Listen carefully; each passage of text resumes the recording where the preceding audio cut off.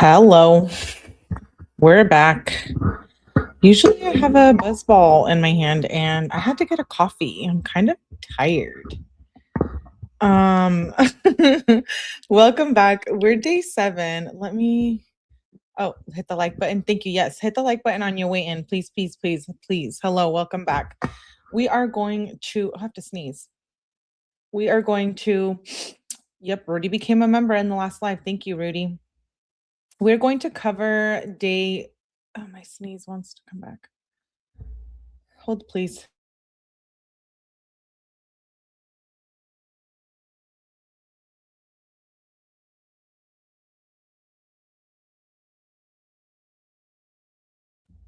Sorry, I had to sneeze.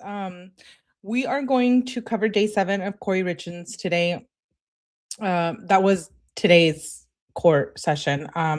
We are behind, so I'm going to try to get caught up on it maybe Friday. I believe there's no court on Friday, so I was thinking we can catch up on the missed days then. Today's pretty long. I don't think we're going to get through it. If I'm super tired, if my coffee doesn't wake me up, then we're probably only going to watch half.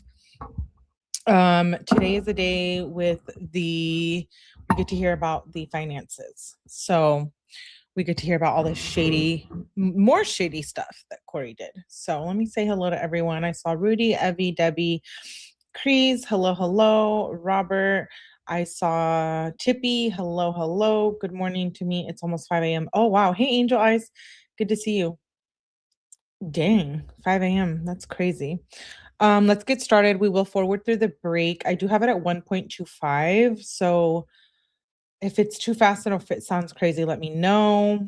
Hopefully the audio and all of that continues to work well on StreamYard. It's kind of been acting up. So let's just hope for the best. Let's see. Hello, Ramon. Good to see you. And hello, Vanjie. Good to see you again, love. Let me pull up and let me fix my screen too.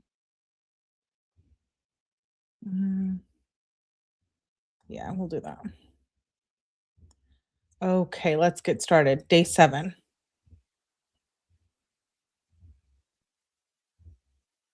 Oh. Why did it just kick me out? Hold, please. Or do that. Let me see. Don't this one? Maybe.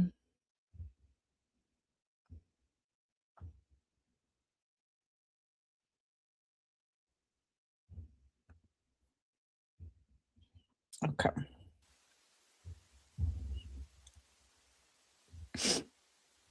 Oh, I thought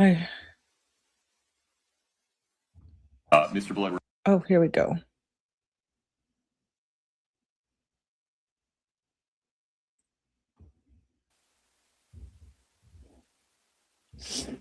Thanks, Vanjie, for being here.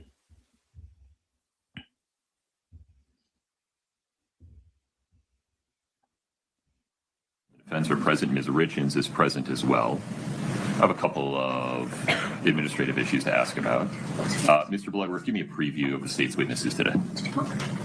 Your Honor, beginning with the forensic accountant, Brooke Carrington, my sense is she takes most, if not all, of the day.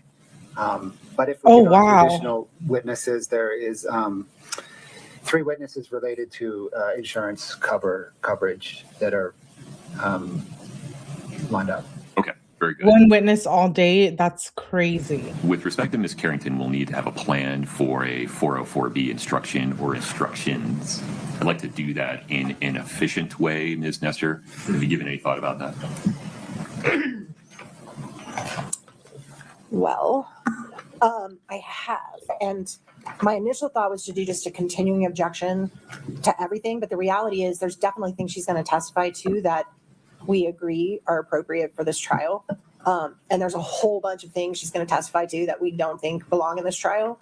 So my thought, what I was planning to do, is when she got into an area that we believe falls under our original motion in limine, and I would just stand up and say, we object to 401, 403, 404B, and just make the record right then, no speaking objection, and then you can just rule, and I've made a contemporaneous objection at the time, and we don't have to stop and have arguments. I mean, Do you have, I feel like we veered into defendant preserving her record for appeal, and that's a different than my question, but we can start there and then go back to my question.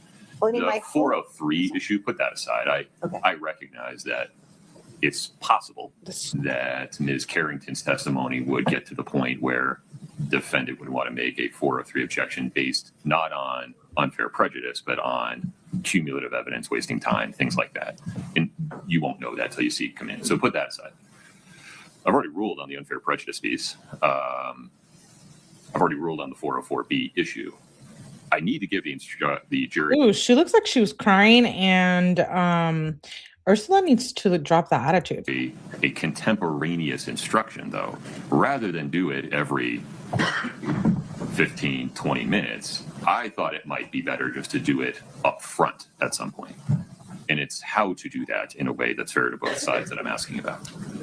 Well, my concern about that would be that it would, if there's just a blanket instruction, they're not going to know which parts of her testimony that relates to. Well, in the written jury instructions, I think we're going to have to tell them.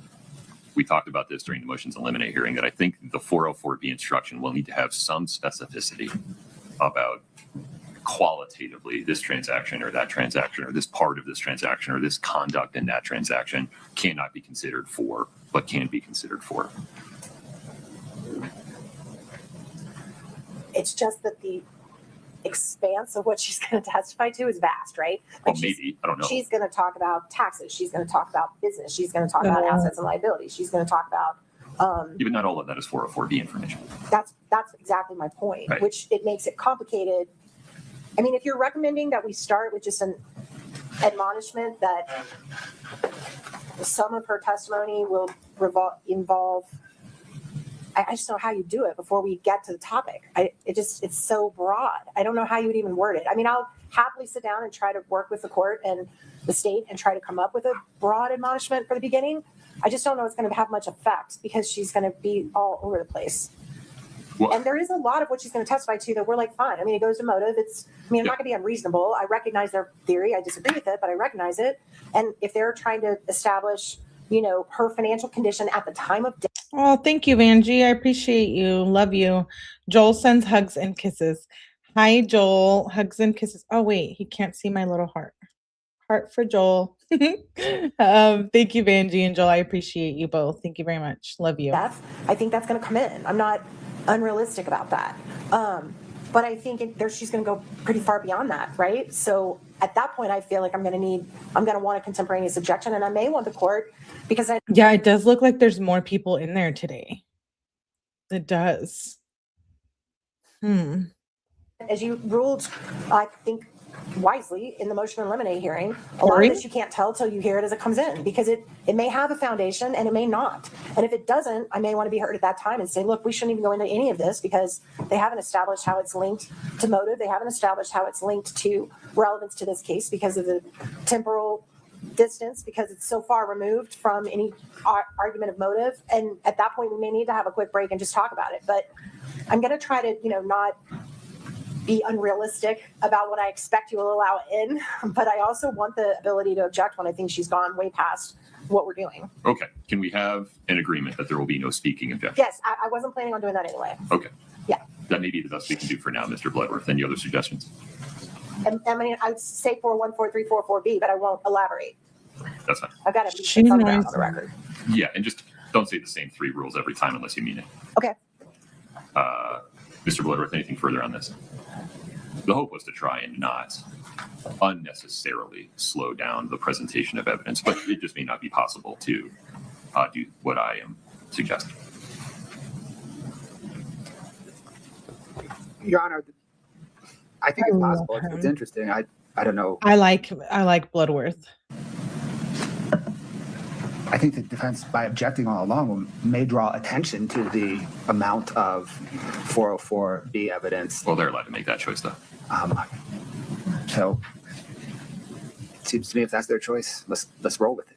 All right, we'll take it. We'll do it in real time. Let's roll if we with need it. to take a break and have a more fulsome conversation, Oh. we can do that. Okay. Yeah, Okay. Anton, Very share. Okay. Mr. Bloodworth, anything before we invite the jury? No, Your Honor. Ms. Nestor? No, sir. Okay. Take it, please.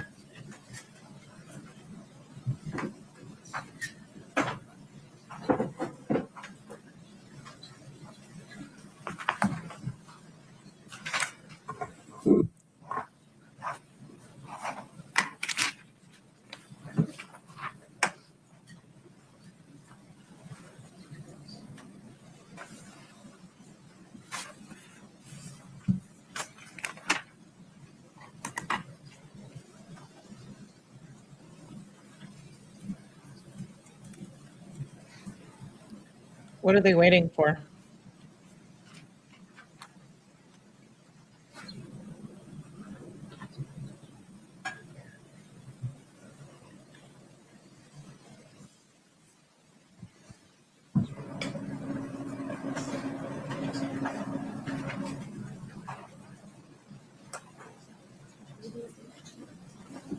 Is this Eric's sister right here? I don't know Corey's family member, so I don't know. Like if her mom is there or what? I filled it out, so I'm sure.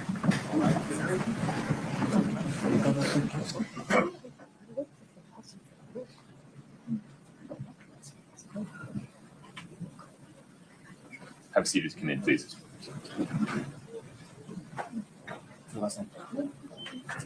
Okay, have a seat.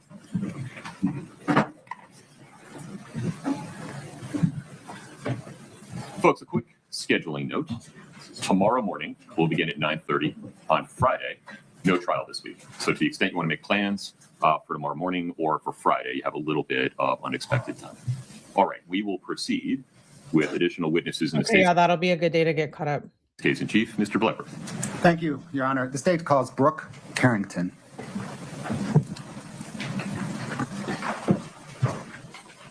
Ms. Carrington, if you'd step in front of Brittany, we'll get you sworn in. Do you solemnly swear the testimony you're about to give in the matter before the court to be the truth, the whole truth, and nothing but the truth, subject to the pains and penalties of perjury? Thank you. Have a seat.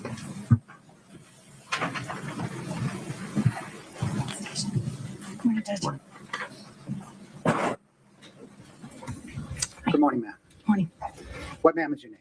Brooke Carrington. Is that spelled Karrington? Yes. What do you do for a living? I am a forensic accountant. What is a forensic accountant? Well, it is based on accounting, but it takes it some extra steps further than that. I look If numbers aren't your thing, this might be boring, but I think this won't be boring because it's really good information.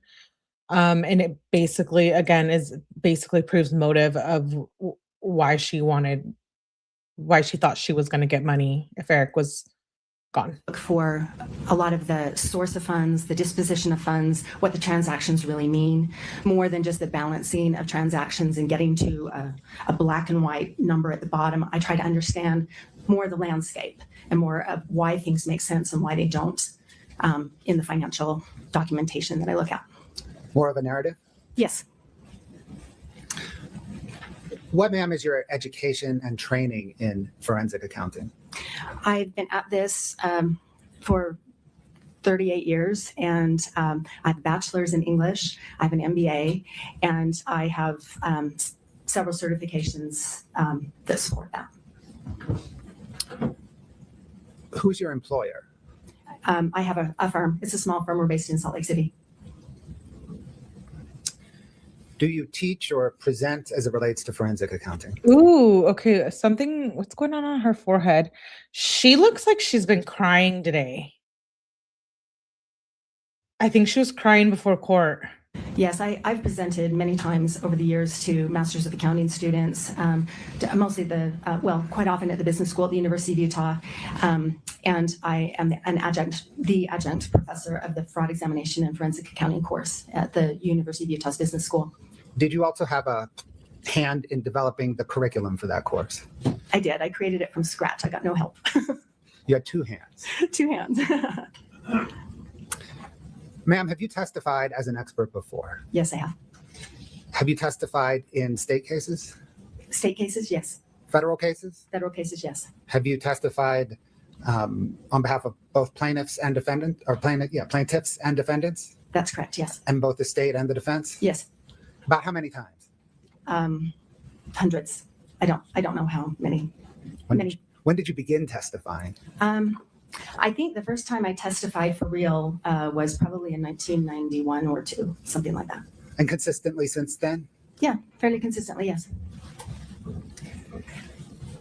Did the state engage you to forensically examine Kouri Richins' finances and related business practices leading up to and shortly after Eric Richins' death? Yes.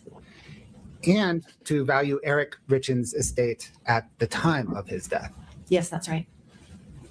Did the state put any restrictions? Yo, prop to Brooke Carrington, because that means she does everything. She went over the wills, their finances, their businesses, their taxes, their bank accounts, their spending, their families, everything to have to do with all the finances. Whatsoever on the She scope did it of all. your forensic examination? None. Did the state restrict the time frame? No. Did the state restrict the types of transactions? No. The types of loans involved? No. Any restrictions at all? No. Did the state engage you on May the 31st, 2023? Yes. Is Summit County paying you for your time? Yes, they are. Are they paying you at your customary rate? Yes, that's right. Oh, Prior to the state engaging you, did you perform forensic accounting work for the estate of Eric Richins? Yes, I did. What accounting work did you perform for the estate of Eric Richins? As I recall, most of the focus at that time was the use by Kouri Richins of the estates, the family money, and particularly the home equity line of credit that she had taken out against the home where the family lived. Did there come a time when you stopped working for the estate of Eric Richins? Yes. When was that? Well, I began working for them when Kouri Richins had filed a lawsuit against Katie Benson as the trustee of Eric's estate. And so that was the very end of April into May of 2022. And then I worked throughout that summer. And then at some point, the estate got new attorneys. And I had a Zoom call, maybe 2, with them to kind of get them up to speed. And then after that, I didn't have a role in the case.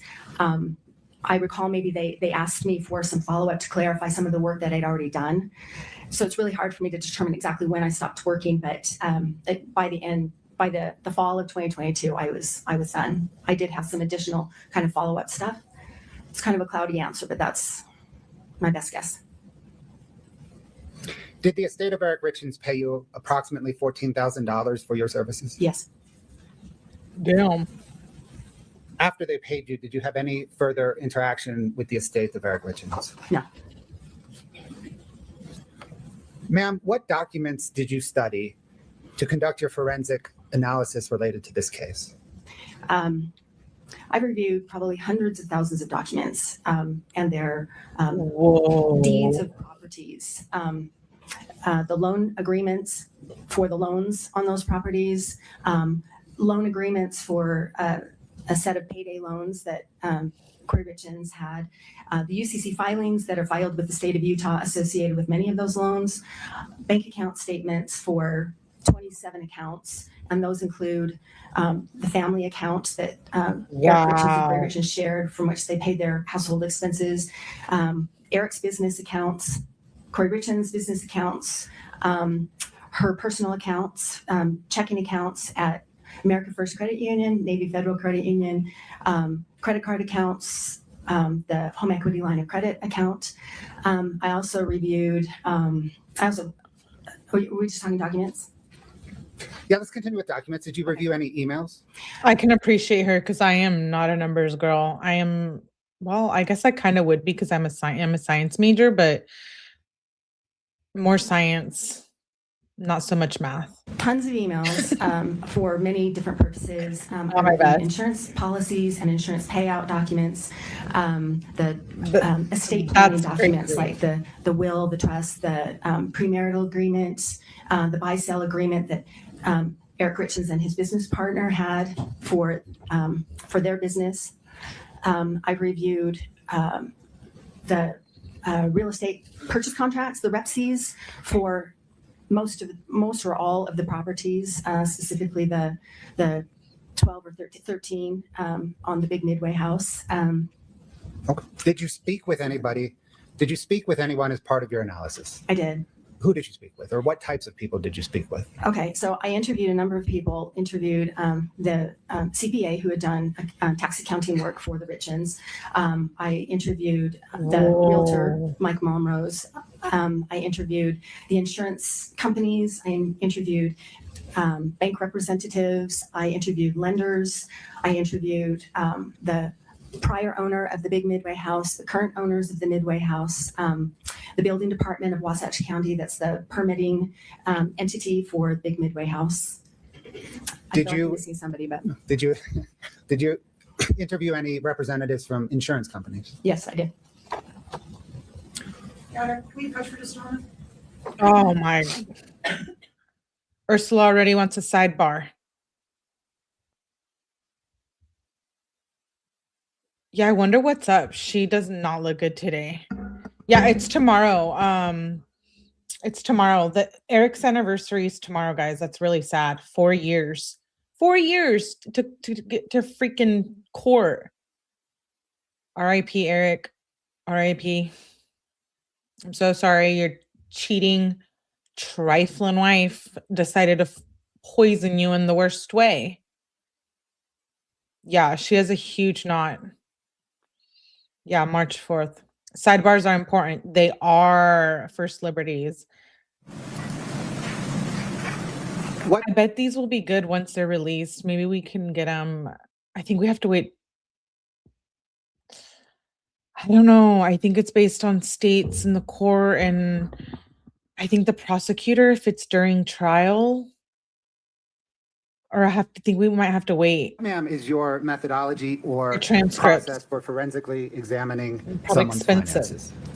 finances? My process usually begins with the bank account statements because that tells a lot about a business or a person, and helps me understand the landscape of things and helps create a narrative, because those are the things where it tells me the source of funds, how much it is, how often it comes in, how it's used. And you think about someone who has young kids at home, their expenses are going to look very different than people who are later on in their life. And so it describes a lot. And then also what's left over at the end of the month, and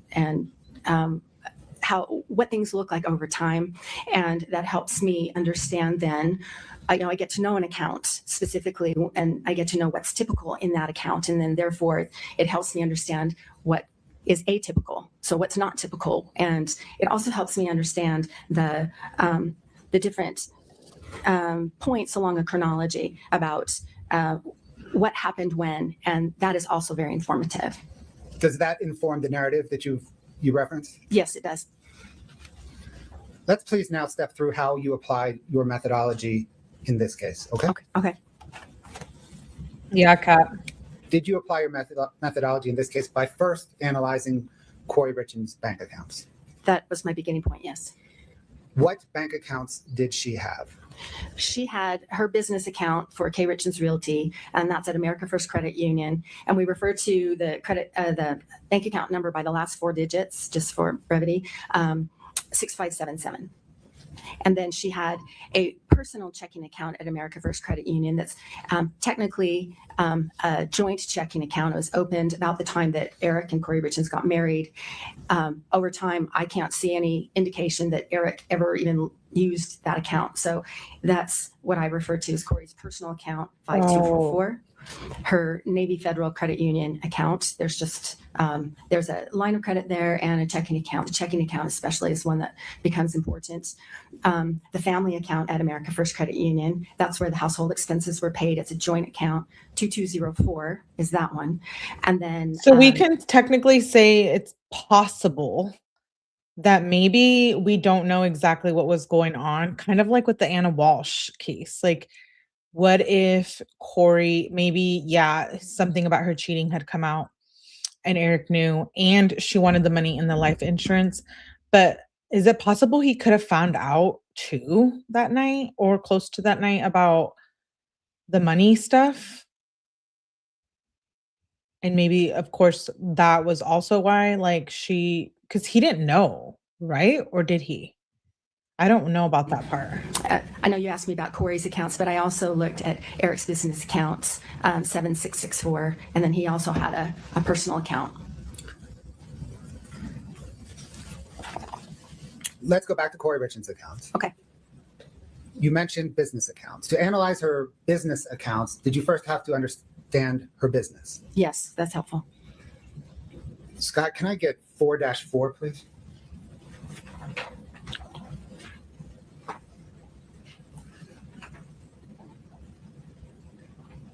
Can you see 4-4? I'm sorry, I'm blocked out here. Yes, I can. It requires a password, Your Honor. No problem. Yeah, his sister would have noticed. It could be, yeah. Like maybe Eric was like, listen, I found out what's going on with the money thing. And then she was like, that's it. I'm cheating. I want the money. Now he knows I'm SOL. Let's give him some fent. Scott, can you scroll through that, please?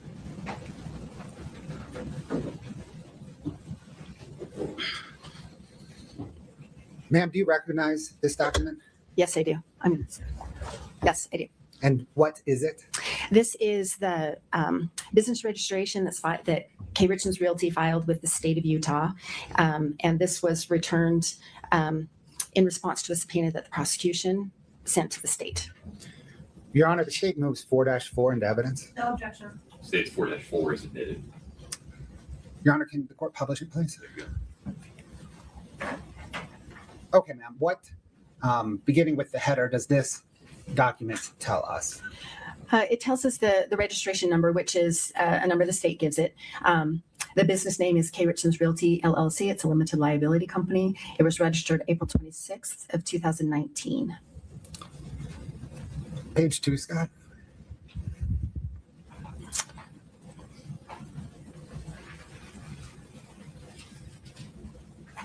What, ma'am, does this page tell us? Well, it repeats the name of the business, 𝗡 Richins Realty. Article 2 shows that it's in the business of selling and buying real estate. Did you investigate kind of what part of the selling and buying of real estate business Kouri Richins was involved in? Yes. What part? Well, she's a licensed realtor, but mostly she's in the business of buying and selling real estate for the purpose of fixing and flipping it. So buying a home, remodeling it, rehabbing it, and selling it. If you could look down at Article 3, what information does this provide? This shows who the registered agent is, and that is Kouri Richins, and the 282 Willow Court in Camas is the family home. Did you investigate whether 𝗡 Richins Realty used any additional business addresses? Yes. Did she? Yes. Do you know that address? Yes, it's a P.O. Box in Camas, P.O. Box 759 in Camas. Page 3, please. Yeah. Sir.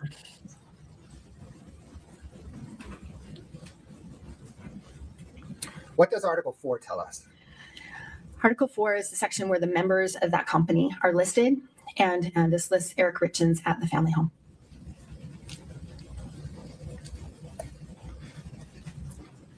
Can we go back down, Scott? That's wild. A forensic accountant. Of course they would hire her, when they're going through a civil lawsuit like Next that. page, please. Wow. What, ma'am, does this tell us? So this is, Impressive. as it states, the summary of the online changes. It's very typical for companies when ownership changes or the address changes that they can go into the portal and change things. So this shows that 4 days later, the previous member was changed to be Kouri Richins, removing Eric Richins. So am I right then that the business was registered on April the 26th and then in Eric Richins' name, and then 4 days later, the member was changed to Kouri Richins? That's right. Going forward, did the member remain Kouri Richins? That's correct. I've checked it periodically and there have been no changes.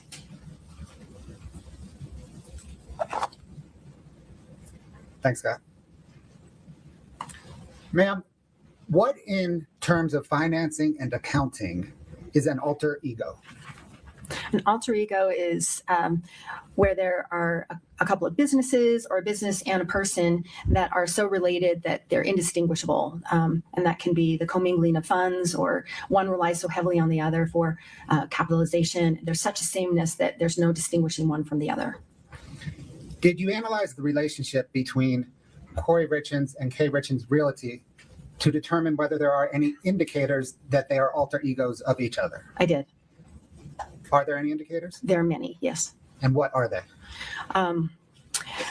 The use of funds, the transfer of funds between the business and the person assist each other. There is a sameness, the same addresses are used, the same accounts are used. The business account is primarily for business, but there are many personal expenses that do appear there. And so, and the capitalization for the business squarely comes from the acts of Kouri Richins. When analyzing Kouri Richins' business and personal accounts, what first struck you?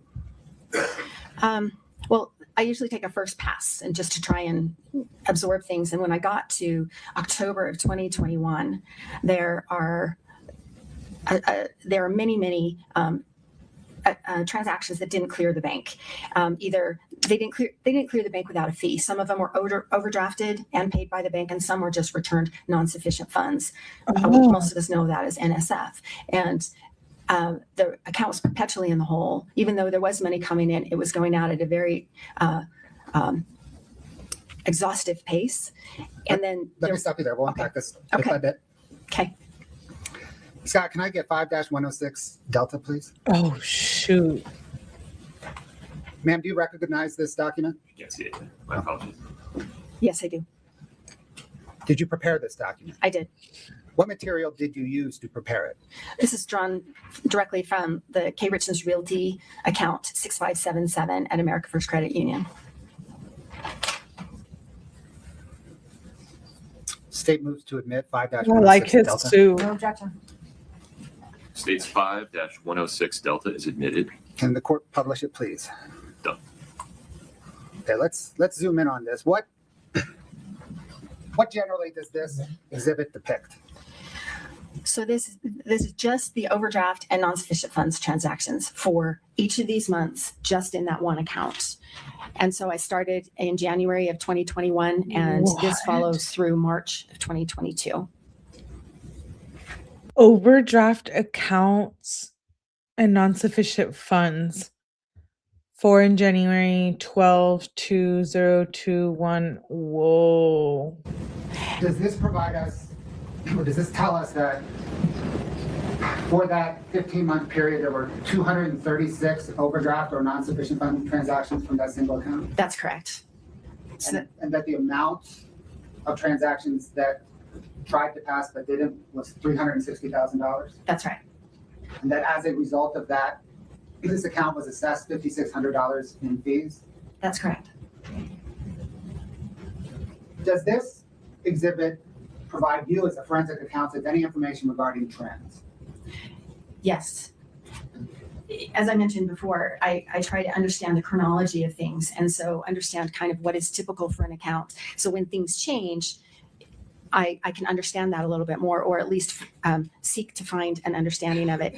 So if you go down the number of transactions column, Yeah, she owed a lot. She was in a lot of debt. What I did is just count up Billions. the number of transactions in a particular month. And you can see that for most of the year 2021, it's minimal, de minimis, not really that big of a deal, relatively speaking. And then in October through the end of March, it's a drastic increase in funds that did not clear the bank, or transactions that didn't clear the bank without a fee. And then if you go over to the amount column, that represents the amount. I just added up the transactions, the value of each transaction in each of those months. So like in November and December, those are separate buckets of transactions that she tried to pay without a fee. And that didn't happen. So 91,000 each of those months. So let me just pick an example. December. Does this show that in December, she had 77 overdraft or non-sufficient fund transactions totaling $91,000? That's what that says, And yes. that costs $2,000 in fees. Yes, Wow. That upward trend began in October and continued through March. that is correct. Did you trace these overdraft and non-sufficient fund transactions? I did. What did she use the money for? A lot of them were debt payments or expenses that she either paid or attempted to pay to rehab vendors like contractors and subs and trades for her properties. Did she also try to pay herself? Yes, she did. Scott, can I get 5-109 Delta, please? Ma'am, do you recognize this document? Yes, I do. Did you prepare it? I did. What material did you use to prepare it? Yeah, what Just- did she really thought she was gonna flip that $1 million home that Eric didn't want her to get? It's also drew from that same account at America First, the Richins Realty account 6577, and the personal account 5244 in some instances, and then also that Navy Federal Credit Union checking account for Kouri Richins. The state moves to admit 5-109 Delta. No objection. 5-109D is admitted. Okay, can we go in, Scott, please? Zoom on that, yeah, that kind of left-hand block. Perfect. What, ma'am, does this depict? They are pairs, and so on the left hand, these are the checks that Kouri Richins wrote from her Navy Federal Credit Union account to herself and deposited them into the America First Credit Union accounts, and they were returned unpaid. Oh. They bounced. So does this show that Kouri Richins wrote approximately $60,000 in checks to herself beginning in August of 2021 through May of 2022 that bounced? That's correct. And she wrote them from a checking account that had a balance of either negative, sorry, that had balance. I just feel like, okay, yeah, it was a lot of money, but I feel like I feel like Eric was probably like, I found out and I'm not helping you. Possibly. And so she was like, I'm done with his shit, and kills him. The range between negative $51 and $29. That's right. So take the Wild. December 23rd, 2021 line as an example. Does this show that on December the 23rd, Kouri Richins wrote a check from her Navy Federal account for $10,000, deposited that in her America First Credit Union account at a time that she was $51 in the hole on her Navy account? That's correct. She wrote two of those checks, the one for 10,000 and then the next one for 4,000. Got it. Then there was another 10,000 the next day, right? That's right. Thanks, Scott.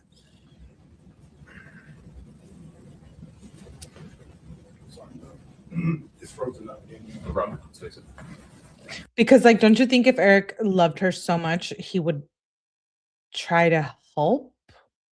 I mean, that's a lot of debt.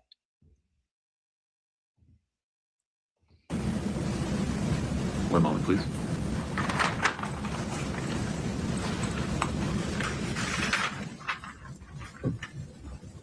But his family has money, Scott, can right? you, unplug and plug back in.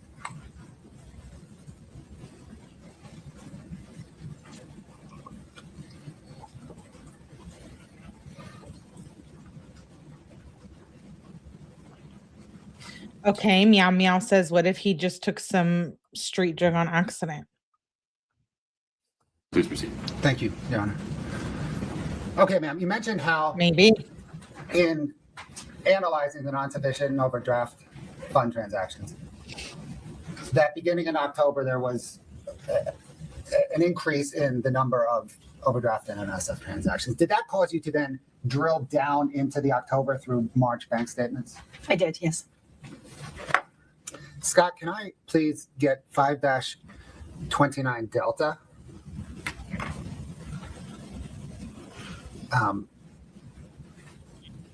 Echo.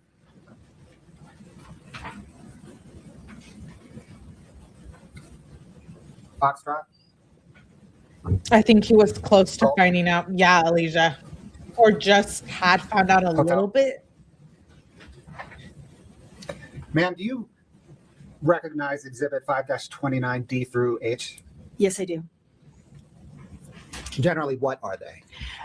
They are the America First Credit Union bank account statements for the Richins Realty account 6577 from October 21 to February 22 that America First Credit Union. I mean, you guys, it's bank accounts. They have a joint account. They have separate accounts, but like he had to have known something. Wasn't she getting bills like late reminders, overdraft reminders, like something in the mail? I mean, that's a lot of freaking money. Responded pursuant to a subpoena from the prosecution. Your Honor, the state moves Exhibits 5-29D through H into evidence. No objection.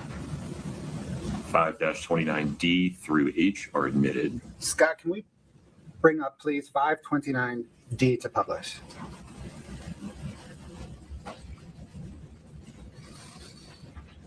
Ma'am, for those of us whose spouses handle the banking, what are we looking at? This is a bank account statement.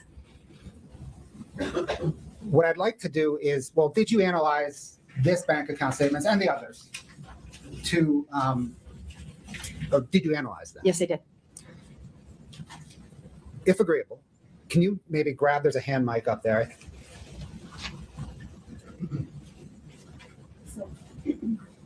That's okay. If you promise to stay tethered to the podium and turn your lav off, this will work. I just turned it off. There you go. We can- It's Judge.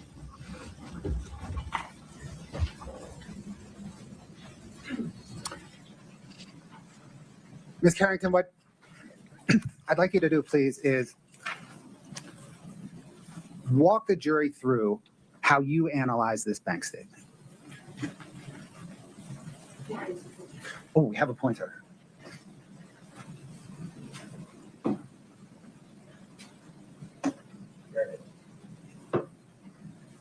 And I don't really agree. And please ask Scott to blow it up, highlight it.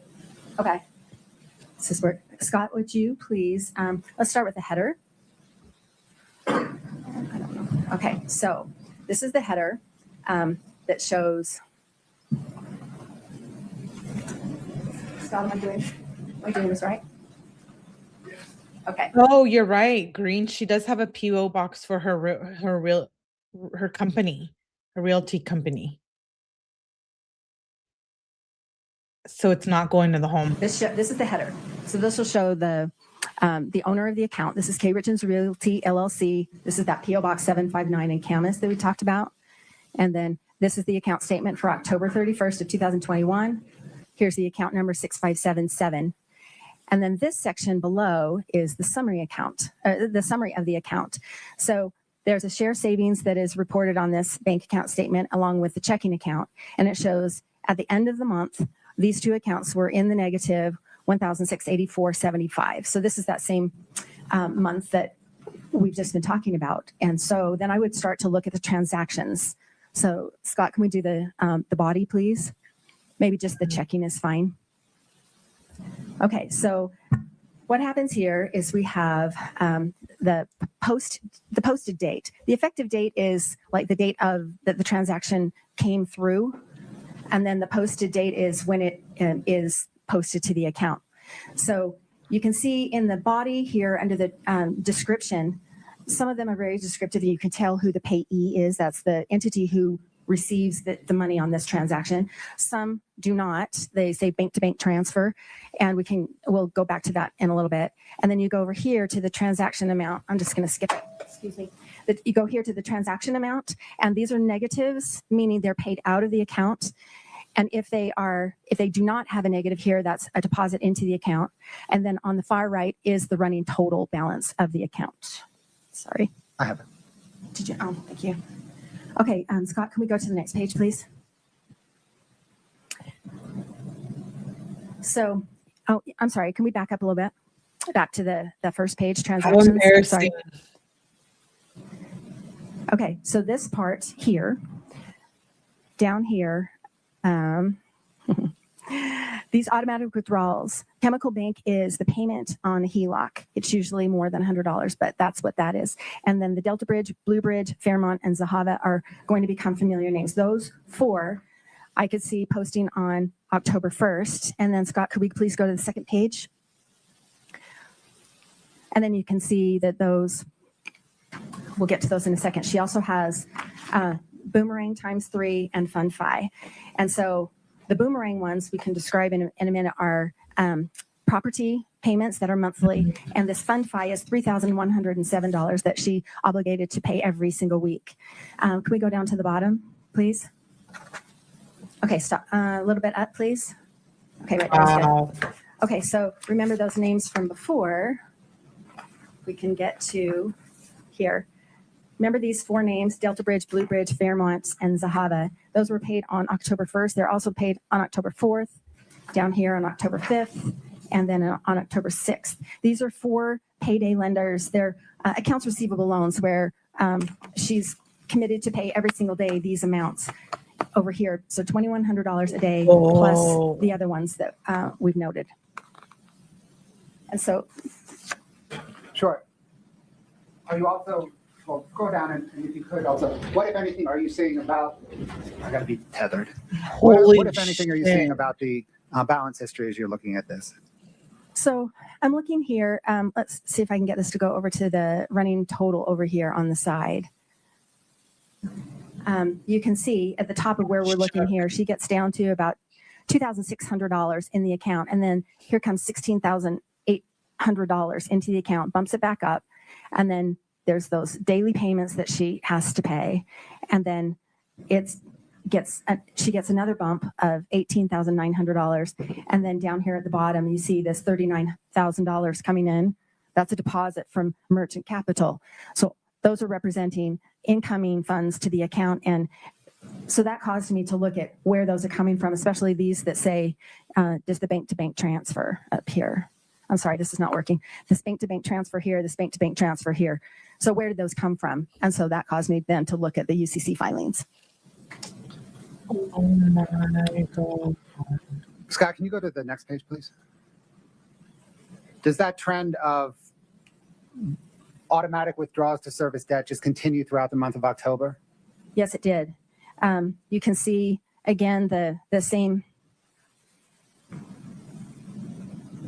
devices, and I don't agree. I'm so sorry. Okay, you can see the same payments here. Then she's added a few. Here's the Advantage platform is a new one. And then you go down here, Fund-Fi Merchant is a new one. Sorry, but like this is crazy, and this desperation. I'm not surprised if she did want to take him out. Greengrass Capital is one that she's been paying for a while.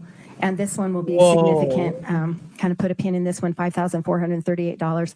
So she's got all these others that are daily payments. Fund-Fi and Greengrass Capital are weekly payments. And so what I started to do was calculate how much were these debt payments and who were these lenders, what are these loans? And so she's obligated herself on the consistent for $2,100 every day. So that's about $10,000 a week. And then she adds the Fund-Fi for $3,100 and the Greengrass for $5,438. And that's every single week she has to come up with that money just to stay current and avoid default, because the default clauses on all of these, they're already starting at high interest rates. But if they go into default, the interest rate almost doubles. And then, ma'am, what else as we go through? We can just go down, maybe Scott, to the end of the statement, just scroll through so we can look at the balance history. What is the balance history, if anything, telling you? Well, the balance history fluctuates greatly, right? And it hovers into the low figures, and then it goes into the negative. And then this is what I'm talking about, where you see here, like on, starting on about October 13th, these start to be overdrawn, and they were paid initially. And then you look over here at the account balance, it starts to go into the negative. And so then that, if you, let's go to the next page. Just maybe start at the top. And so then you can see here that the top ones were returned. They incurred a fee. She's got a little bit of money coming in, but not much. And then can we scroll down, please? Then this just really caught my eye that something obviously was going on at this time. Here she's trying to pay for business expenses, for debt payments, a couple of personal expenses, and these are all being returned. And she's $6,000 in the hole at the end of this page. Can we go to the next page, please? Whoa. She has a new deposit from a new lender, One Main Financial, on October 20th for $31,680. And then she used that money, as you can see, you just pay attention to the balance on the right-hand side. She used that to pay debt. And then you can also see here on the 20th, she's got CashNet USA, which is a new one. Can we scroll down a little bit more, please? She's acting like she's writing because she's embarrassed. Let's stop here. Right here on October 22nd, this bank-to-bank transfer, she's got $77,000 that comes in here. This is where she's sold one of her properties. So in addition to selling her properties, and she's got the accounts receivable loans, payday loans, she has money coming in. But then I started to look at the velocity, how quickly, how long did that money last? And so if we keep scrolling down, you can see, and can we continue, please? Next page. She pays for some rehab expenses for painters and things like that. She's managing the business using some of her revenues from her sales of properties, but then she's also incurring more and more debt because it's not enough. And you can see here on October 27th, she's got a new one for QSF Capital. And this payment, so there's QFS Capital. This lender gives her the income in stages. And then you see down, Scott, can you highlight October 27th where QFS Capital, down, that one, please? The $1,689.75. And that's a payment that she needs to pay every day in order to stay current on that. So that's on top of the other loans that she already has to pay. You can see down on the 28th, the very bottom line of this. She was getting like loans to pay the loans to pay the loans. This screen on October 28th, you can see another payment right there for QFS Capital of $1,689.75. And so then back to my process, I start to look at this and try to understand where this money is coming from, who these lenders are, where the money is going to, and what's the end game. Perfect. Okay.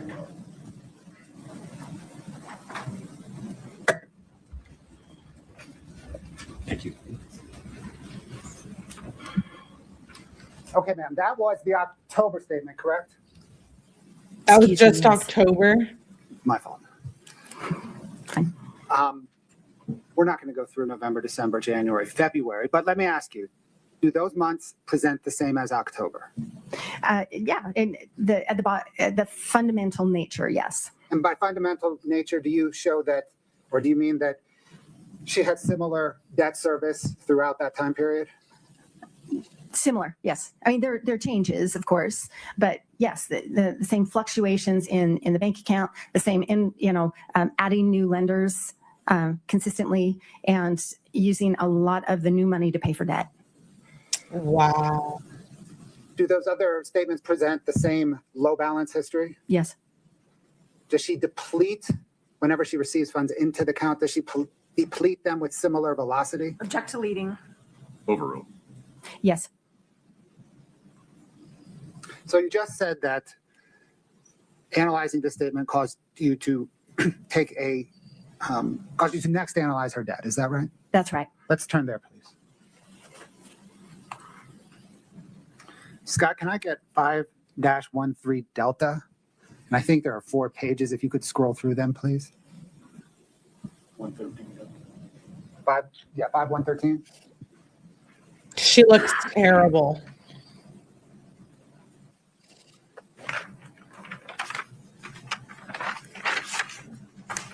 She ain't getting no good sleep.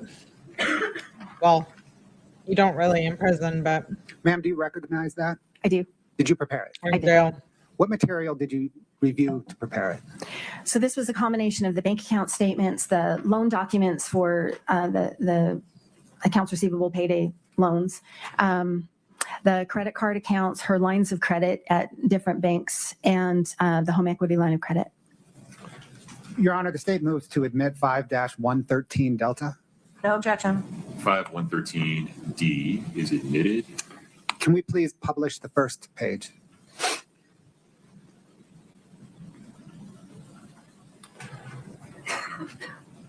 Ma'am, what does this depict? So in that same time period as before, starting in January, I ask myself that like every day, Alicia. She had such a nice family life and she wanted more. Why? I would have been like, she had an ideal life, a husband who was successful.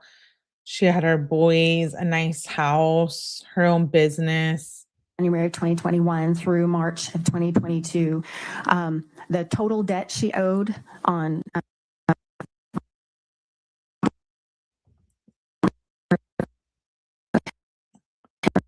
What was that?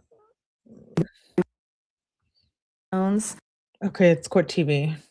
I just wondered if we might want to discuss this without the real estate. So this is just the loans, the lines of credit, the credit cards, payday loans, and so I've just taken out the loans on the properties.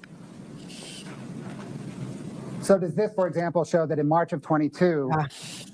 she owed $800,000 in non-real estate debt? That's what this shows, yes. And she was also that month paid about $80,000 to service the debt, That's right. which is about the same $80,000 she was paying to service everything. It is the same. Well, and for most of her real estate loans were balloons. So her notes were balloons, like a 6 month. She'd borrow here and they did not require monthly pay. Most of them did not require monthly payments. And so that's why you'd see the same numbers there. Scott, can we split that with page 4, please? Whoa. Is this again then the graph of what's on the left-hand side? That's right. So the same concept, just without the loans on the real estate. The total debt owed seems to flatline about October 2021. Yes, it pretty much does. Yeah. Why? There are a lot of reasons why. I don't know all of them. It looks to me like she's just exhausted her funding sources, and there are very few new funding sources that kind of come in after that first period. We talked a lot about some of the new ones. Kind of after that, there weren't a lot of new ones, and so that's the explanation I believe is correct. Thank you, Scott. Does understanding Kouri Richins' debt narrative begin with any particular loan? Yes. What loan? When she started her business, the home equity line of credit that was taken out in March of 2019. What is a home equity line of credit? So it is a loan, but the funds are held and they're available for a borrower to draw from as needed. So it could sit there just as an open line of credit and not be used. And it's based on whatever equity that someone has in their home. And was the home involved the home that she and Eric Richins and their children lived in? Yes, it did. Scott, can I get 6-1, please? Ma'am, do you recognize this agreement? Yes, I do. What is it? This is the warranty deed from November of 2012, in which Eric Richins took ownership of the property that he bought from Clinton Katie Benson. This is the Willow Court home. Your Honor, the state moves 6-1 into evidence. No objection. State 6-1 is admitted. Wow. Scott, if you could zoom in on kind of the top half.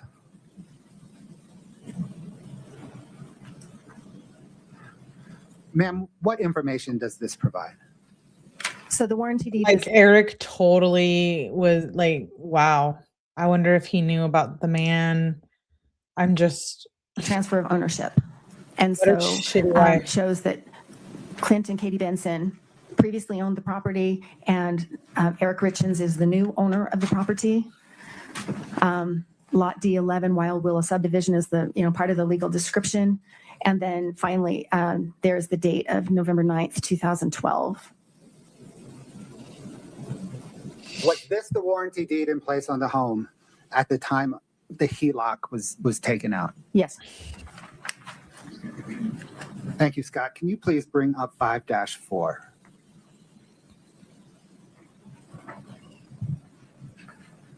Your Honor, we would, at this point, lodge a 404B objection to this document and all the testimony that flows from it. Would you approach, please? oh, Mr. Bloodworth is so smart too. I was looking into him last night. I believe he was like in the Navy or something too.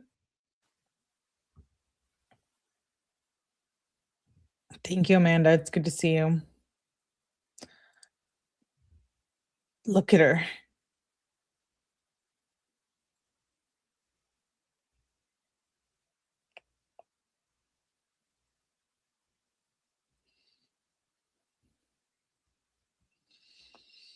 Hmm.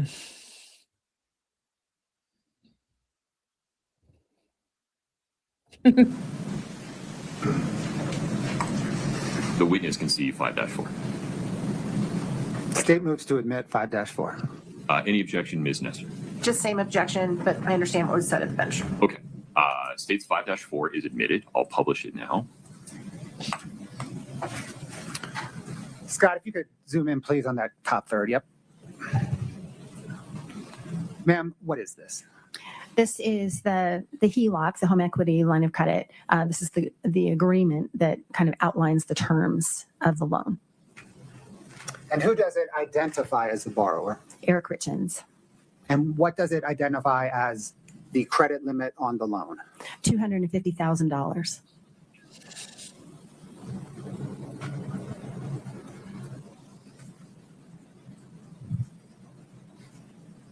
Scott, if you can scroll down, please, to the first signature. Actually, maybe the only signature. Can you zoom in on the signature, please? Ma'am, who does this show signed as the borrower? Is this where she? I thought she forged it. Yeah. The borrower was Eric Richins, but signed by Kouri Darden Richins as attorney in fact. And she signed as attorney in fact for Eric Richins on March the 19th, 2019? Yes. Thank you. Scott, please. 5-89 Delta.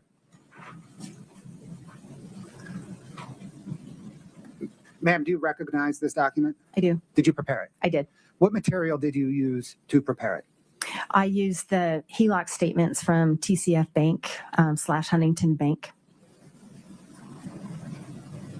Your Honor, the state moves to admit 5-89 Delta. No objection. 5-89D is admitted. Whoa. Ma'am, what does this depict? So along the top are the months, every other month, but each bar represents a month. And the negative numbers indicate the balance of the loan as of that month. So for example, on March 1st, well, March of 2019, there was a draw of $60,000 shortly after the loan was approved. And so that stayed at that balance for a few months. And then following that, every month I've just taken the balance of the account and depicted it in a bar. And the bars go downward because this is a negative number. It's the amount owed. That's right. And so I've got like on the left-hand side, those are negative numbers. And you can see the negative 250,000. That's the limit, the credit limit of this loan. And so you can see relative to the credit limit where the balance was in any given month. What did you determine was the balance on the HELOC at the time of Eric Richins' death? At the time of his death, it was over its limit, $254,000. Did you analyze the payments made towards this balance? Yes. You mentioned the 60 was the draw. So I wonder if Eric found out that night and he was just like, I ain't gonna help you. Like, you've been doing this. what did your analysis show regarding payments? With the exception of one. That can't be though, right? Because allegedly they were celebrating with Moscow Mules because something with her house. The payments were interest-only payments, so the minimum payment. And then you can see in October of 2020, there's a rise in the balance. There was a $50,000 payment made in October 2020. And so that's why the balance is different there. And then by the June and July of 2021, it was at its balance or exceeding. So am I right then that but for the one $50,000 payment in October 2020, the only payments were minimum monthly interest payments? That's correct. Were you able to trace the HELOC draws to see where the money went? Yes. What did you determine? They were by and large for rehab expenses related to Kouri Richins projects.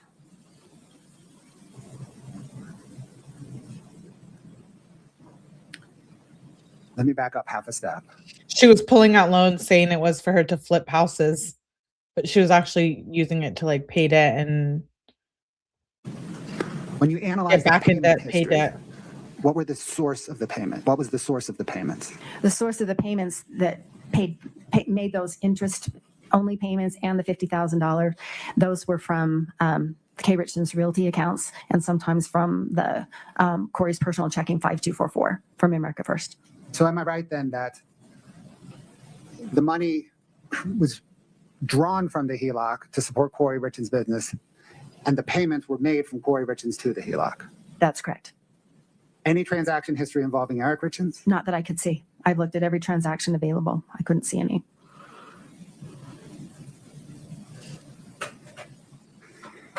Thank you, Scott. Can I get 5-6, please?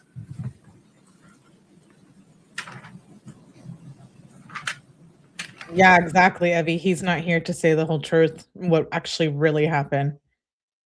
If something went down between them, he would admit. I think that maybe it was late at night. They found alcohol in his body, but I think they said like with the alcohol that the body releases after you're deceased, it like, I think it mixed, right? So it was like 700 something milliliters of fluid in his stomach. Is that right? Or maybe I'm totally wrong. Yeah, due to decomposition. They couldn't like, I think, separate the two. Whoa. Sorry, Scott. Let me work on that. Scott, if you would briefly disconnect and reconnect so I can see your connection again. Thank you, sir.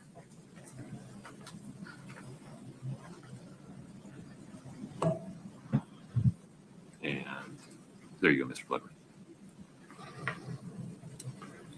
Scott, can you scroll through that, please?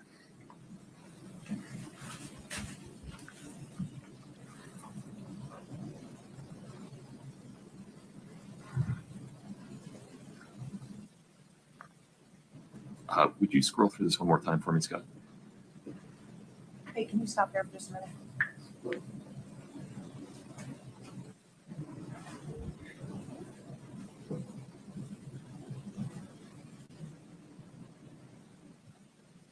One more page. Okay. I now understand. Go ahead. Ma'am, do you recognize this document? I do. What is it? This is the original draw of $60,000, a copy of that. And this was from TCF National Bank / Huntington Bank in response to a prosecution subpoena.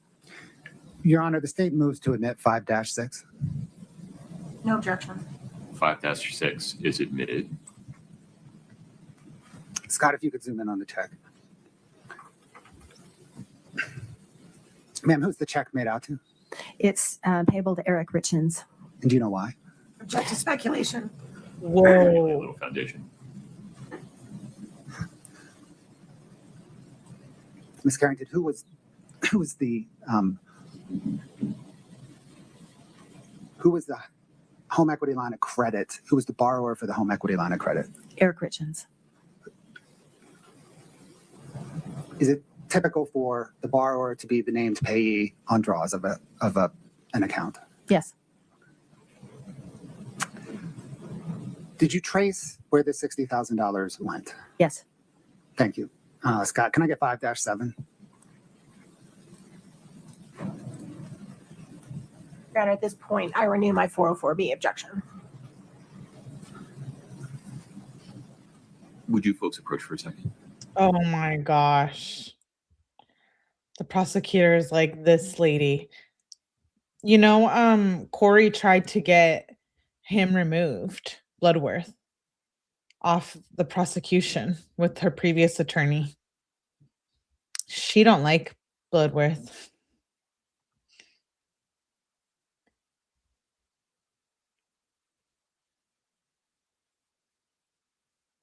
Ooh, we get to see his sister. There's his sister. There's Eric's sister.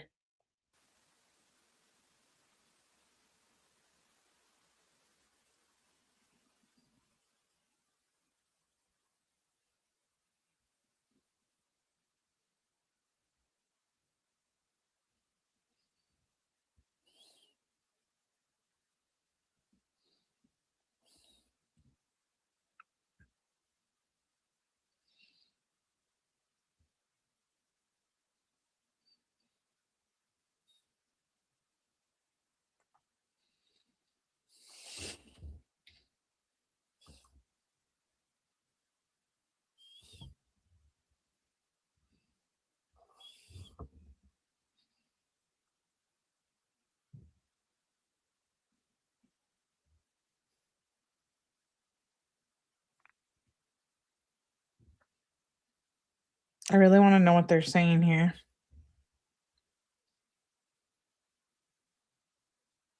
Sidebars. There's his dad.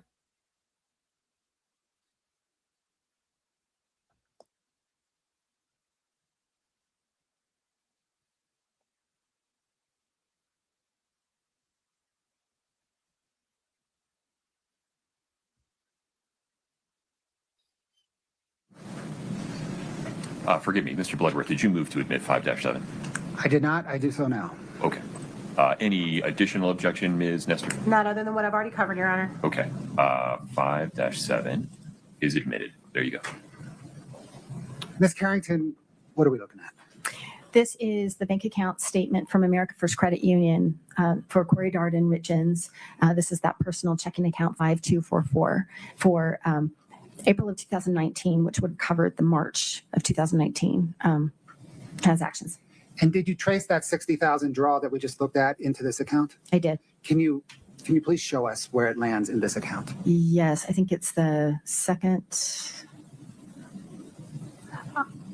You can see on March 29th, there's a deposit of $60,000 into the account. Did you then trace the funds from that account? I did. Where did the funds go? Basically for rehab expenses and debt payments. Well, yeah. Thank you. Thanks, Scott.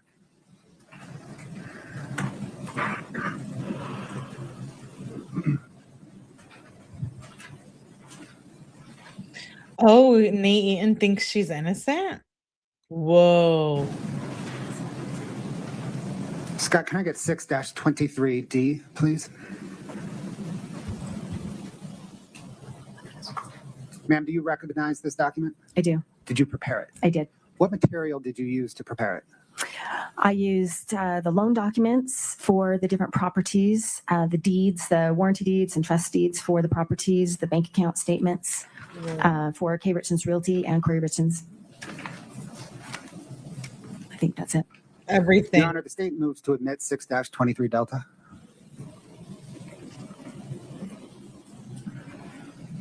Sucks for Kouri. She has to go through this trial and then a financial crimes trial. Right? Whoa. It's just the one page, right? It is. No objection. 6-23 Delta is admitted. Ms. Carrington, what does this depict? This is what I've called a purchase timeline, and it depicts the purchase of the properties in these years by 𝗡𝗵 Realty and Kouri Richins.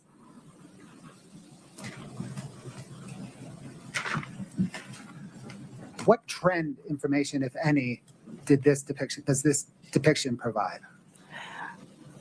Well, the numbers of, there are a couple of things. The numbers of projects from 1 in 2019 to 5 in 2020 to 15 in 2021, and then finally the one large project in 2022.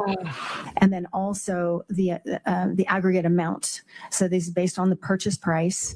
So she purchased one for $215,000 in 2019, and then when you get to 21, it's $6.7 million for all of those projects.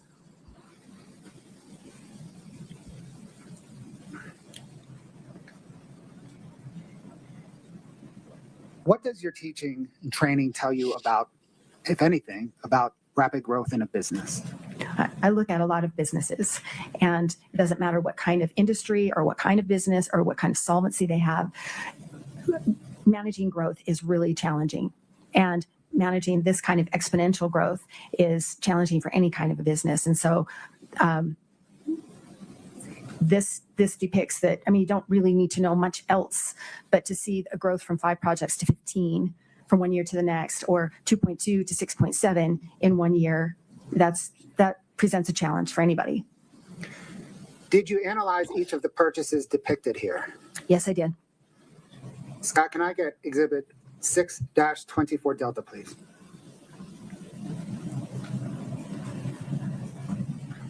Ma'am, do you recognize this? I do. Did you prepare it? I did. What material did you use to prepare it?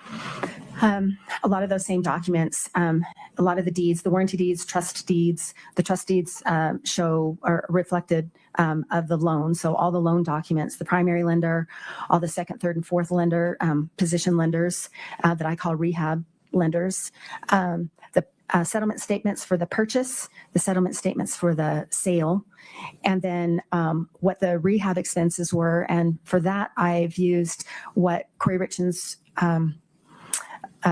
reported to her tax preparer, and then I did an analysis of every transaction in her accounts to understand what the expenses We'll get were. there in a minute. Thank you. Okay. I want to admit it first. Sorry. Your Honor, the state moves to admit 6-24 Delta. No objection. 6-24D is admitted. Scott, can you show that in split screen 2 pages? Mr. Bloodworth, for me personally, will you identify a spot where we can take a restroom break?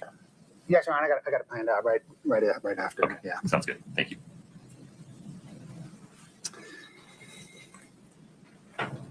Okay. Do each of these columns, and we're going to drill down in some here in a minute, but do each of these columns vertically depict one of those transactions, one of Yeah. those property transactions? Yes, each column is one property. Scott, let's zoom in on the far left column and the first property. Can you please explain to the jury what that far left column, purchase, sale, rehab expenses, depicts. Yes. So at the top, it's the 550 house. The address is 550 and 550, and it's in Heber. So I call it the 550 house. It was $215,000 to purchase. I'm sorry, ma'am, let me stop you. I mean, interrupt. I'm one column to the left. Oh, sorry. Okay. The first section is the purchase. So that's the purchase, what she borrowed to buy it. And there were other funds that she borrowed, and then the closing costs. And so the equity in the property at the time of the purchase. Okay. And then what's the next column? The next section, the sales section? So when she sold it, what was the sales price? She had to repay those borrowed funds. If I knew the closing costs, I've included them. If I haven't, if I wasn't sure I had the final settlement statement, I didn't include it. And then I get what the net proceeds were at the time of the sale. So that would have been the amount that landed in her bank account. Okay. And then the bottom, rehab expenses section. What is that and how did you calculate it? So the rehab expenses, as I said, that she reported some to her tax preparer, her CPA, and most of the times I went back to her bank account and I looked at her memo notations about which project a specific expense was for. They're not all labeled. Let me stop you there. Why did you not use the expenses that she gave to her tax CPA? They were not correct. Okay. Objection, Your Honor, can we approach? Yep. Wow. Lots of sidebars.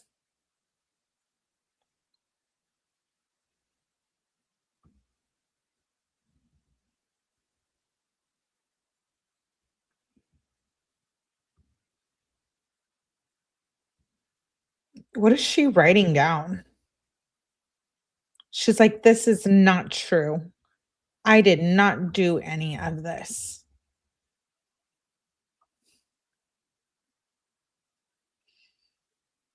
Somebody forged my name.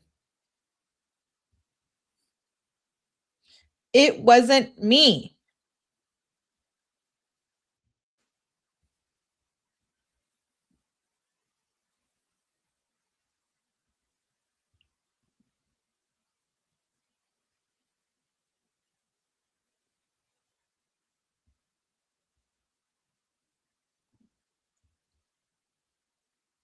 She's adult coloring. She's writing a letter.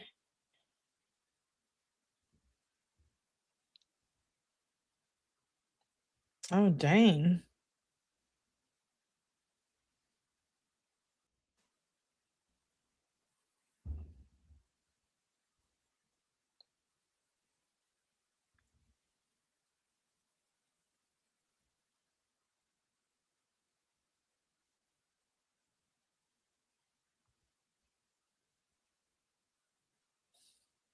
She's writing her next book.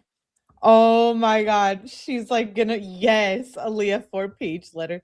She is writing her next book. Please proceed. Okay, ma'am, you said you did not She's like, how to act in court. use expense reporting to the tax accountants because they were Prison inaccurate. story. How then did you determine the rehab court. expenses?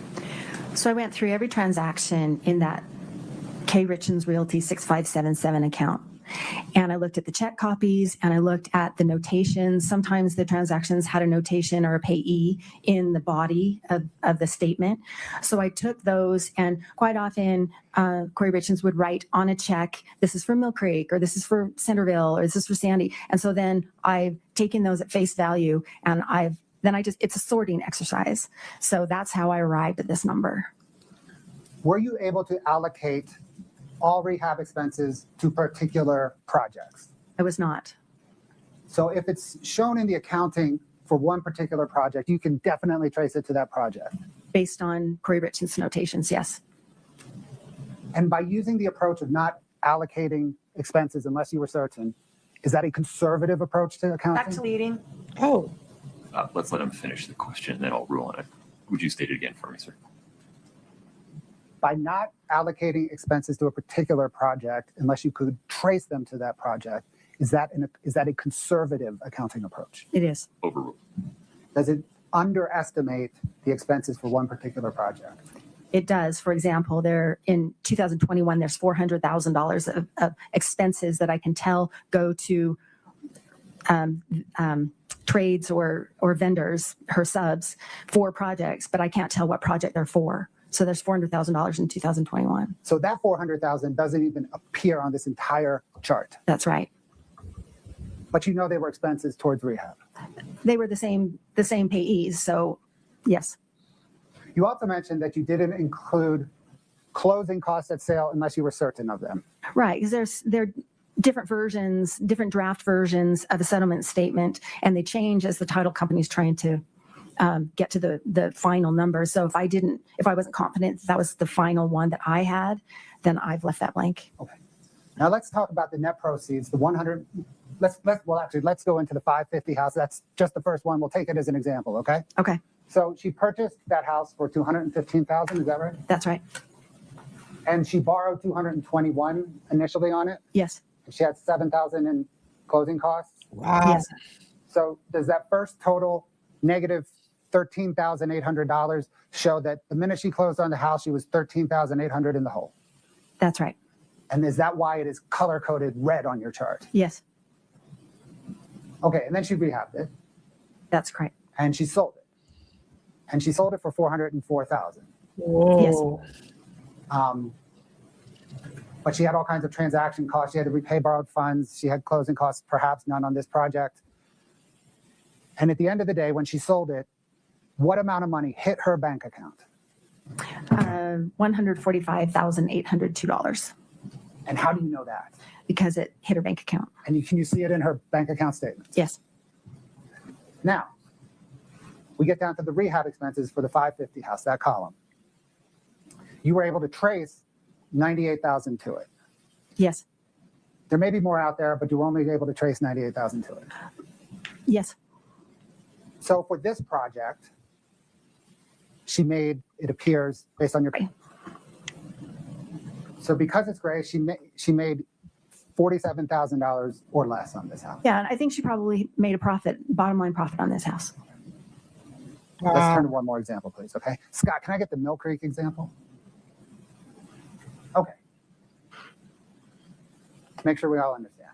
She purchased. Does it say that she purchased the Mill Creek house for $650,000, Yes, and that she borrowed 3 times right away, $721,115 and $41. yeah. So she bought this in March. So the borrowed funds of 721 is what she borrowed out of the gate, and then the 115 came a few months later, Okay, and how about the 41? and that was also a few months later. So kind of equity at the time of purchase or within a few months of purchase, she was $228,000 in the hole on this house. Yes, She sold it for $115,000, or sorry, $1,115,000. that's correct. But she had closing costs. She had to repay what she bought on it.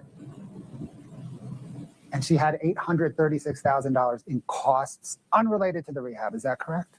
Right. That's just the loan. And you'll notice that the repayment of borrowed funds is the same amount as the borrowed funds above. Right. So I'm sorry, I can't remember exactly why I did that, but that is interest should be on top of that. So that's a conservative amount. There should be interest payment or interest costs. And why did you not include the interest costs? I can't remember. I had a reason and I can't remember. But your reason at bottom was it was conservative to not include them? It was she had to repay at least what she borrowed. Okay. So But at the end of this transaction, when it closed, how much money hit her bank account? $32,467.43. And were you able to trace rehab expenses to this project? Yes, How much did you trace to this project? $188,000. But there could be more that you were unable to trace. There could be more. Yeah. There could be more out of that pot of $400,000. This was a big project, and yes, So at the end of the day, 32 minus the 188 left her losing $155,000 on this project. at least that. Yes, Maybe more. yes. Okay, Scott, let's back out of the whole shebang. and She go was in so much debt. She was just taking losses here, and to the there, far everywhere. right column.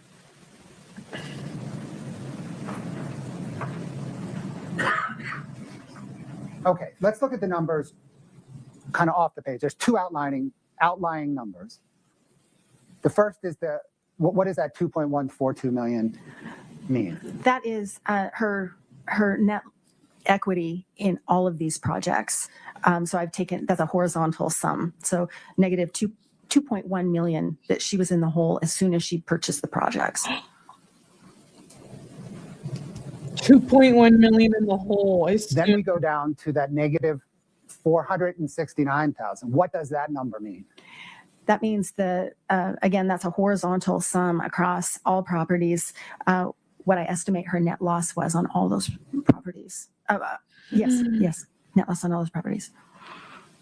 So she lost 469,000 based on this accounting. Right, and that doesn't include the 400,000 in additional expenses. Actually, it's 460,000 for all of the projects. So add that together, and then it also there's no net loss that I've included in this number for the properties that were lost in foreclosure. Okay. Because they weren't sold. So this is only properties that were sold. She lost 469,000 plus another 460 that you were unable to directly trace to a project. So just on properties that were sold, forgetting about properties that were foreclosed, she lost over $900,000. That's correct. Scott, can you go to the Barney column? What? Okay. How does I one just want even to show the Barney column.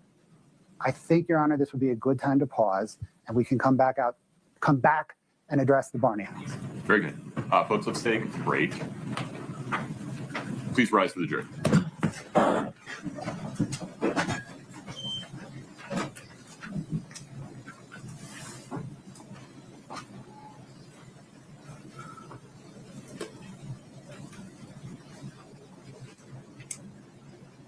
Ew, Kouri, you're gross. Kouri's Ms. gross. Carrington, you are welcome to take a walk. 00139. Forgive me, Ms. Nestor, the Barney house, among other things, went into foreclosure, correct? After Ms. Richins was arrested, yes, that's correct. Okay. And this is the house in which there was a loan from a friend that was used for a purpose different than what was represented. Is this that one? Kind of. So originally, Kouri Richins Realty purchased the property. She ended up moving a friend in after she had purchased it. They were trying to arrange a purchase. The friend could not qualify for a loan. So they were trying to do a seller financing agreement where the friend would pay a chunk to Kouri to make up, so Kouri could pay off the hard money lenders, and then Kouri would just keep the property. They would seller finance it over time. There was a dispute right before Ms. Richins was arrested. She was holding off switching the deed to the name of the friend because there's reasons why that was. It had to do with a insurance claim on the house that was pending. But there is debate about whether or not the delay in switching the deed to the friend's name was somehow dishonest or misleading to the friend or had been misled. That's up in the air. Wait. So if we're only looking at the Barney property for the purpose of this property profit analysis, I don't have a problem with that. If we're going to get into Did she involve the all the lover? representations that Did she involve the lover in the fraudulent activity she was doing? were made about the property, He had no whether or not idea. there was, I don't even think they're saying there was fraud, but whether there was dishonesty or any of that, then I want to have a 404B analysis. So I guess I'm just alerting everybody that this was one of the issues in my motion in limine. This was one of the issues the court said you'd probably have to hear foundation for at trial. Oh, I ruled on this one specifically, but that's fine. We can raise it again. Right. So I guess I'm just, as an abundance of caution before the jury comes back in. if we're And gonna the get involved- lover had no idea. Wow. Her lover and her husband, she did dirty, and her kids. that I want to have a 404B analysis. Everyone. If we're not, then I don't mind for purposes of just whether did you make a profit or loss on the property. That is irrelevant to me. I don't care about that. Mr. Bloodworth, tell me where the state's headed with respect to the Barney property. Your Honor, it's beyond that column of profit and loss analysis. It will go into the $45,000 down payment that Ms. Barney made on the property, tracing those funds to pay, I think it was a Her Fund lover 5 knew. payday Oh. lender. Put differently, to pay something other than the hard money loan on the property. Correct. Okay. And then it eventually went into foreclosure. It did eventually go into foreclosure. We may get there. I don't know that we will get there. Okay. Any other detail regarding the Barney property that you Oh, intend the lover knew. And her friend and her aunt's cleaning business. Yeah. to elicit? Yes, Your Honor. I figured the aunt's cleaning business.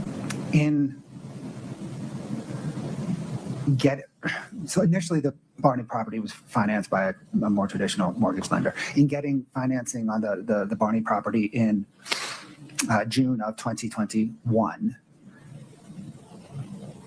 Kouri Richins submitted a bank statement to the lender purportedly from AFCU showing a certain balance. Her bank statement from AFCU shows a different balance. C&E's bank statement from AFCU shows that first certain balance. And so it would be an exercise in admitting those three bank statements and moving on. I think that is consistent with the court's ruling. The other issue that may arise is there was an email from that hard money lender questioning Ms. Richins about her credit score in comparison to the available cash in the purported bank statement. And then in response, Kouri Richins provides an explanation of her credit score that is relevant because, well, the inquiry is relevant because the lender had noticed a disconnect between her balance and her credit score. Kouri Richins' response is relevant because she had a very different response to a different lender in response to a similar question. Okay, so Ms. Nestor, I think it would be appropriate to give the jury a 404B instruction to the following effect, and we can have a conversation about the details here, but something to the effect of, you are about to hear evidence that defendant's representations to her lenders were not accurate before the acts charged in this case. This evidence is not admitted to prove a character trait of the defendant or to show that she acted in a manner consistent with that trait. You may consider this evidence, if at all, for the limited purpose of determining a non-character issue such as motive. Keep in mind that the defendant is on trial for the crimes charged in this case only. You may not convict the defendant simply because you believe she may have committed some other acts at some other time. Your Honor, could you please read that very first part where you said you're about to hear, what was that? Evidence that defendant's representations to lenders were not accurate before the acts charged in this case. Okay, it's not just lenders though, it's also her statements to Ms. Barney, who was her I don't know that tenant. we're going to get into evidence of that, are we? So I can add that to the list. But it wasn't clear to me that the back and forth between. The lenders and others, because part of this is in an email to her, to a banker. It's not, through her. Lenders and others is not a problem. Yeah. Anything else? I am so a visual person. May I just look at it? What do you have in your hand? It's CR 411. It is the standard Muji second No, just the very first part, the part that you wrote. representation. Oh, Court TV's audio.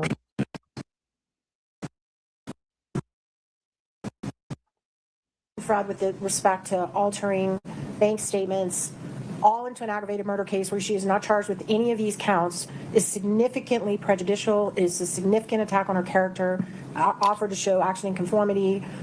It is irrelevant. It is 404B. And just to make sure I've made the record, 401, 403, 404B as to all of that coming in, period. Okay. Attack on her character. As discussed on the record. She did that in herself. Multiple days of motion to eliminate hearing, and in two written rulings by the court, both on defendant's motions in limine and the court's amended ruling regarding intrinsic evidence. defendant's 404B objection to the admissibility and defendant's objection to the admissibility of this evidence under rules 401, 401, 02, and 03 are overruled for the reasons discussed on the record previously and written about extensively by the court. The issue before the court today is the form of a 404B instruction to be given before the evidence comes in. I think we've arrived at that form, correct, Ms. Nestor? Yes, sir. Mr. Bloodworth, any addition there? No, Your Honor. Okay. Anything else before we invite the jury? No, Your Honor. Ms. Nestor? No, sir. Okay. We're ready for the jury.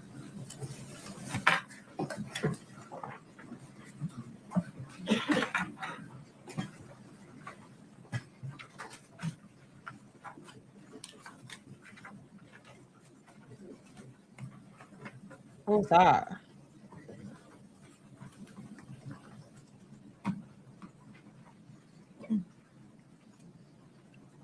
She does not look good. She does not look happy.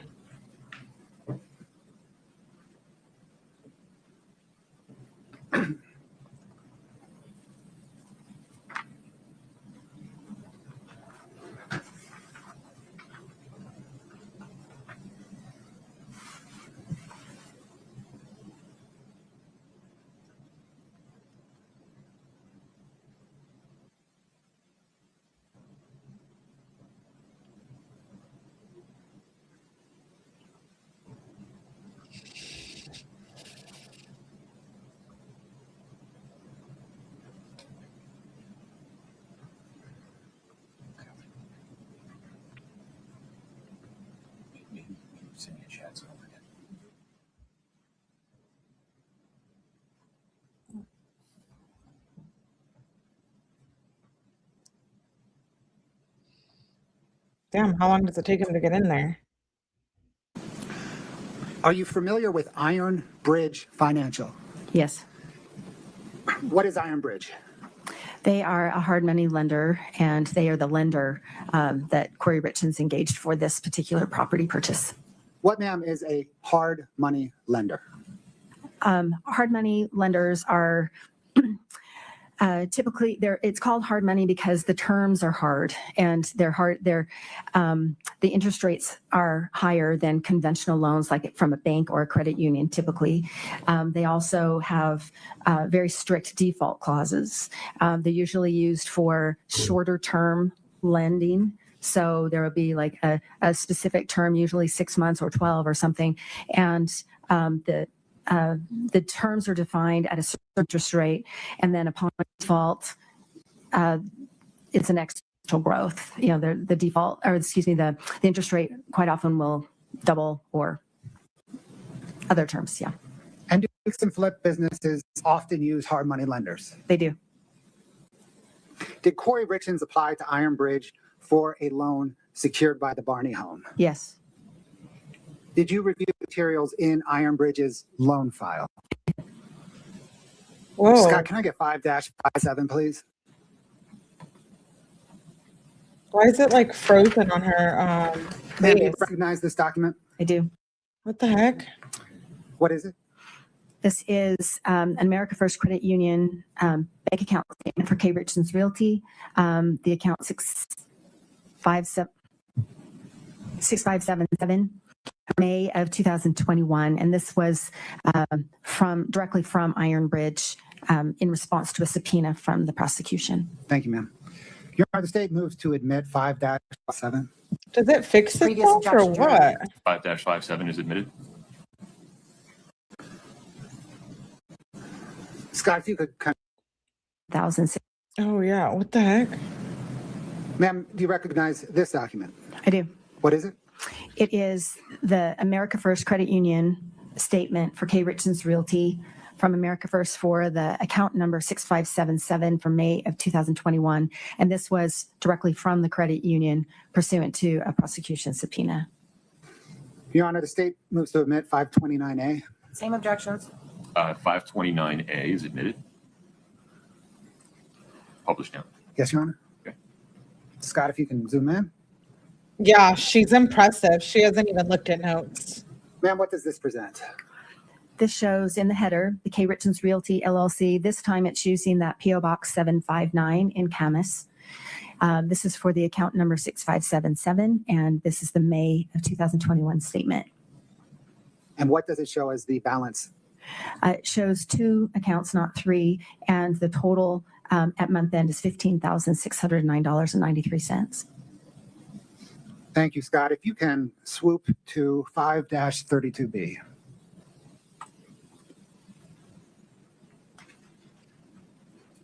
Ma'am, do you recognize this document? I do. What is it? This is the America First Credit Union statement for C&D Stonemasonry, which is Eric Richins' account company. And this is the May of 2021 statement that came directly from the credit union in response to a prosecution subpoena. The state moves to admit 5-32B, Your Honor. Same objection. 5-32B is admitted.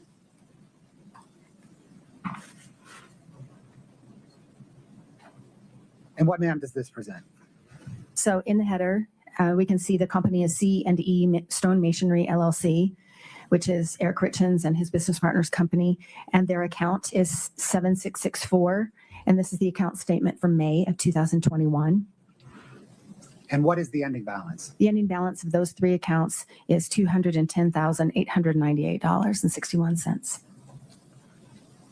Is it accurate then that the statement provided by the lender Ironbridge contained the header of Richins Realty and the account summary for C&E Stonemasonry? That's right, and also the body of the transactions. Scott, can I get Exhibit 2-6, please?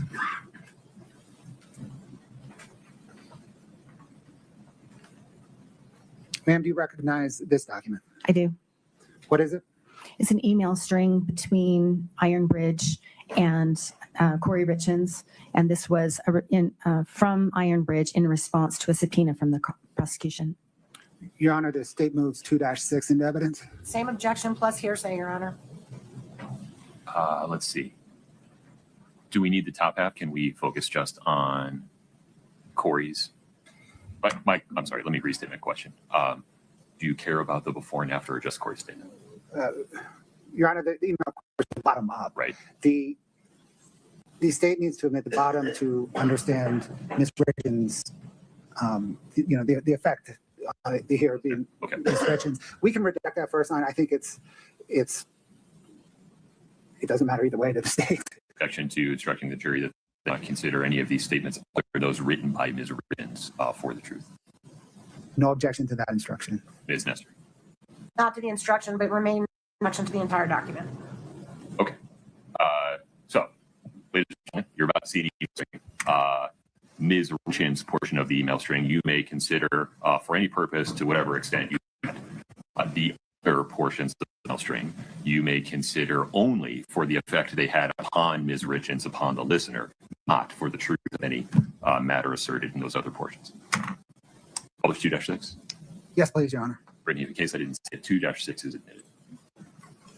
Scott, if you could scroll down to the bottom and enlarge that, please. Yeah, Court TV is having issues today.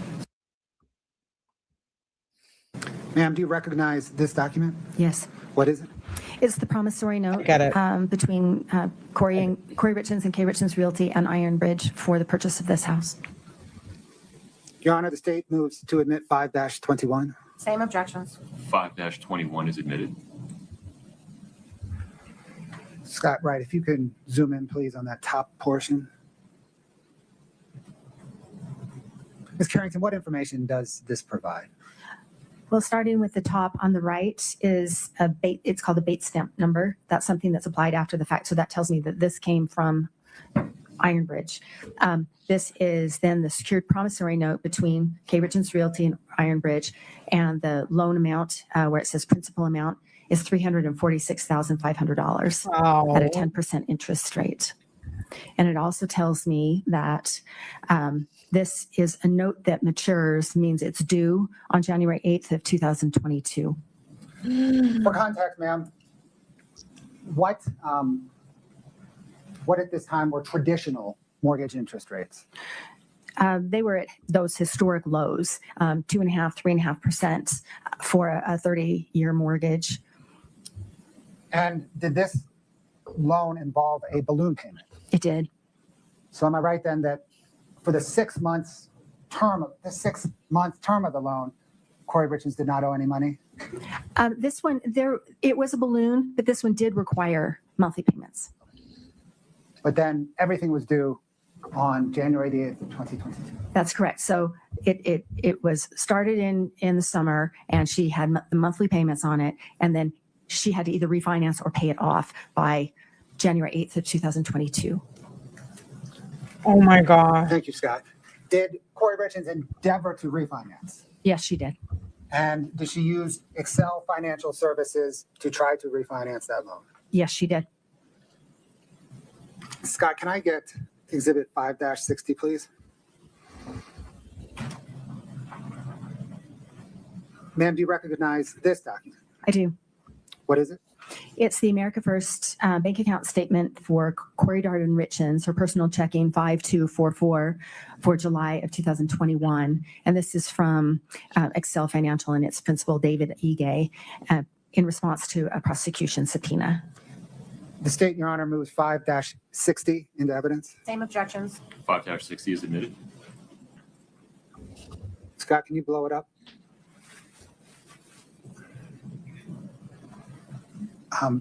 Real quick, Ms. Carrington, we're going to go through this a few times, but real Okay. quick. This is America First bank account statement for Kouri Darden Richins, her personal account 5244, July of 2021. And then the three accounts in the summary section shows that she had $694,730.15 at the month end. Did you attempt to verify this These are such big amounts of money. bank statement? I did. Whoa. 5-35A, please, Scott. Ma'am, do you recognize Holy this? balls. What is it? This is directly from America First Credit Union for Kouri Darden Richins, her personal account 5244 in August of 2021 in response to a prosecution subpoena. State moves to admit 5-35A. Same objections. 5-35A is admitted.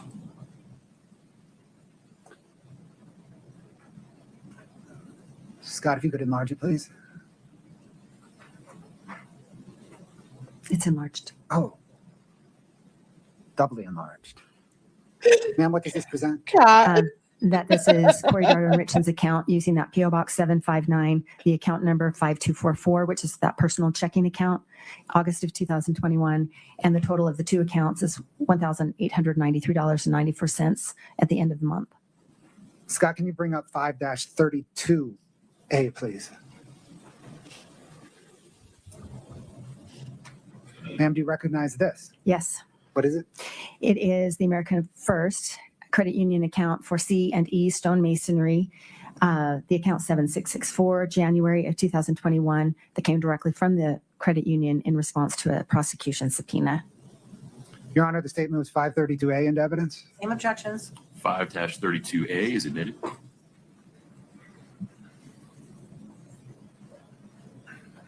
And ma'am, what does this present? So this is from the credit union, C&D Stonemasonry's account 7664 in January of 2021. And there are three accounts collectively at month end, $694,730.15.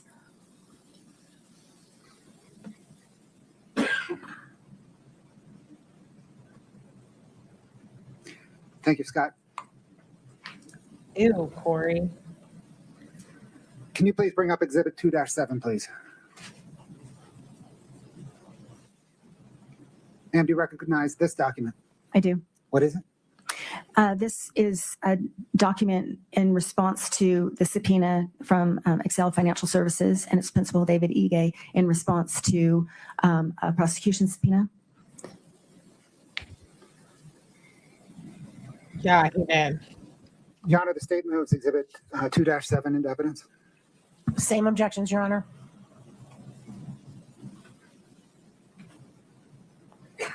Yeah, that thing on her head keeps growing as we keep learning about her financials. Oh, Ursula. Ursula, it's time for you to take a gummy, Ursula.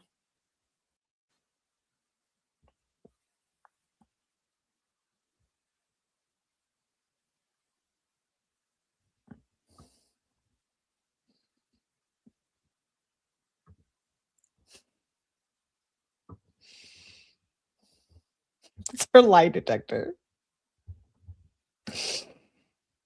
Oh, Miss Lady in the pink is quiet today. Good. Can't stand her either. Don't really like this defense team.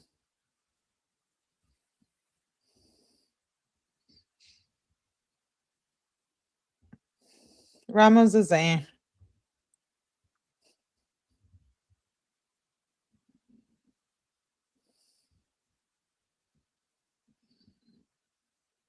A gummy. She needs some mental health medications.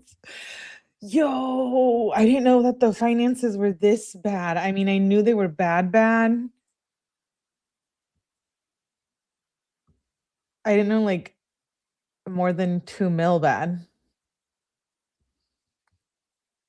Moving to admit 2-7. Yes, Your Honor.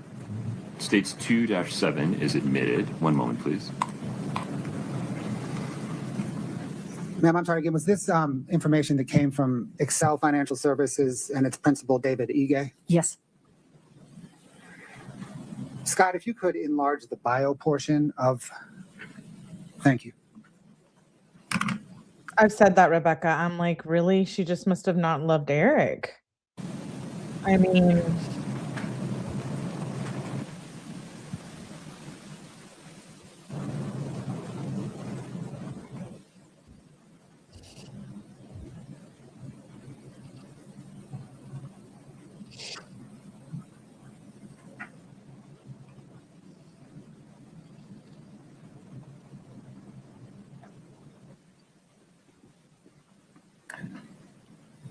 Ms. Carrington, did you analyze Kouri Richins' finances to determine if she employed anyone, and if so, how many employees she had? Yes. How many employees did she have? I don't know how many employees, but the payroll expenses that appear in her bank account statements are in the neighborhood of like $1,500 or $2,500. They're not consistent. So I don't know how many, but it's a very low number. When you say her payroll expenses are, what did you say, 1,500? Some of them are $1,500 or in the neighborhood of $2,000 or $2,500. They're not consistent. Okay.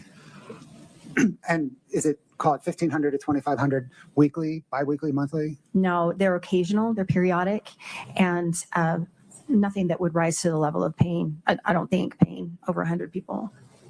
Would it rise to the level of paying over 3 people? Depends on how much they're making. oh, In your analysis, did you find any evidence that Kouri Richins profited $1 million on any 5 of her deals combined? No.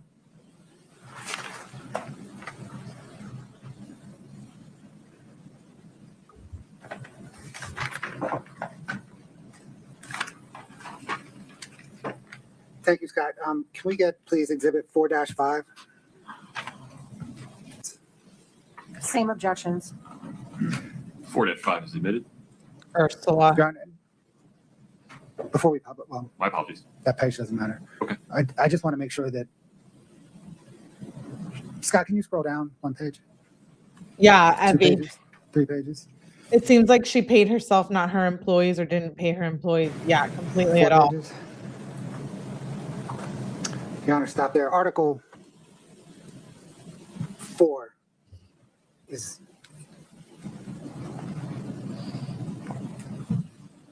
that's the relevancy. Okay.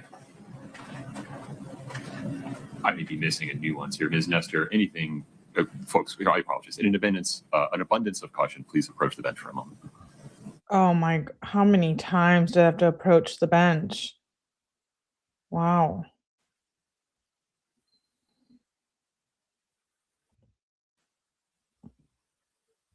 Like, Miss Nestor, Ursula, chill out.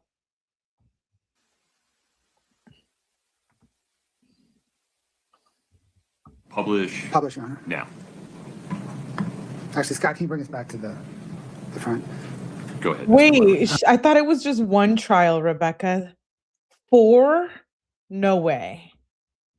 For the Ms. finance, Carrington, what is this document? financial This is the crime? operating agreement of K. Richins Realty, dated June 7th of No 2021. way. And this was provided by Excel Financial and David Ige in response to a prosecution subpoena. Scott, if you could scroll down, please, to Article 4.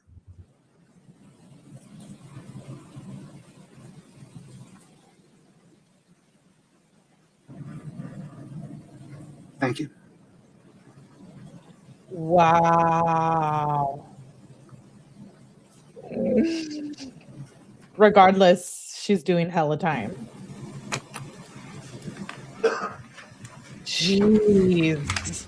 That's Scott, when if you could get bring up Kouri, 5-61, you please. shady skank.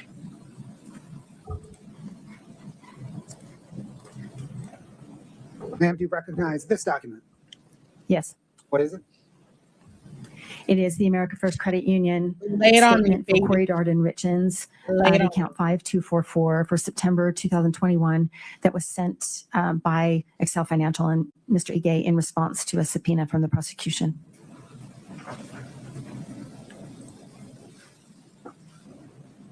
Your Honor, the state moves to admit 5-61. Same objections. 5-61 is admitted.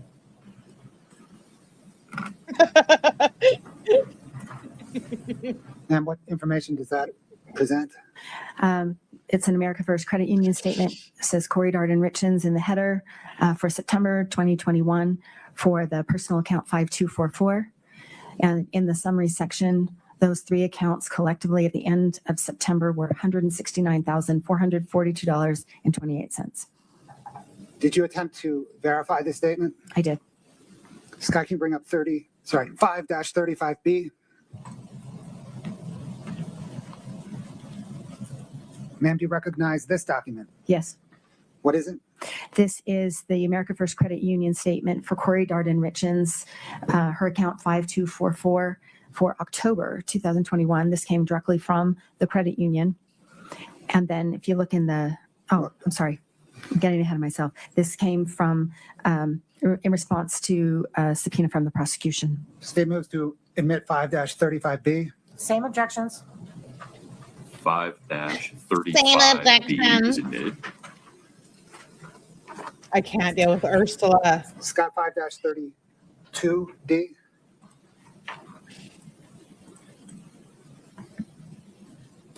Ma'am, do you recognize this document? Yes. What is it? This is the America First Credit Union statement from the credit union of 𝗶𝗲𝗍 Stonemasonry, account 7664 in September of 2001, directly from the credit union in response to a prosecution subpoena. State moves to admit 5-32D. Same objections. Can, Same objection. 5-32D is admitted. Scott, if you could zoom in. Ma'am, what does this present? That for the account for 𝗶𝗲𝗍 Stonemasonry, the account 7664 in September 2021, the three accounts collectively were $169,442.28. Thank you.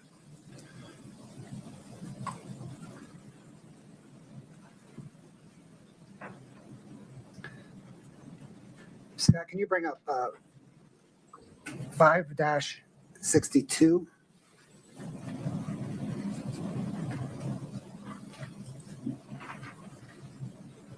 Scott, can you bring up can you take 562 down?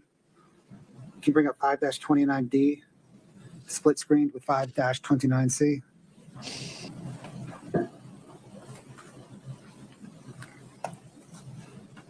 Yo. Ma'am, do these documents follow the same pattern we've just discussed?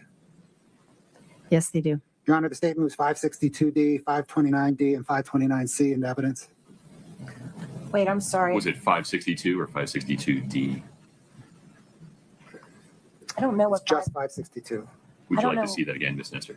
Yes. So same objections to 529C Ms. Nestor, wait your turn to talk. and 529D. I don't remember seeing 562. So if we could just put that up for a second. Sure. Same objections. Okay. 5-62 and 5-29D and -29C are admitted. Okay, Your Honor, we're not going to publish them. I Understood. think everybody understands. Okay. I'm going to bring up another set of three. Yeah. Scott, if you could start with 524. Would you pause for 1 second? Do you need a moment? Do you need clarification?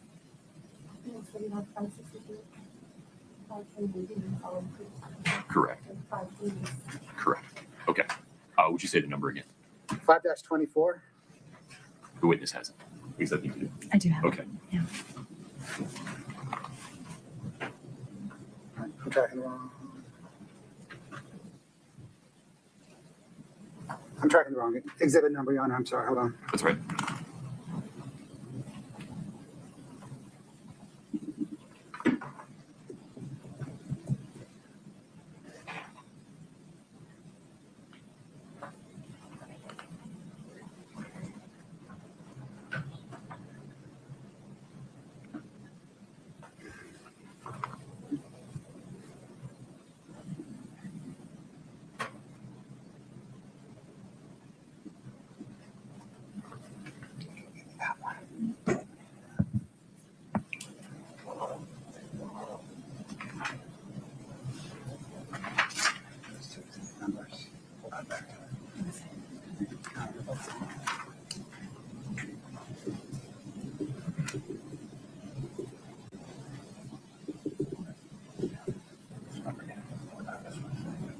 And that's glitching again. There. Along with 524 at page 152, followed the same pattern that you've just testified to. They do. I'm sorry, I didn't understand the last thing. 529F, 532F, and what? Exhibit 5-24 that we just admitted, but page 152. Same objections. Okay. 5-29F and 532F are admitted.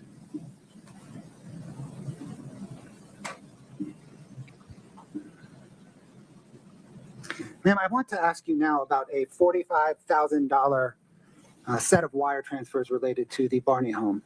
Do you know what I'm talking about? I do. What is your understanding of the purpose of those wire transfers?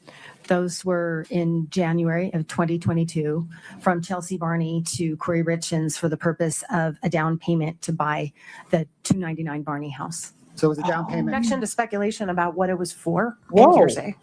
Whoa. Move to strike. This prosecutor, Mr. Bloodworth, is so over her shit. He's like, you don't gotta be so Sustained. Lacy loud Foundation, and Mr. Bloodworth. aggressive. Your Honor, or Scott, can you bring up exhibit 2-19DR?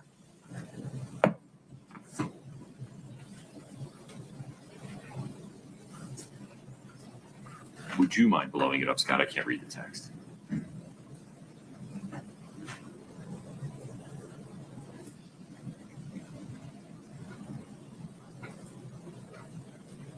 Yeah. There's several pages, Your Honor.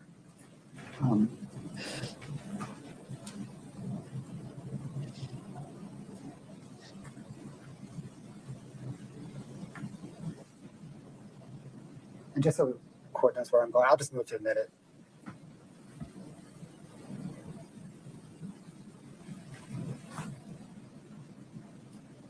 Bloodworth is like, Ursula's annoying as shit, and I'm glad Kouri Richins was not my wife.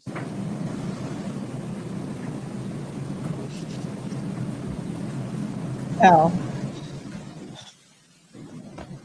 I'm glad I never knew Kouri. Okay. Same objection to this exhibit, Your Honor, that we've already, same objections. 403 and 404B. Yes, sir. Okay, those objections are respectfully overruled. Forgive me, this was a long number. Would you go back to page 1? States Exhibit 2-19D-R is admitted. Did this witness see this document?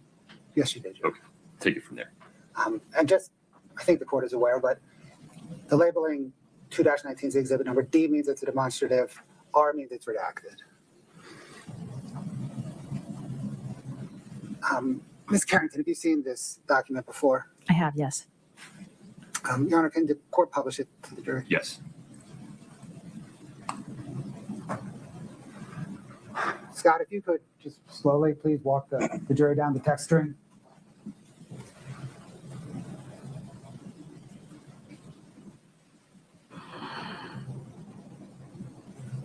Ma'am, is this a text string between 𝗠𝗲𝗹𝗆𝗆 Barney and Kouri Richins? That's my understanding, yes.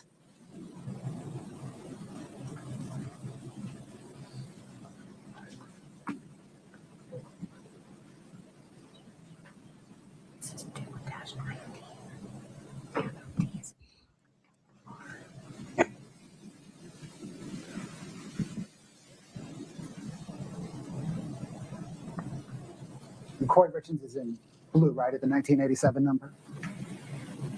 I believe so, yes. Wow.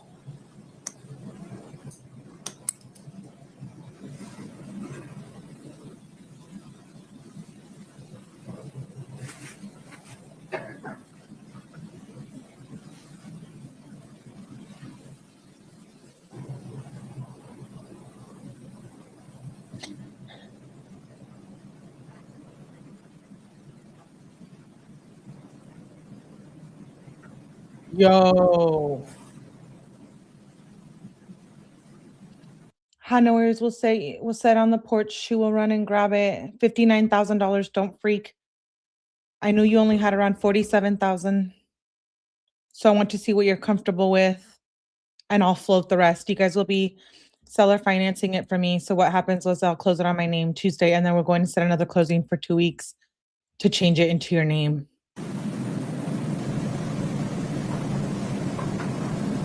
Friend.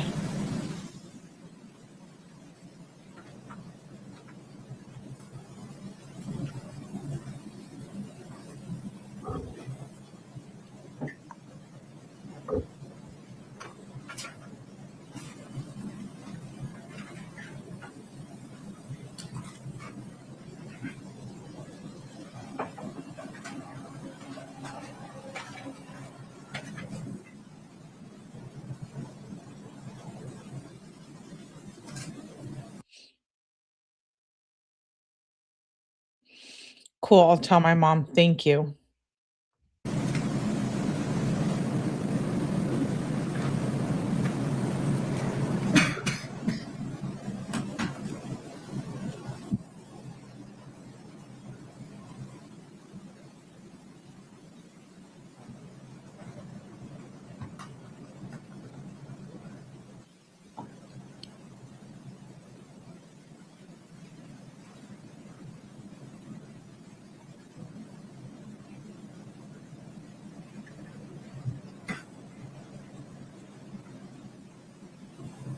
Woo woo. Okay, can deposit it in your bank account tomorrow and then just wire it to my account.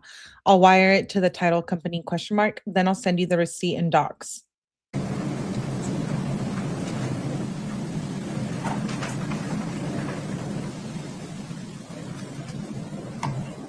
Yes, I will do that tomorrow.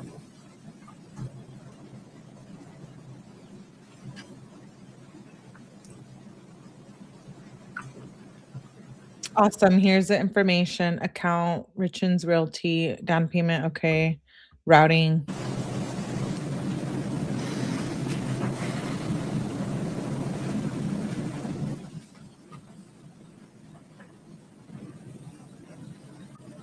I'm kind of nervous. Okay, Kouri says, okay, I'm so excited, but scared as hell.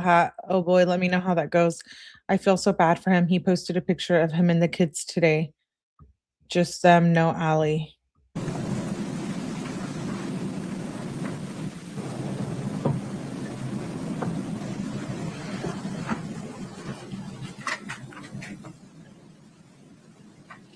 Friend, haha, oh, I bet it's so much money and your own house. Eek, how exciting. I totally will. I did too. Can't believe how much he's still respecting her and won't tell his parents or anything because he doesn't want anyone to think bad of her. Like what? ? I just want to shake her.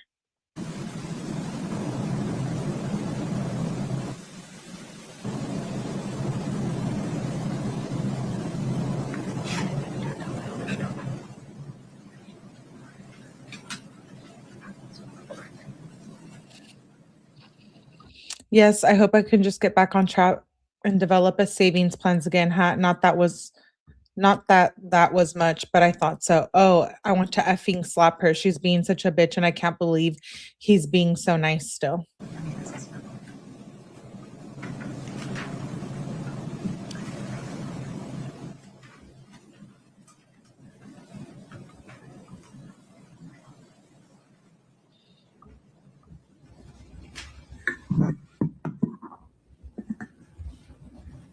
Hey, you're not wanting. Oh, correct. I'm waiting for you. I'm waiting for UCCU to transfer the rest of my money into my MacU account and I will send it all right over.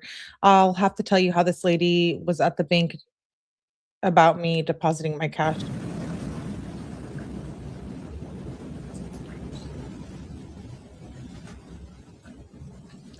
That's what I thought. No worries. Oh God, did they think you robbed a bank or something?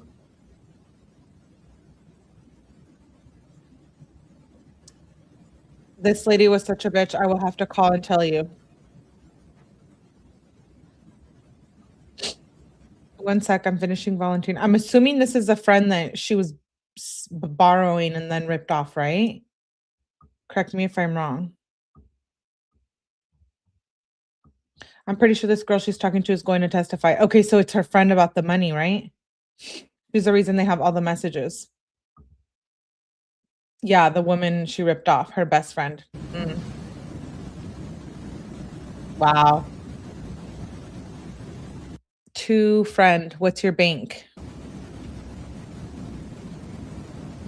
American First Credit Union.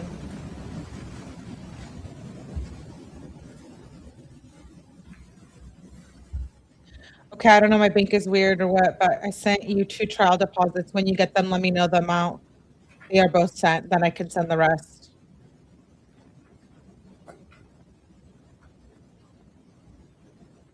Definitely weird. I've never heard of that.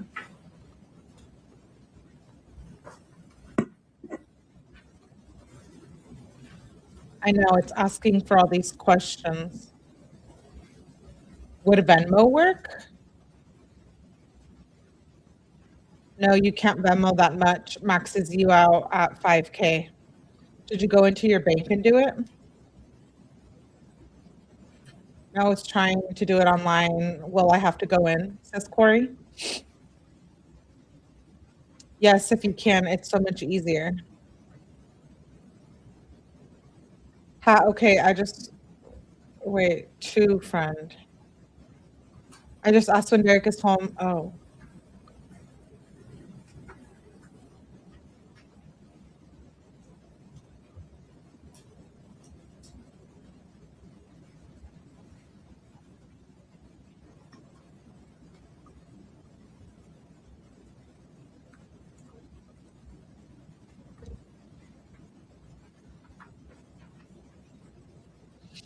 Yes, you did from friend. Haha, you did your first wire transfer.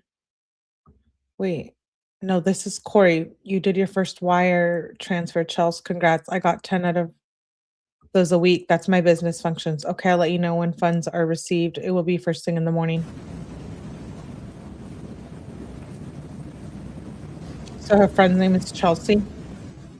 Jesus, that was so difficult for me, huh? But now I know what to do if I ever have to do it again. Okay, thanks, friend.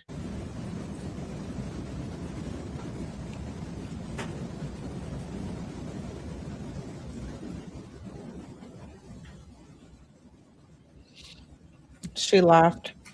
Forgot to text you where wires received this morning. Are you working Saturday?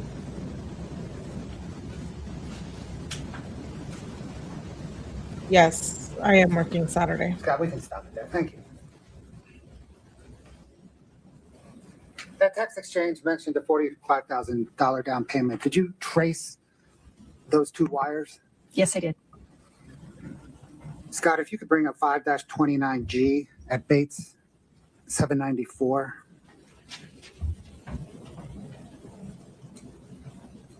Your Honor, this has already been admitted. D or G? G. Is that correct, Ricky? Okay. Go ahead. Ms. Carrington, what is this again? This is the Richins Realty account statement, 657. Michelle says this is the friend that gave 45,000, then was paying quote unquote rent, and the house got foreclosed while she was living there. Wow.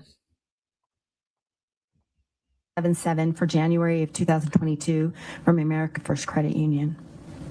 And when you traced those 2 wires totaling $45,000, did they land in this account? Yes, they did. Can you please show us where? Sure.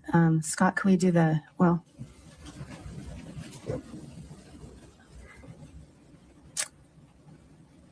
let's see, it's the middle.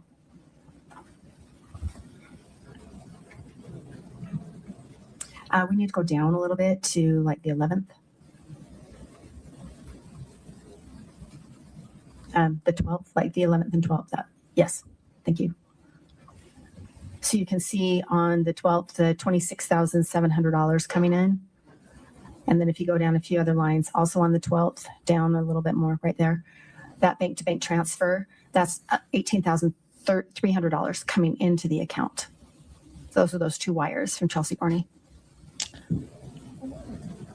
And Scott, if you can move it to the left. At the time they hit the account, what was the account's balance? It was in the negative $1,996.68. Did you then trace the funds from this account? I did. Can you please show us what happened to that money? Well, the majority of it, well, a lot of it, almost half, went to the family account, the $19,299 on the 12th, the middle transaction. So her best friend that she ripped off and lied to, as well as her ex, is going to testify against her. Holy. That went to the family account, the 2204 that says Eric Richins. That's the joint checking account that Eric and Kouri Richins used for family expenses. Your Honor, can we just have a continuing objection to this whole line on the same grounds? Please proceed, Mr. Bloodworth. Sorry. And then also there were she paid debt payments. Okay, so the $19,300 went out. And then how long did it take her to deplete the rest of that $45,000? Well, we have to account for the another $9,000 that came into the account, but it was gone within a few days. Did any of it go to a mortgage on the Barney home? No. What did it go to? The transaction that's highlighted, the $19,299, that is the same amount that was paid to 𝗠𝗲𝗆, which is one of Kouri Richins' payday lenders. So that money went from Whoa. 𝗠𝗲𝗆𝗆𝗆 to pay off her this debt. KR account to the personal joint account, and That's then correct. to 𝗠𝗲𝗆 to pay off debt. The part of that's true. So this amount on January 12th went to the family account. And if we go to the family account, you can see right before this payment had been made. So this money going back to the family account replenishes that exact amount. Let's do that. Let's go to 5-33A.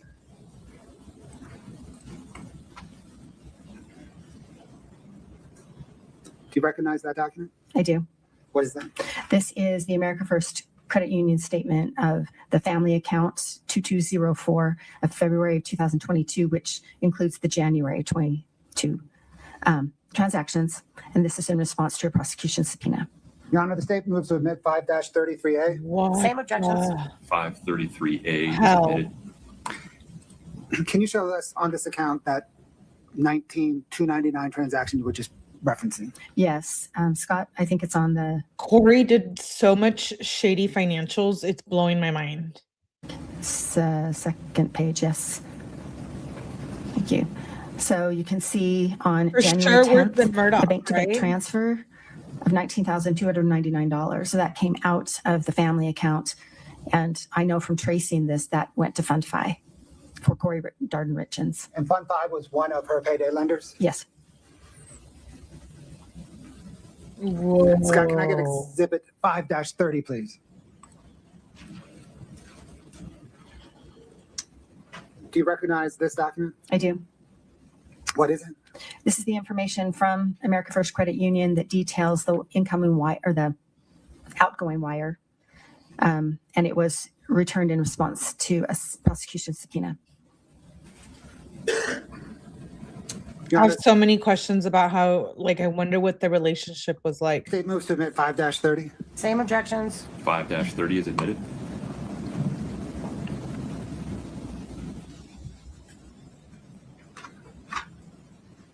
And what information does this present? Yeah. This tells us the date at the top left, January 10th, 22. It tells us the amount that is $19,299 there on the left.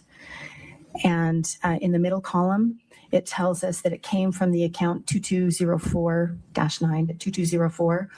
That's the family account. On the right column, it tells us the beneficiary, who's the receiver of the wire, is Fundify Merchant Funding.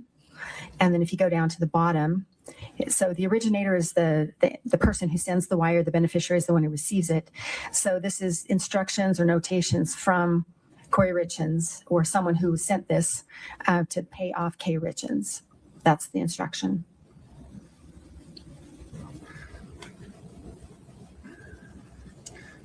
Let's go back to the loans for a minute. You testified earlier that that Iron Bridge loan became due on January the 8th, 2022. Is that right? That's right. Did Ms. Richins make that balloon payment to satisfy that loan on January the 8th? No, she did not. What happened? She extended that loan for 2 weeks, 3 weeks. She extended the loan, giving her more time to pay it. And during that time, was she trying to get a new loan from Excel Financial? That's true. Yes. Why did she submit so many bank statements to Excel Financial? Check to speculation. Oh, Did you review her correspondence with Excel Financial? I did. Did that correspondence explain why she submitted so many bank statements to Excel Financial? Yes. Why did she submit so many bank statements to Excel Financial? Well, initially the loan was in her name, just Kouri Richins, K. Richins Realty, and she had some bank account statements were submitted for that. And then as the underwriting process went forward, they asked for a co-signer. And so that's when the operating agreement that now showed Doreen Kouri with some ownership of K. Richins Realty, when that was submitted, and also bank account statements were submitted for that. And then another stage where they needed to show a specific amount in the bank account statement in order to close. And the loan then became Doreen Kouri's loan as the principal of K. Richins Realty.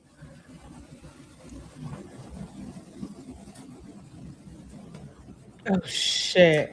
Did K. Richins Realty ever enter into a financing agreement with Excel? No. What then happened with the Iron Bridge loan once it was extended once? It remained unpaid, and it was extended again to March 8th, 2022. I've overruled. Thank you. Your Honor, this may be a good point to break. Any objection? Ms. Bless Brooks' heart, man. She's a smart little lady. Nestor? No, sir. Kouri, 1240 reasonable, Mr. Blibber? Yes, sir. Ms. Nestor? Yes, sir. Ladies and gentlemen of the jury, normal instructions. Please don't talk about the case. I don't You'll know have how- access to your devices, and so please be careful. I don't know how she kept track of all her shadiness. Yo, this is crazy. It's blowing my mind. Literally blowing my mind.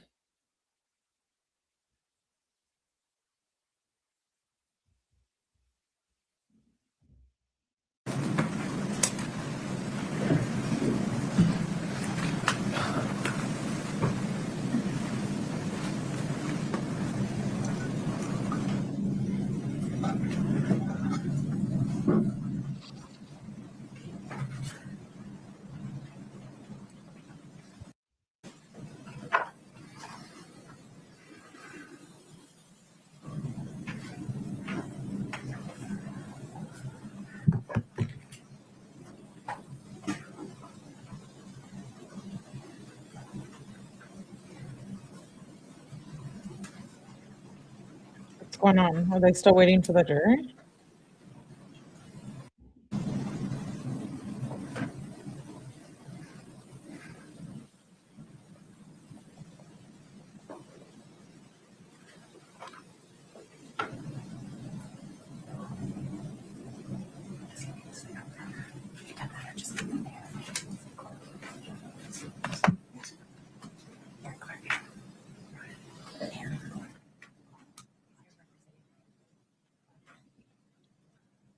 Ew. Ew. She does weird things with her mouth.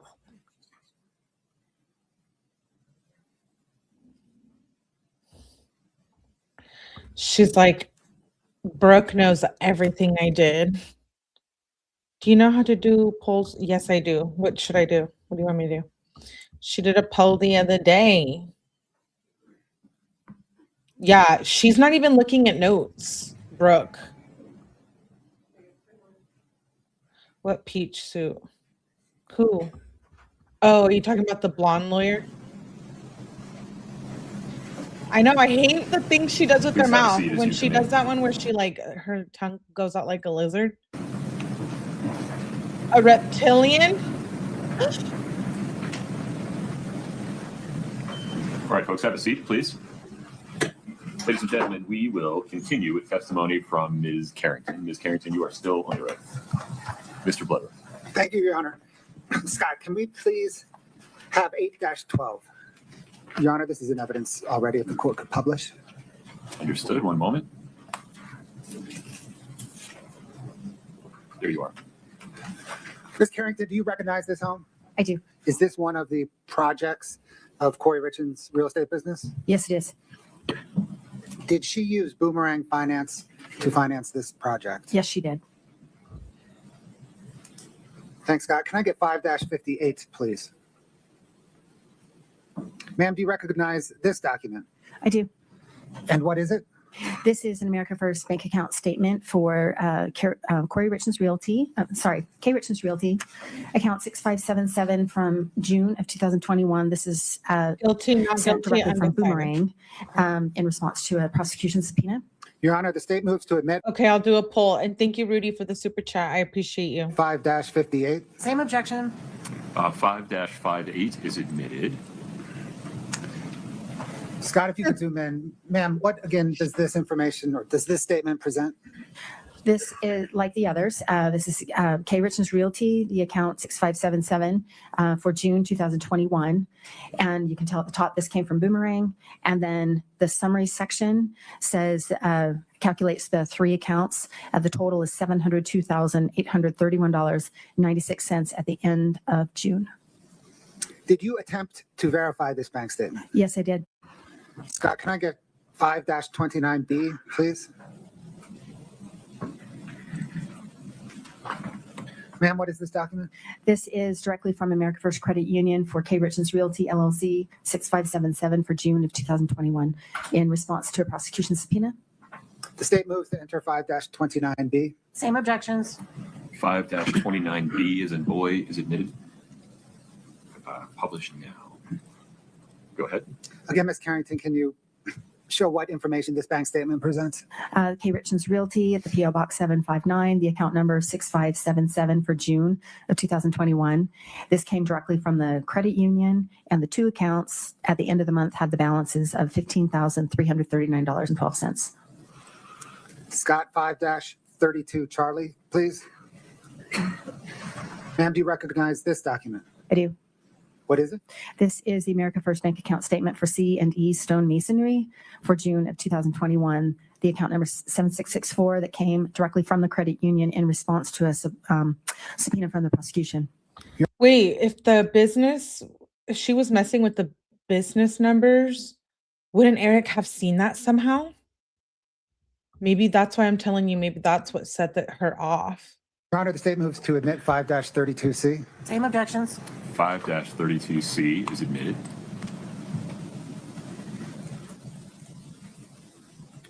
One more time, ma'am. Okay.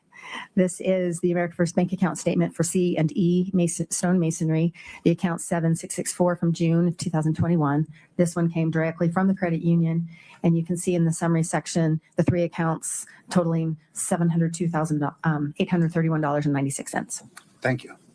I want to switch gears a little bit now. You've used the term funding sources a couple of times. We're going to talk about funding sources, okay? Okay.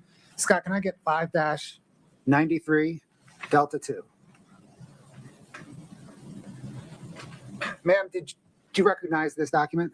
I do. Ooh, it's guilty and undecided. Wow. That might be how the jury's feeling. Did you prepare this document? Yes. What material did you use to prepare this document? This is based on the lender documents, the loan documents from the lenders for each of the properties, the home equity line of credit, the bank account statements, settlement statements for the purchase and the sale, and The deeds, the trust deeds that were recorded with the different county recorder offices. The state moves to admit 5-93D2. No objection. 5-93D2 is admitted. Okay, Mr. Carrington, it might be easiest to step down. I'll let you decide that, but can you explain to the jury the information presented on this document? It might be easier if I step down. It's up to you. Would you turn the lab on? Thank you. I'm going to try and do this without the pointer. So what I've done here along the bottom are just some phases of funding. Wow. And as far as the phases of funding, it's not a very hard and fast scientific analysis, but as I looked at all the transactions, they kind of fall into kind of different phases. And so what I said is, she started her business in 2019. She had the one project early on, and then she had some other projects. And in the beginning, she used a primary lender, Sierra West and Matt Strong, and that's a name that I think you're going to hear over and over. So he's her primary lender for almost all of her, not all of them, but almost all of her projects, a significant number. And then in the very beginning, as we've already talked about, she used that HELOC, draws from the HELOC to fund the projects, the rehab expenses, until it was no longer available because it was maxed out. And in the very beginning, she had a little bit of cash. There's like a $10,000 or $15,000 that I can see coming from her own sources to pay for projects. And she had a seller financing project. And I should stop and say too, I'm sorry, I'm getting long-winded, but she had prior projects that she'd done in South Carolina. And those seemed to be fairly successful. They were smaller projects and they were before Utah, before she registered her business. So I've kind of left those off. But I do feel like to complete the picture, we need to talk about that. And then 𝗠𝗲𝗃𝗄𝗵 and Blackwell, those are two of her lenders so Matt Strong would be her primary lender. So she'd acquire the house with his funds. And then these would be what I'm terming, it's my term, rehab lenders. These are funds that she borrowed to give her money to fix up the house. So I have put these, what I'm trying to depict here, that as time went on, the proportions change a little bit. And then as time went on, the funding sources changed. So no longer was she using her own cash. That was only in the very beginning. And the HELOC was, as you've seen, remember the chart where it was maxed out pretty quickly. Your Honor, check the narrative. Oh, Okay. Mr. Bloodworth, ask a question. I'll ask the question, Your Honor. What changes from the first column to the second column? Okay, from the first column, there's the HELOC and the seller financing and cash. Those don't appear in the second column because those are no longer available. What changes from the second column to the third column? The third column, you can see that the proportions change here. This is where we've talked about Iron Bridge and Boomerang, and Doreen Kouri, as you've heard, comes in. My understanding is that is Kouri Richins' aunt. The accounts receivable loans, those are those payday loans. We've talked a little bit about those. And then 𝗠𝗃𝗃𝗄𝗵 and Blackwell are still part of her lenders here. How does Doreen Kouri contribute as a funding source? As far as actual funds coming in, I have not been able to locate any funds that came in from her, but her name during this time period is used. She's on that operating agreement that's dated in June of 2021 that gets submitted in the fall of 2021. Her credit is used for the Excel financing and the David E. Gay potential refinances. So she's part of that process. And she's also used for a lot of these payday loan applications. Doreen had a company, a cleaning company, and I understand. And her name individually she's a guarantor on a lot of these payday loans. So is it right then to summarize that she's a funding source because her name and credit is used, but she's not a funding source in terms of a source of cash? I don't believe she's a funding source as a source of cash. I haven't been able to track any of that coming in from her. There might be some, but I've tried my best to identify every transaction. There's some that I still don't know, but definitely her credit and her name are used. So what then changes from the third column to the fourth column? What I attempt to show here is the growth during the fall and winter of 2021, the growth of the accounts receivable loans and Doreen Kouri. This is a time of intense activity in the fall. We talked about October, November, December. into the new year, and that's what that's supposed to show. Blackwell's dropped off until later. Those are the significant changes there. And then what is the change from the fourth column to the final column? So in early 2021, she had sold, Kouri Richins had sold the last significant project that she was going to sell for a while. And so there's not a whole lot of new funding activity except for what I've called the Legacy Way house. Some others are referring to it as the Midway Mansion. That's that big house that she buys and signs on the day after Eric Richins died. And what's different from this column to this column, you see this is all blue. Matt Strong is her primary lender on that house. But then also she uses Cockerhans and Blackwells and the Burns, and then these other Lieb, Soto, and Sills, all to come together. She uses all of those lenders just to acquire the property. So as opposed to somewhere over here, for example, where she uses Matt Strong to acquire the property, and then she uses these lenders for rehab funds, over here she uses all of those lenders just to acquire it, leaving nothing left over for rehab expenses. Okay, thank you, ma'am. We can trade mics now. That is so impressive. Back on if you'd like. Okay, ma'am, let's talk about the accounts receivable loans portion of that chart. What are accounts receivable loans? So accounts receivables are future revenues that have been earned. This is blowing my mind, and I can't believe Kouri was doing all of this shady financial stuff. But they haven't come in yet. They're coming in Whoa. later. And pardon me, this is, you can call these factor loans or future receivables loans, but also payday loans. Like in exchange for $60,000 today, I'll pay you $87,000 down the road. That's what someone might say. What receivables did Kouri Richins or K. Richins Realty have? They had properties that were in the middle of rehabilitation, remodeling, whatever, and then would have been sold. So those, when they're sold, those are the revenues. So those are future receivables. Scott, can I get 5-97D, please? Ma'am, do you recognize this document? Yes, Did you prepare it? I did. What material did you use to prepare it? I used the bank account statements that we've talked about, the lending documents where I could find them as identified from the bank account statements. And then I did searches of the state's database, not the prosecution, but the state of Utah database for the UCC filings to identify some other information. No wonder she got paid so much, you guys. Like, well fucking deserved. She ain't even looking at notes. Your Honor, the state moves to admit 5-97D. No objection.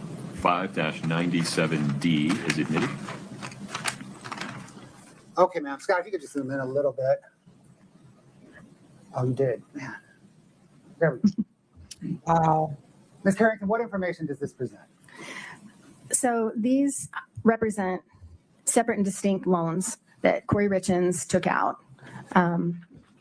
The date is the date that the UCC filing was not. I need to explain UCC filings. Is that okay? Please do. Okay. Wow. If someone buys a piece of property, like a piece of land or a house or something, there's a deed that gets recorded at the county recorder office and then if they borrow against it, the loan gets recorded there, documented there in a trust deed. On the other hand, say someone buys a piano or a piece of equipment for their farm or something, that is not something that the lender can advertise to the world that they have an ownership interest in it until the loan's paid off. So they can't record it at the county recorder's office. So they file something with the state of Utah or whatever state they're in that says, I own this property until this borrower pays back the loan. And it's called a UCC filing. It's Uniform Commercial Code. And that's with the Department of Commerce at the state.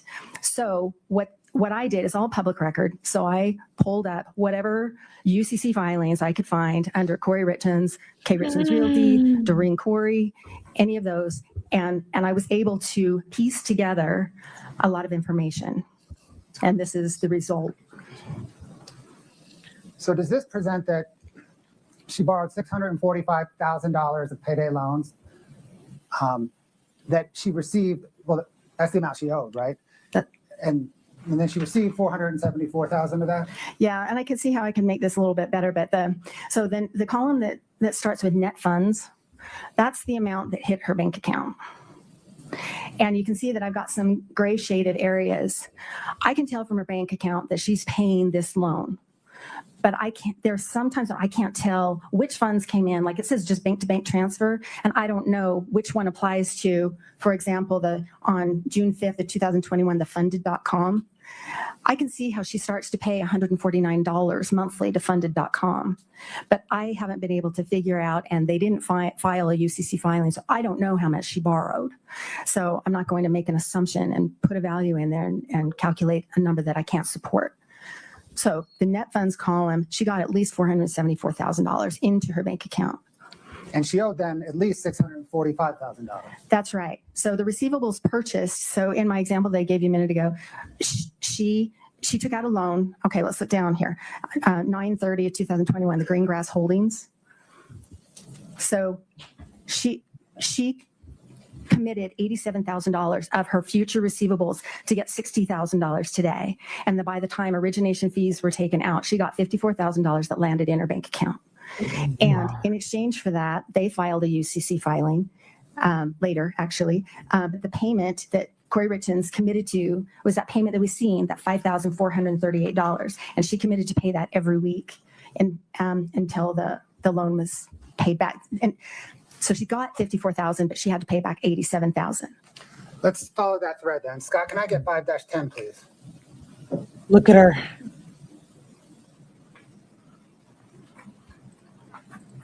Do you recognize that document? Yes, I do. Is that the green grass funding revenue purchase agreement that you just referenced and showed the line item? Yes, it is.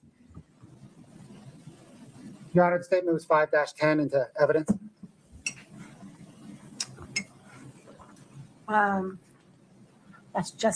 Is that the only page? It's just the agreement? Just 2 pages? Yeah, she's so. I know. I can see her breathing. I don't have an objection to that, Your Honor. She's State so 5-10 scared is admitted. and pissed. Scott, if we could zoom in on kind of the merchant information Wow. down to, yep, right there. Okay, Ms. Carrington, what does this tell us? So this is the agreement between K. Richins Realty and other companies with Greengrass as of September 30th, 2021. Did you investigate those other companies listed under the merchant's legal name? Yes, I did. What did you determine? Some of these are related to Kouri Richins, like where she holds her contractor license or something else. And then the LTD's personal cleaning, I believe, is related to Doreen Kouri. Other than the one related to Doreen Kouri. And is that, by the way, what you meant by Doreen Kouri as a funding source in part? Your Yes. Honor, based on that, this line of questioning, I would object to this line of questioning, continuing objection on our prior objections. Overruled. Please proceed. Except for the LTD personal cleaning, did any of the other companies connected with Kouri Richins have revenues? I don't believe so, no. It's possible the WCA Enterprises, she's got a couple of projects where the buyer is K. Richins Realty LLC doing business as WCA, but as a standalone enterprise, I had requested the state subpoena documents, bank accounts, or anything that would support the fact that they had revenues, and I'm not aware of any bank accounts that they have. Scott, can you scroll down to the loan amounts? Right there. So is this what, if you can highlight that line at 60,000 to the right? I think you already did, but just to be super clear, can you please explain that line? Okay, so this is someone might say, if I could have $60,000 today, I'll pay you $87,000 down the road. And that's what happened here. It was purchased at 15%. The payment frequency is weekly, and there's that $5,438 payment requirement. And did we see some of those Wow. payments being withdrawn from her bank account in that October statement that we reviewed early on? That's true, yes. Did Kouri Richins continue to pay on that loan throughout the end of 2021 and into early 2022? She did not. Why not? What How happened? did Kouri keep track of all of this? Um, Holy in- shit. So this document, you can see at the very top of the document, this is from Kings County Court in New York, in the very top, right there.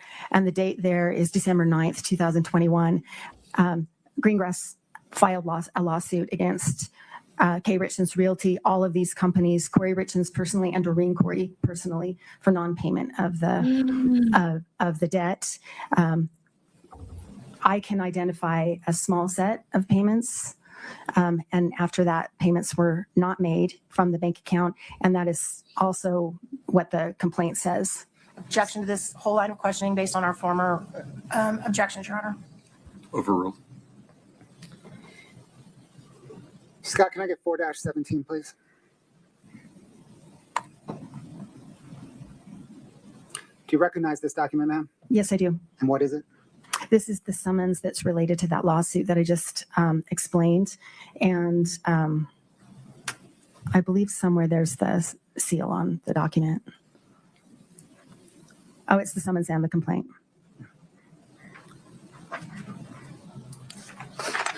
State moves 4-17 into evidence. Same objection plus hearsay. Oh my, I'm not sure this is. I can't stand her Would voice. you approach regarding the hearsay objection? How do you even defend this, Ursula? What are you going to say? What are you going to say? Turns for Oh.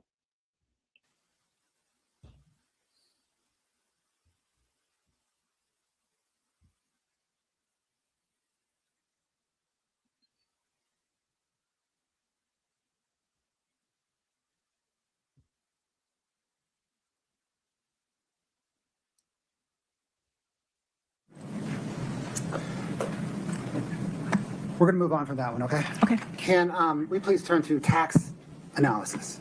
yes, Did you analyze Kouri Richins and Eric Richins' tax returns? yes, I did. What types of returns did you analyze?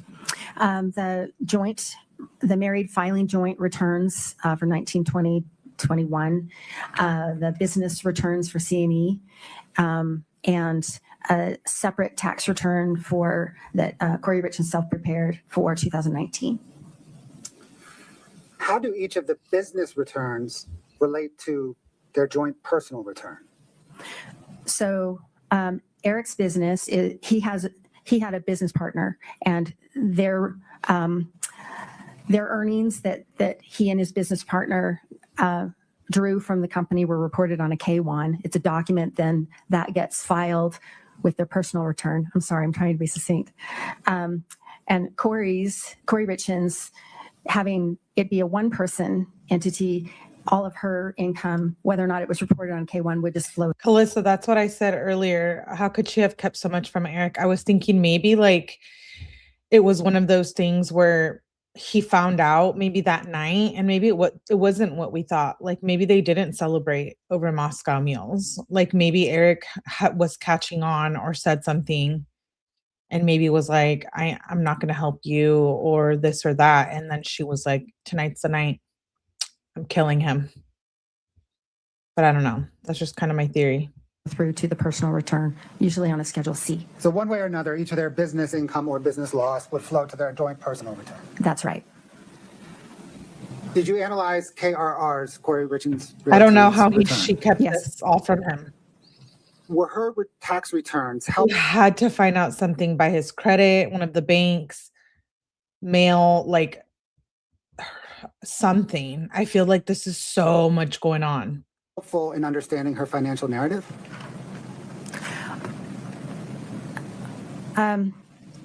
If I answered that yes or no, it would require some explanation. Let's start by yes or no. Okay. Yes, it did help explain the lack of continuity and lack of reliable accounting. And no, because of that, the things that she reported to her tax preparer. Objections, same objections we raised previously. Would you approach for a minute?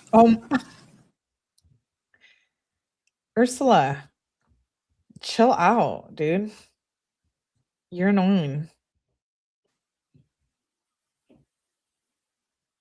Like, chill out.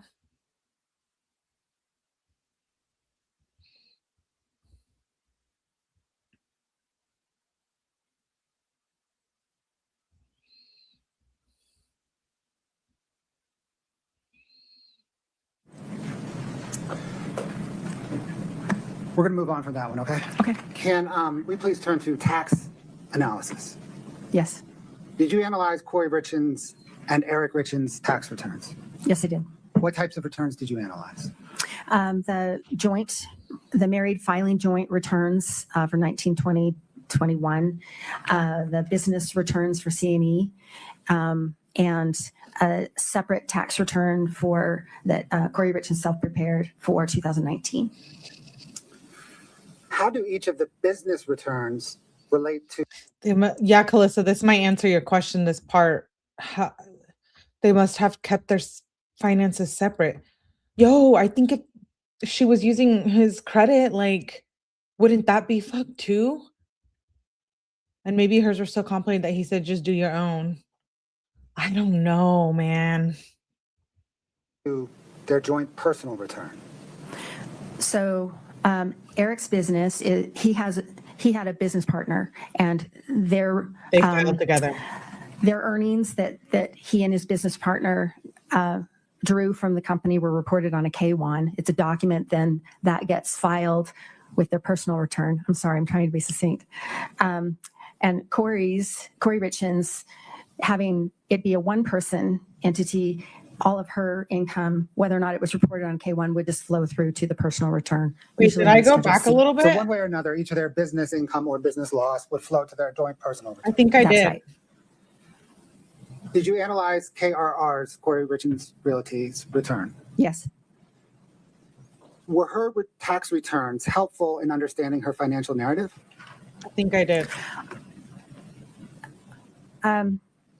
If I answered that yes or no, it would require some explanation. Let's start by yes or no. Okay. Yes, it did help explain the lack of continuity and lack of reliable accounting. And no, because of that, the things that she reported to her tax preparer. Objections, same objections we raised previously. Yeah, I did. Sorry, guys. Would you approach for a minute? For Ms. Carrington's analysis, because Kouri Richins' expense reporting to her accountant was inaccurate. Okay. And then where will we go after that regarding the tax returns? The implication of the inaccurate expense reporting was that her tax returns showed a profit. Then there will be questioning on if the expenses were reported accurately, would they have shown a loss? There's a tax advantage to showing a loss. Why would you want to show, from a tax perspective, why wouldn't you want to take the loss? And then Ms. Carrington will testify that during these time frames, Ms. Richins was trying to attract funding, loans, and a tax return that showed a profit would help her attract loans. Okay. Ms. Nestor, take it from there. Well, now I have a new objection. I imagine you have a couple. I do. Go ahead. So, We have an objection with you. first of all, absolute speculation as to why. I mean, the loops you have to jump through to get that she's Take a drink, put on over-reporting a- her income to use it to get funding when there's zero evidence in this case that I've seen that she's ever produced Pause her. there for a minute. Let's Drop the attitude, first of all. assume for the purposes of our discussion for the next few minutes that instead of opining about what was in Ms. Richins' head, Ms. Carrington, based upon her education, training, experience, talks about what real estate investors would need to show to attract funding and whether someone with a balance sheet that looked like Ms. Richins would need funding. So more general rather than specific. Except that in this particular case, I know we have 10 terabytes of information that was produced, but I don't recall ever seeing any evidence that she produced her tax returns do any lenders ever. And if she has seen that, please correct me, but I've not seen it. So if there's no evidence in the case to support this speculation, then it is speculation, it is prejudicial, it's harmful, and it shouldn't come in. But I also think if she's, to whatever extent, for whatever reason, if she's filing false tax returns, that's a crime. And that's another crime, wrong, or bad act under 404B. And again, has zero relevance to whether or not Ms. Richins killed her husband. And so I object on all those grounds. Wow. One step at a time. Addressing these issues in the order that they were raised by defendant, Mr. Bloodworth asked the questions in a way that does not require or invite Ms. Carrington to speculate about what was going on in Ms. Richins' head, but speaks more broadly or generally based upon her education, training, experience about why real estate investors in Ms. Richins' circumstances might benefit from making their tax returns look a certain way versus another. Any clarification on that? No, yeah. Okay, that resolves the speculation objection.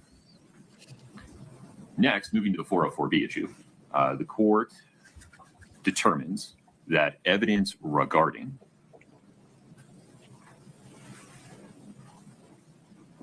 the appearances that Ms. Richins was preserving regarding the success of her real estate investing business, circumstantial or direct, and evidence regarding the potential consequences that would flow if those appearances were shown to be without basis or not accurate, circumstantial or direct, are probative of a non-character purpose of showing motive. That is, that she, put bluntly, needed money to maintain appearances and to prevent the financial calamity that would show that these appearances were not accurate and the personal consequences that would flow from that. In so ruling, the court is summarizing the reasoning that it has already put forth in much more detail with citation to Utah law in its ruling on defendant's motions in limine and in its ruling on the state's motion for additional findings and conclusions regarding the intrinsic evidence issue. And the court incorporates by reference that reasoning of those authorities. However, to make sure that the jury does not inadvertently and improperly revert to a propensity-based drawing of inferences, Ms. Nestor, do you want me to make another instruction that makes specific reference to the taxes? Yes. Okay, so may we agree that the court will give an additional instruction to the effect of, you are about to hear evidence that defendant's representations related to the tax returns of her business were not accurate, and then the standard form language after that. Yes, sir. Any objection, Mr. Bloodworth? No, Your Honor. Okay, Ms. Nestor, anything further on that issue? No, sir. All right, and then can we just take a look together at Rule 103B? Which states that once the court rules definitively on the record, either before or after trial, a party need not renew an objection or offer of proof to preserve a claim of error for appeal. I respect genuinely that Ms. Richins disagrees strongly with many of the court's pretrial rulings. That disagreement has been preserved for the record. It will be reviewed on appeal. To the extent defense counsel is worried about having to reassert any of those objections, they need not do so under Rule 103B. Totally respect what you're saying, Your Honor. My only concern is that as we litigated this, we did not go document by document and say, these documents are the ones we have problems with. These are the documents we're okay with. My understanding of our discussion earlier this morning, and I might be wrong, and please correct me, but my understanding was that I was supposed to let the court know when we get to the documents that I think fall under what we've talked about. There are documents in here, as I said this morning, that we don't have any problem with. Most of our demonstrative exhibits, you'll note, I'm not making objections to those. They're coming in sans objection. But some you doubled down What on the- regarding the Barney house. And so it's hard to tell whether you're just reasserting the objection every time or if you're choosing. And that's why on occasion I have to ask Okay. whether this is a new or different objection. So I can try to do better about alerting the court if there's a new ground, but I'm still concerned because we don't have a ruling anywhere that I've said exhibit 632 we believe falls under the court's ruling and therefore falls under our objection. We've never done that. So the fear that I have, well, I totally agree. That's what Rule 103 says. I understand I can have a continuing objection, but the problem with that is we've never in any of our litigation said this set of documents. Well, your motion in limine certainly did. It listed about 20 documents and then I denied it. So you know that those 20 are not a problem, but nonetheless, we are where we are. Right. So feel free to He's getting annoyed with her. proceed as you are, but to the extent you want another specific ruling because you feel like we haven't discussed it before, you have to say more.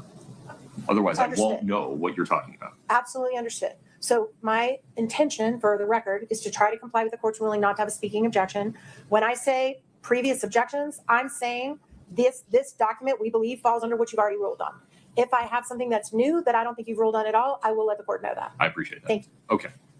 Anybody need a break before we invite the jury back in? Mr. Bloodworth? No, Your Honor. Ms. Nestor? No, you're Okay. Tasia, we're ready for the jury.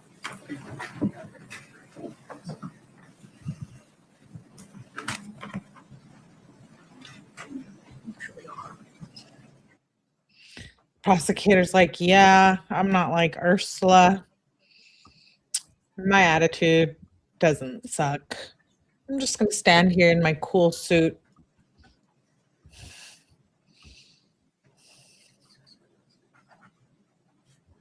Waiting patiently. She's about to be held in contempt or get thrown off the case. Yo, that's funny. Under the sea.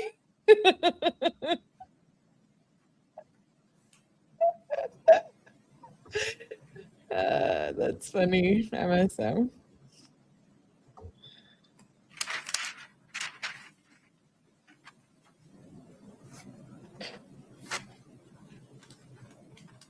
It's hilarious.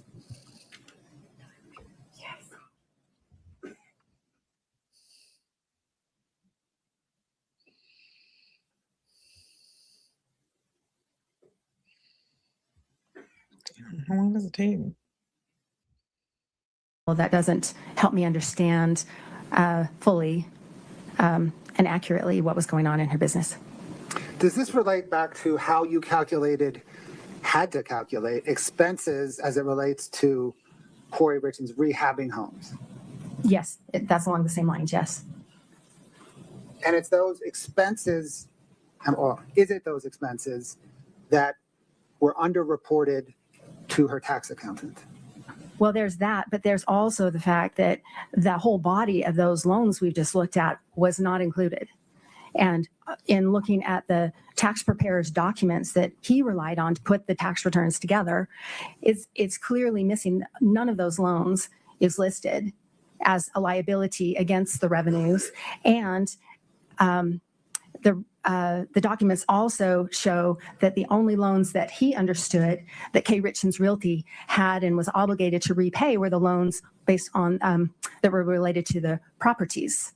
So there's this huge category of, $5 million, $500,000 of obligation, or $400,000 of obligation that was completely absent from any of the financial records that the tax preparer put together, and therefore was also missing from the tax return. What was the effect of this inaccurate reporting on Richins Realty's tax return? So someone who, or a business that understates the expenses, inflates the net income. So it makes it look like there's more profit than there actually was. Oh, my God. Wouldn't there be a tax Look at her. advantage to having a business loss? Yes, or having a lower net income, yes. Setting Kouri Richins aside for a moment, based on your training and experience as a forensic accountant, why would a business person want to inaccurately, from a tax perspective, want to inaccurately report their expenses and end up paying more tax? Most, I don't know. If taxes, if expenses, revenues and expenses are reported correctly, there is a tax liability, assuming they made a profit. If those are understated and it makes it look like they made more profit, they would owe more tax. If the opposite were true, they would pay less tax. And so it depends on what that person's or business's objectives were.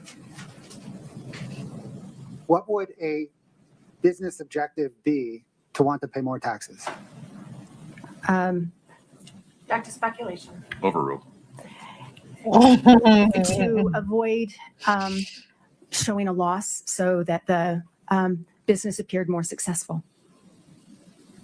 Why would a business similar to Kouri Richins, a business with a financial position similar to Kouri Richins' financial position, want to appear more successful? Well, if things had been reported accurately, she was operating at a loss. And so that would have been reflected, especially for 2021, that would have been reflected in an accurate tax return, would have shown a loss there. And during the time, especially the tax return that was prepared in the fall of 2021, that wasn't accurate, that's a time when she was actively seeking funding for, she acquired 3 new properties in November, and Back to speculation. Oh, wow. Overruled. factually speaking, she acquired 3 new properties in November of 2021, adding $1.1 million to her debt. She didn't pay anything toward those acquisitions, so she borrowed everything to acquire those properties. And in December is when she put the offer in on that big house. And so these are months that coincide with the inaccurate tax returns in which new projects were being acquired or contemplated, and funding was being sought for those. Did you investigate whether Kouri Corey's like, damn you, you bitch, you figured me out. and Eric Richins had any tax liabilities? Yes, Did they? yes. Do you know about how much? I know at least number. What is the at least number? Let me back up. State tax liabilities, tax liens were about $70,000. And federal was about $80,000 at least. So $150,000 at least. And were those a joint liability since they filed jointly? That's correct.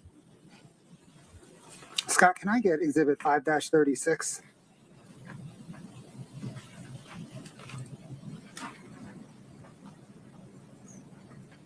Are we frozen? It's possible. Let me fix that. My apologies. Or maybe it's a scroll down problem.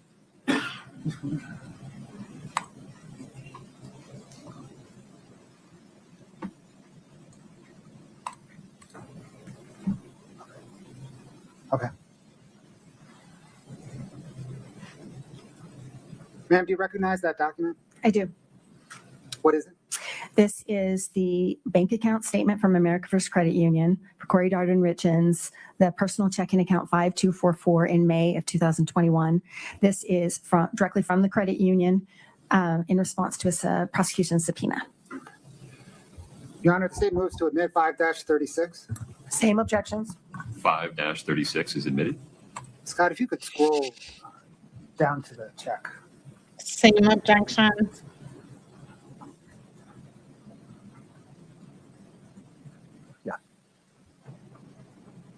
Ms. Carrington, what is this? This is a check from the C&E Stonemasonry account, and it's payable to Eric Richins, dated April 29th, 2021, for $36,000. And the memo on it indicates taxes 𝗶𝗶𝗵𝗆, and that tells me that's a Utah State Tax Commission payment. And based on your analysis, did C&E provide Eric and his business partner, Kouri for that matter, distributions in order to pay their taxes? Jessie hearsay. Whoa. I don't understand the hearsay objection there. That's how she knows. They told her. Why lay some foundation for how she knows? Did in reviewing the C&E accounting materials show that C&E distributed to both Cody and Eric Richins estimated tax payments? Yes, no one has told me that, but I can see from reviewing all the bank accounts that there are pairs of transactions, and they are for Eric Richins and his business partner habitually over several years, and they are for different tax liabilities. One moment. The hearsay objection is overruled. Please proceed. Thank you. Oh, Ma'am, did you trace this? oh my God. I did. This is Can we go back nuts. to the main document, Scott? Can you show your tracing of this check? Sure. Scott, if you can scroll down, down, down. Okay, right there. So mid-screen, you see April 30th, the deposited check item for $36,000 to go over there. And so that's that check. And they're included in this exhibit is the deposit slip. So I can match that up, plus the check copy came with this. So I know this is the same $36,000. And then, sorry, At the time that was deposited, what was the account balance? 83 cents. Okay. Can you pick up the tracing? from 83 there? cents? Yes. So in doing a tracing, I look at the balance at the time a specific transaction is made. And so then I have to match up, Wait, but for guys, certain funds, other transactions would not clear the bank. So the following transaction is April 30th, that bank-to-bank okay. transfer of $25,000 could not have been made but for the deposit of that $36,000. So I know those have to tie together. So then I'm looking for what other information will tell me that deduction of $25,000. And where did that $25,000 land? It's a wire out that goes to Stewart Title's Bank of Nevada, I believe. Scott, can you go back to the main document and scroll down, please? No, I'm sorry, down a page. Okay. No. Keep going to the wire. This one, please. Sorry. Corey, you're Ms. a Carrington, what information dumbass. does this provide? So this, you can see in the upper left-hand corner, it's a domestic outbound. So this is a wire that it is going out of the account. If you go down the left-hand column, it shows you $25,000. If you go to the middle column, it's from Kouri Darden Richins. Right above her name is the account number 5244. And over on the right, it says it goes to Stewart Title Company. And then go down to the bottom left, and it says earnest money, Kouri Darden Richins. Earnest money being kind of a deposit on a purchase of a property. Thank you, Scott. Can we turn now, please, to a property that you referenced as Legacy Way that others have referenced as the Midway Mansion? Yes, Are you familiar with the property? I am. How so? I have been by it several times over the last 3 years, and I have researched the recorder's documents, the deeds affiliated with that. I have submitted a grandma request, which is a request for government records so that I could understand all the Wasatch County building permit the permits, the inspection records over the years, the life of that property. I have interviewed the prior owner before Kouri Richins bought it. I've interviewed the current owners. I've traced all the, after Kouri Richins bought it, tried to sell it, I have reviewed each of those 13 offers to purchase the property. Brooke Carrington. Wow. And I've also looked at the bank Bravo. accounts and the loan documents for her purchase. Let's please start with the drive-by. Scott, can I get 6-7? Do you recognize this? I do. Is that the Midway Mansion? It is. State moves to admit 6-7. No objection. 6-7 is admitted. Scott, can you zoom in a bit? Bravo.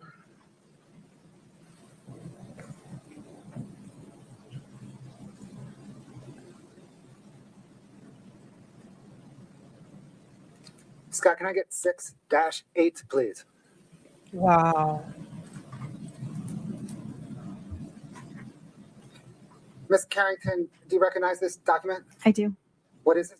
This is the real estate purchase contract, commonly known as a 𝗝𝗆𝗆𝗆, that 𝗪 Richins Realty submitted as her offer to buy the property in December of 2021. Ooh, this is expensive property. The state moves to admit 6-8. No objection. 6-8 is admitted.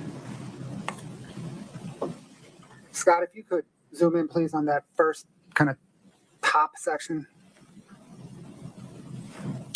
Ms. Carrington, what information does this provide? So this tells us in the far upper corner, this is Sierra, and that's the date stamp that identifies that this came from Sierra West Capital, Matt Strong being the primary lender. It gives, and then if you go first line kind of over on the left, 2/23/2021 is the date. Richins Realty is the buyer. Douglas Roy Lance is the seller.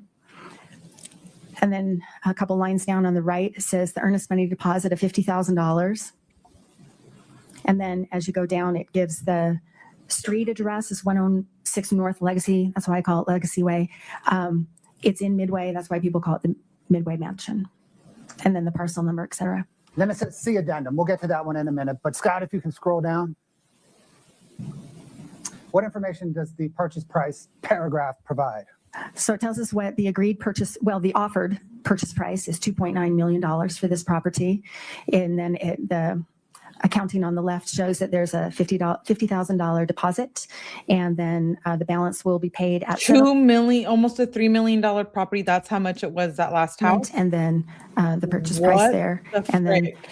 I know that this is accepted because it's got initials on both and the dates on both, the buyer and seller. Scott, can you just scroll down all the way through the next page? Keep scrolling. Wow. Keep scrolling. Keep scrolling. Let's stop there. Thank you. Wow. Let's zoom in on Wow. the contract deadlines through the signature. Yep. Thank you. Ms. Carrington, what information does this provide?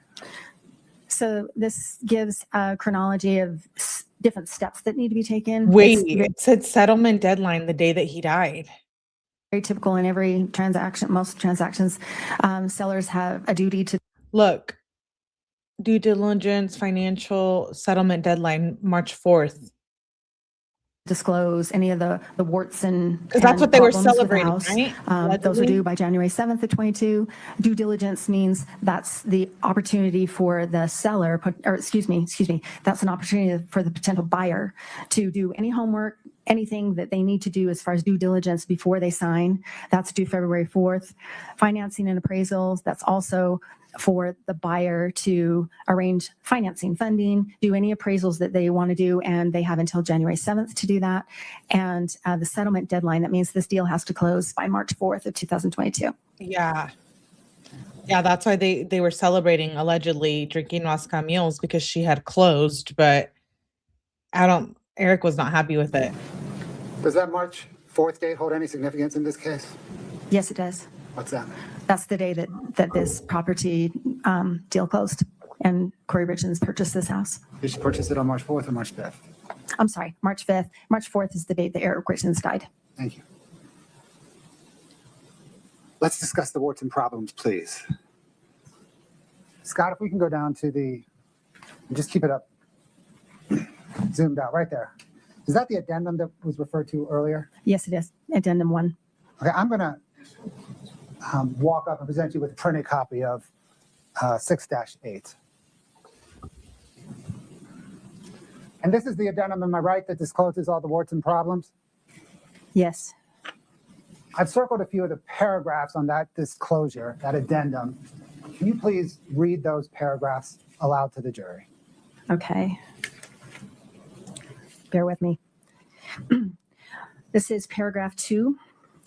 Buyer is to acknowledge and affirm and agrees that these parcels, parcel 1, parcel 2, are sold as is. Buyer acknowledges, affirms, and agrees that both building structures have extensive vandalism, theft, as well as flooring and other structural concerns that may need or will require replacement or repair.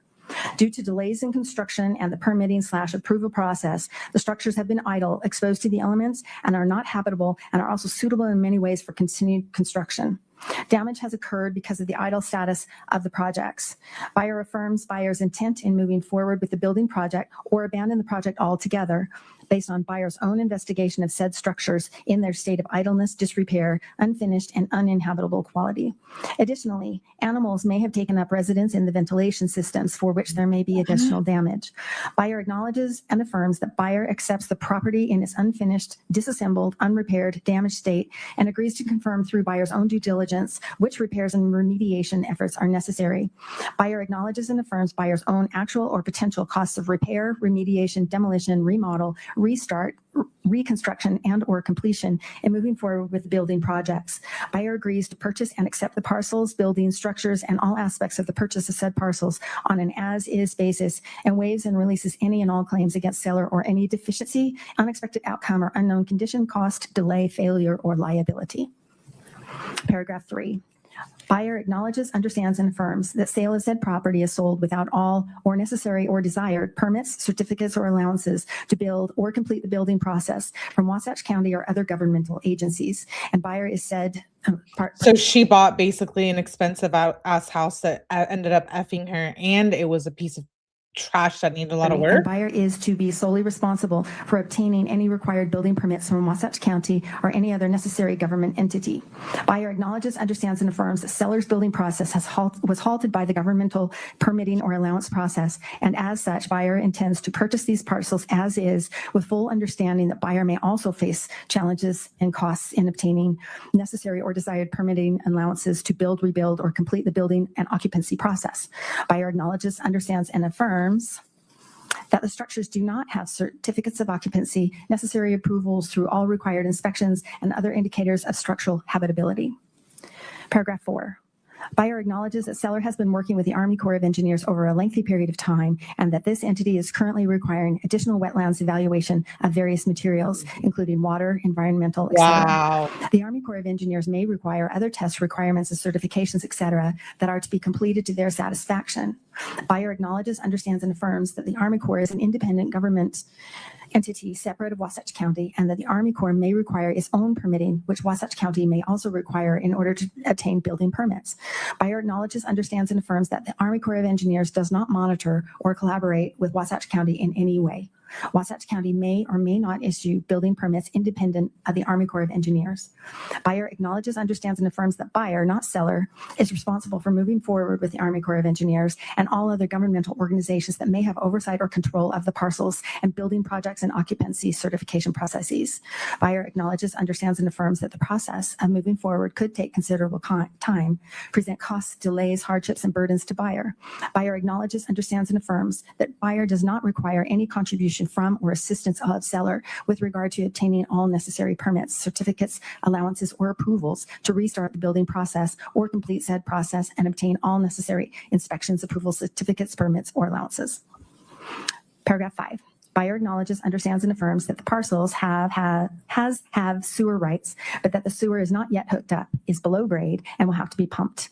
Buyer acknowledges, understands, and affirms all necessary steps to obtain sewer function is the responsibility of the buyer and may be required to be on site on the subject parcels. Paragraph 6. Buyer acknowledges, understands, and affirms that additional or dedicated open space, i.e. wetlands, or other required remediation or mitigation may or will be required by the Army Corps of Engineers, and that to achieve mitigation or remediation, additional properties may be required for such. Thus, a potential offsite property may be obtained by the buyer. And if not on an additional offsite property, then remediation or mitigation may or will be on site to the subject parcels. There is a mitigation process that will need to be coordinated with the Army Corps of Engineers. Buyer acknowledges, understands, and affirms that there may or will be costs related to preparing lands to offset any disturbed wetlands.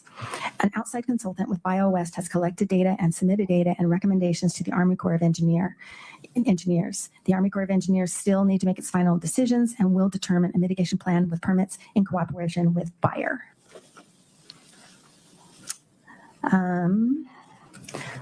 Paragraph 12.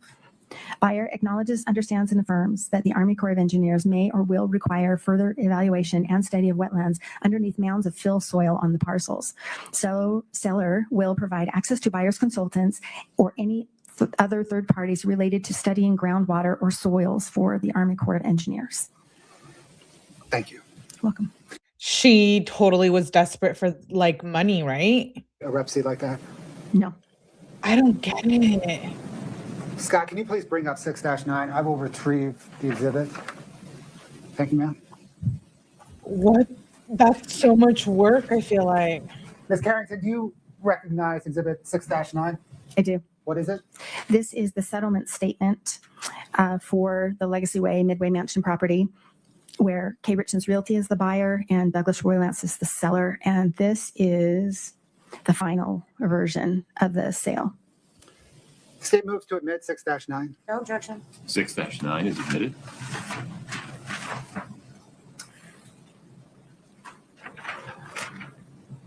Ms. Carrington, what information does this present?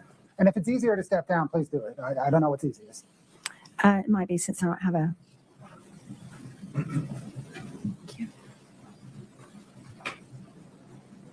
Okay, this is not actually as complicated as it appears.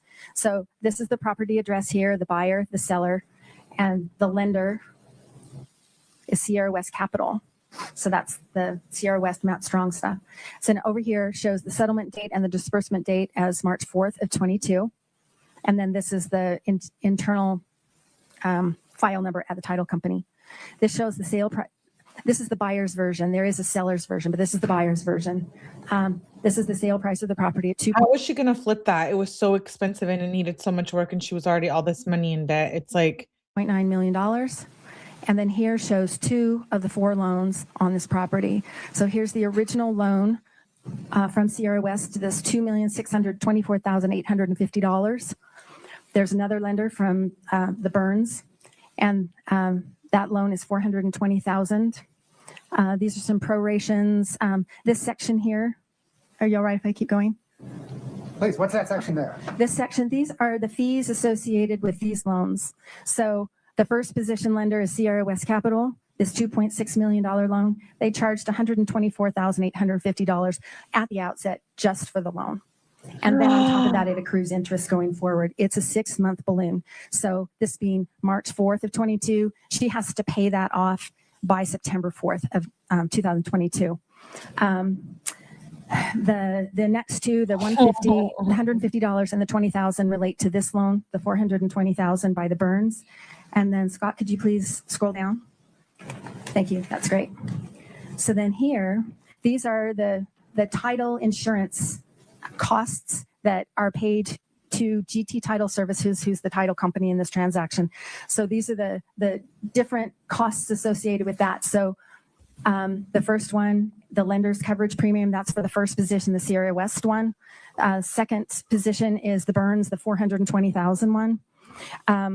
The third position loan is going to be this. For some reason, this is down here. I don't know why, but this third position lender funds is $150,000. That's an aggregation of a bunch of people who got together and they pooled their resources to loan $150,000 on this deal. And here is the buyer's portion of the real estate commissions, the 2% at $58,000. The other side paid $1,000 per their agreement, and then some recording fees. On top of this, there's one more loan from David Cocker Hands that came in before this. He gave her the money for the earnest money. So did Matt Strong. So they both gave her the $50,000 for the earnest money. But later, the fourth position lender of $67,000 recorded his deed. I don't understand why it's not incorporated here, but it's not. But it is still attached and recorded on the property. So this tells us that all in all, there needs to be $3,201,230 that the buyer needs to come up with. And as I said, there's also that other $67,000. So she borrowed $3,259,000 against this property to buy it for $2.9 million. And then there was a little overage. And so this $87,240 came back to her. wait, And we can see that go back to her bank account, and that hits her bank account. what?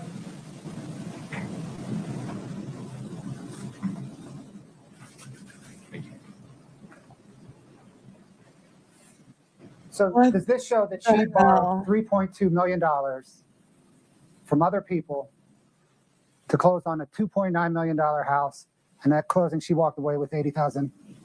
87,000, yes. On the day that the Midway Mansion closed, how much was it worth?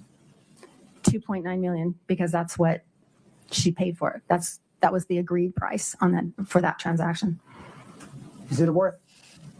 Is the real estate market like other markets in that the value of something, whether it's gold, oil, real estate, the true value on any given day is what a willing buyer and willing seller agree to?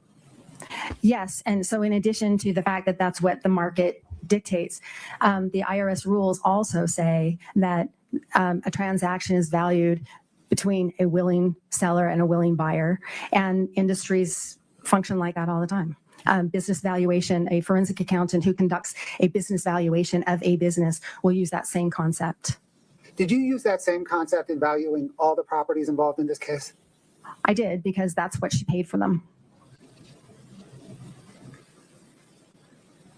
Scott, can we get 5-114, please? Oh my Bless you. goodness.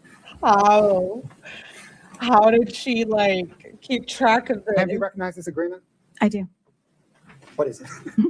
It is a loan agreement reflecting that large loan between Sierra West Capital and Richins Realty.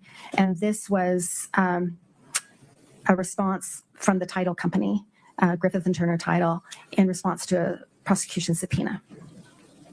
Your Honor, the state moves 5-114 into evidence. No objection. 5-114 is admitted. And just, Scott, yeah, perfect. So this is, am I right? Is this the loan agreement between Richins Realty and Sierra West for the Midway Mansion? It is. And Sierra West was the biggest lender at $2.6 million. That's right. Yes. Scott, could you just scroll down on page 1?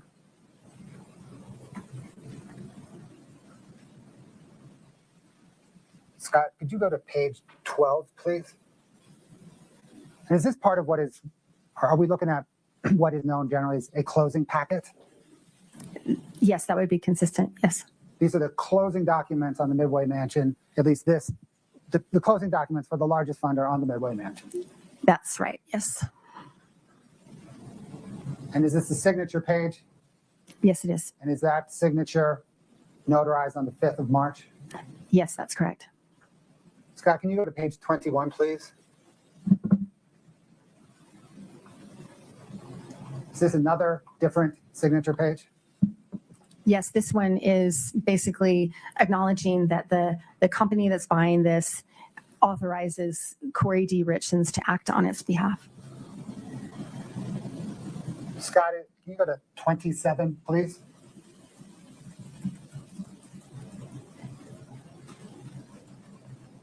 Is this yet another signature page in the closing documents? Yes. Can you go to 32, Scott? I'm sorry, yeah, let's go to 32. 32. Is that yet another signature page in the closing documents? Yes. And 33, Scott?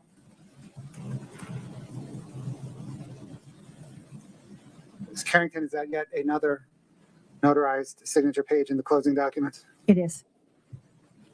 Thanks, Scott.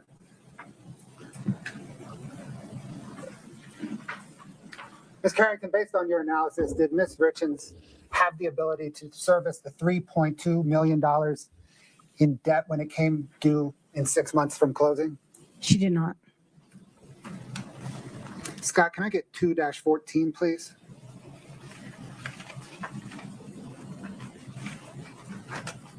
Ma'am, do you recognize this document? I do. What is it? It's an email string between Matt Strong and Kouri Richins that was returned pursuant to a prosecution subpoena from Sierra West Capital and Matt Strong. And does this email string in part discuss how much money Kouri Richins estimated would be required to finish the Midway Mansion? We can scroll through it.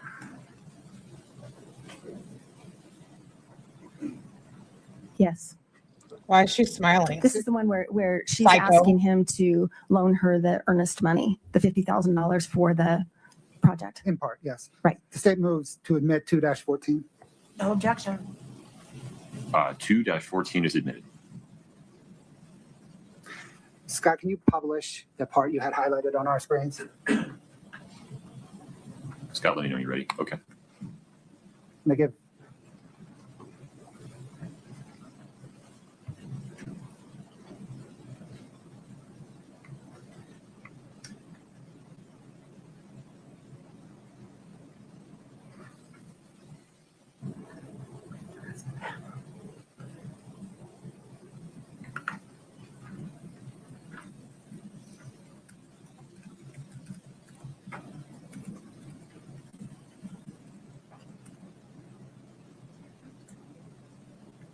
Wait, so Kouri sent this message? I don't have $3 million for renovations coming up with 2.9 million is going to be a challenge enough. What should I do? Do you think I should wholesale it at a county assessed price? Do you think I should close on it, get it dried in windows, doors, maybe exterior, and sell it to someone to finish? Do you want to partner on it?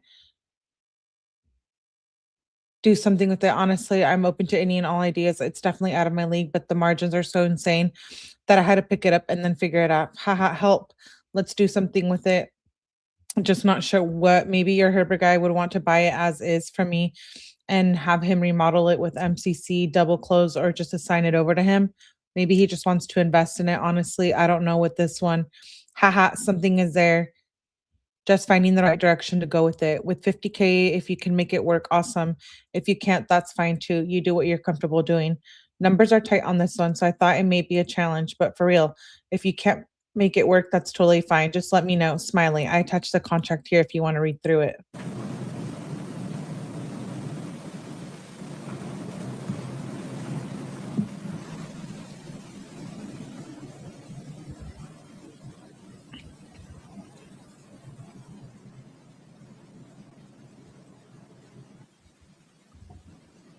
Ms. Carrington, based on your financial analysis, did Kouri Richins either have or have access to $3 million to renovate the Midway Mansion? Objection, Your Honor, that's not consistent with what he just admitted. It's a different question. Can you please restate it? Make sure we're listening to the question that he asked. If you'd say it again. Ms. Carrington, Whoa, judge does not like Ursula. based upon your financial analysis, did Ms. Richins have or have access to $3 million for renovations of the Midway Mansion? It's not that I, Hold on. What was your objection? Same objection, Your Honor. He's misstating what's in front of him as far as. Yeah. His question does not relate to this. Any other objections? No, sir. Overruled. Go ahead. Why is she smirking? And I like this, judge. not that I'm aware of. Thanks, Scott.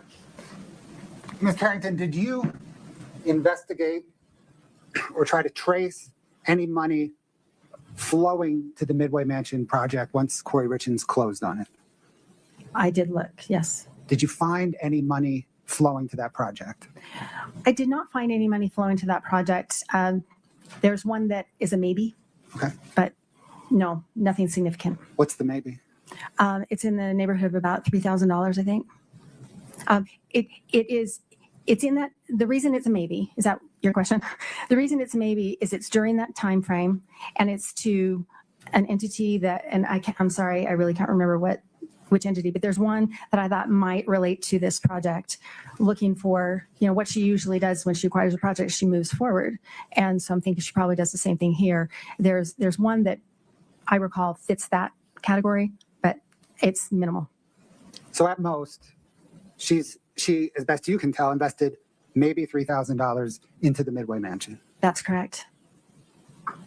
Did you investigate whether Kouri Richins tried to sell the Midway Mansion? Yes. Did she? Yes, she did. When? She listed the property on March 12th of 2022, so the week following her acquisition of it. That's also a week and a day following Eric Richins' death, right? That's true. Did Kouri Richins ever sell Oh, the property? She did not. What ultimately happened to the property? After 12 offers that were made and canceled for one reason or another, actually, let me restate that, please. After, I believe What there happened? are 7 or 8 that were offered before her note was due. And then after that, she continued to try to sell it unsuccessfully. And at some point, the lender, Matt Strong, foreclosed or recorded a notion, he recorded a document, notice of default and election to sell. So basically started the foreclosure process. And did the 12 failed contracts all fail during the diligence period? Yes, they did. In the months leading up to Eric Richins' death, what categories of assets did Kouri Richins have? Categories of assets that Kouri Richins had. She owned several properties. So that's one class of assets. She had financial accounts, and those were various balances. On March the 5th, 2022, immediately after closing on the Midway Mansion, what So the day after he dies. was the value of Kouri Richins' assets? Including the new property, it was about 6.3 or 6.4 million. In the months leading up to Eric Richins' death, what categories of liabilities did Kouri Richins have?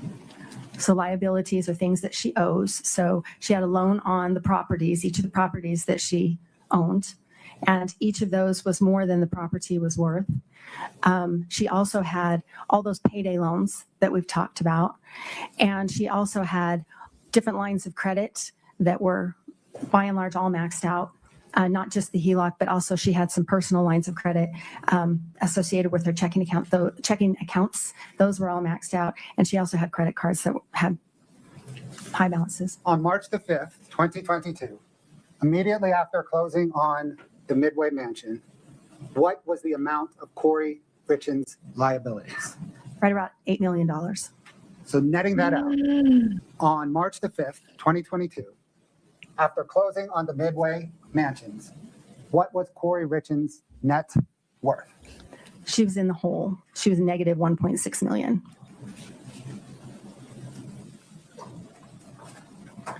As a forensic accountant, have you formed an opinion as to Kouri Richins' financial position on March the 5th, 2022, after closing on the Midway Mansion?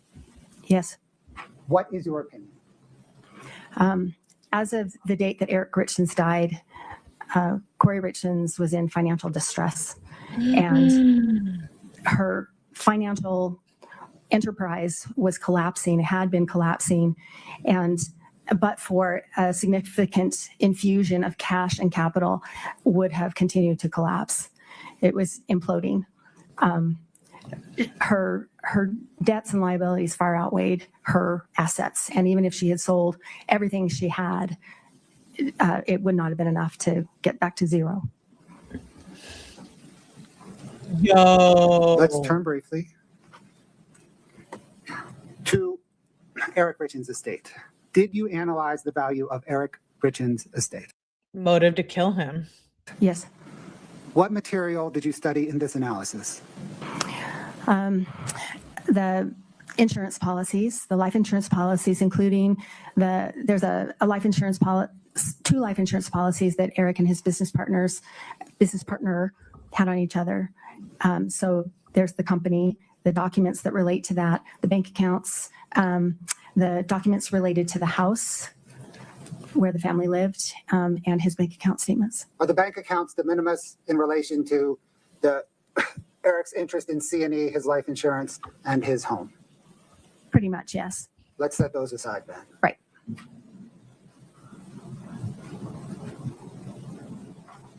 How is Eric Richins' interest in 𝗠𝗍𝗍, or how was Eric Richins' interest in 𝗠𝗍𝗍 determined upon his death? It's based on the value of those life insurance policies. So it's basically $2 million. It's exactly $2 million, wasn't it? It's exactly $2 million, yes. Scott, can I get 7-28 Delta?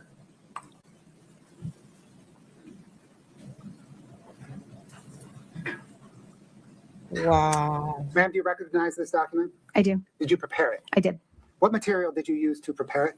The insurance policies of each of these insurance policies, the applications for a couple of them, the claim information, and also the payout of these policies. Your Honor, the state moves to admit 7-28D. Objection. 7-28D is admitted.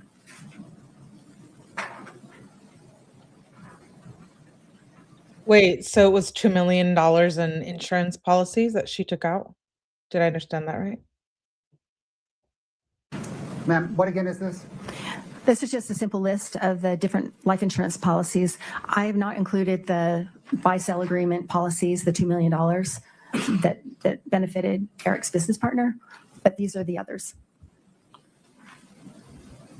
Scott, if you could please highlight the claim paid, the policy amount column.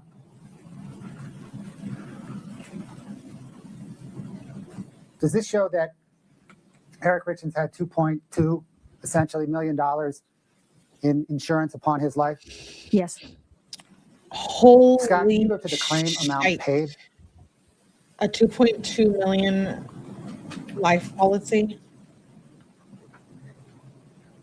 What, ma'am, does this column, what information, ma'am, does this column present? so for each of these policies, there was a specific amount paid. Like the top one is related to the house, and so it paid 70% of the existing mortgage, not the second, but the first.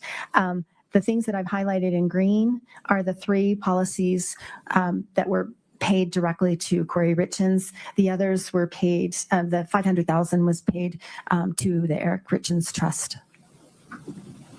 We'll come back. So, well, summing up the amounts of insurance paid to Kouri Richins, was that $1.36 million? That's correct.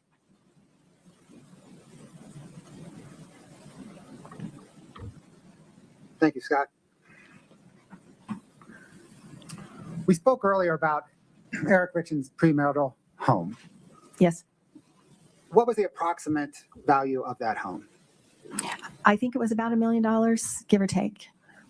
And it was encumbered by the $250,000 HELOC that Kouri Richins signed for. That's correct. And was there an outstanding mortgage that was 70% satisfied by life insurance? That's right.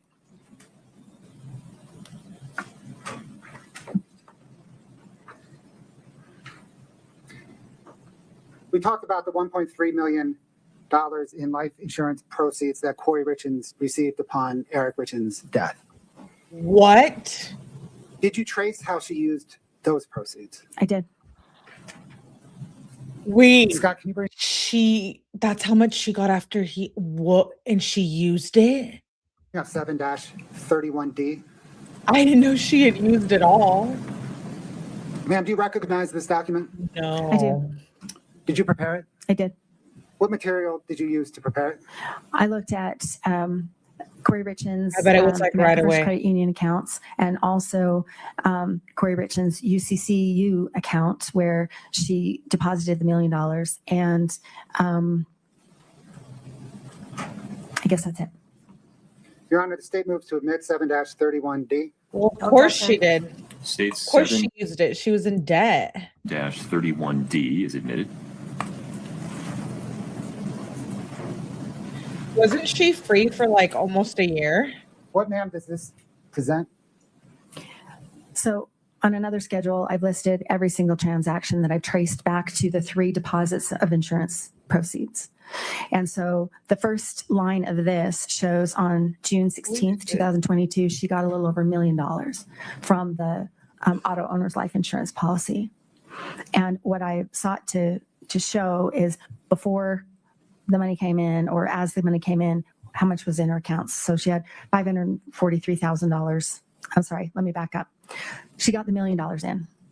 And then the next one down on June 25th, the $251,000 that comes in. When that comes in, what was the balance in her account before the second policy was paid? And she had $543,000 in that account. So basically she spent about half of the $1 million between the 16th and the 24th. And then on September 2nd, if you go to the third one that's paid, is that $100,000 policy got paid. And that's when she received those proceeds. And what was in her account the day before was $9,691. So that meant that she had spent the $1.2 million basically before she got that last $100,000.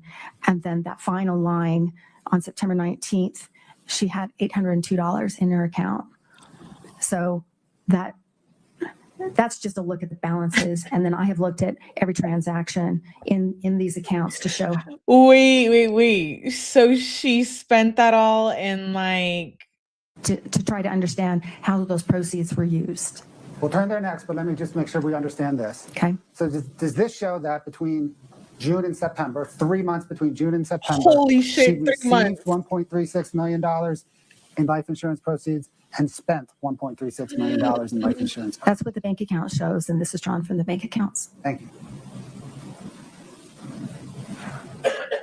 Scott, can you bring up Obvious. 7-29? She was in so much debt.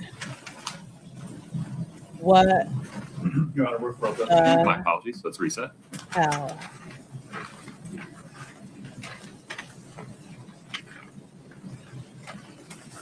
I really wish I knew what the jury was thinking right now. I need you to unplug and plug back in, Scott. Oh, there you are. I apologize. All right, one moment. 7-29D is visible to the witness. Ms. Carrington, did you prepare this document? I did. What material did you use to prepare it? The bank accounts that I just spoke of, the America First Credit Union accounts, and also the UCCU account. Your Honor, the state moved 7-29D into evidence. I'm sorry, can we just blow up the So we're finding out right now that she did all of this and killed Eric to end up with $802 in her bank account and still in debt. Pretty sure, right? Whoa. tippy top of it, just so I can see the label on it? Thank you, no objection. And, 7-29D is admitted.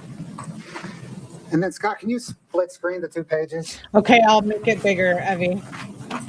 Now, Ms. Carrington, am I right that it doesn't really read left to right? It reads top to bottom. It's a vertical, yes, So this page on the right is really right down here. that's correct. Okay. What information does this demonstrative present?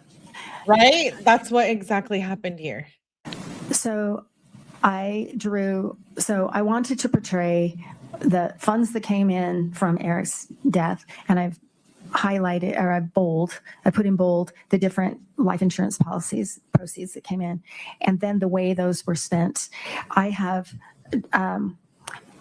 taken everything over $1,000 to try and be brief. Obviously, this isn't brief, but so there are a lot of transactions for whatever $700 or $43. Those are not on here. So anything over 1,000 is on. And Scott, if you could go down to the very bottom, so the very bottom of page 2.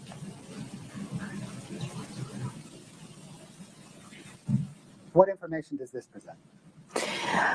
So this shows even without putting those de minimis transactions in there, there's 1.3, almost 1.4 use of the proceeds, or that came in, and she spent the 1.2. So she spent it all.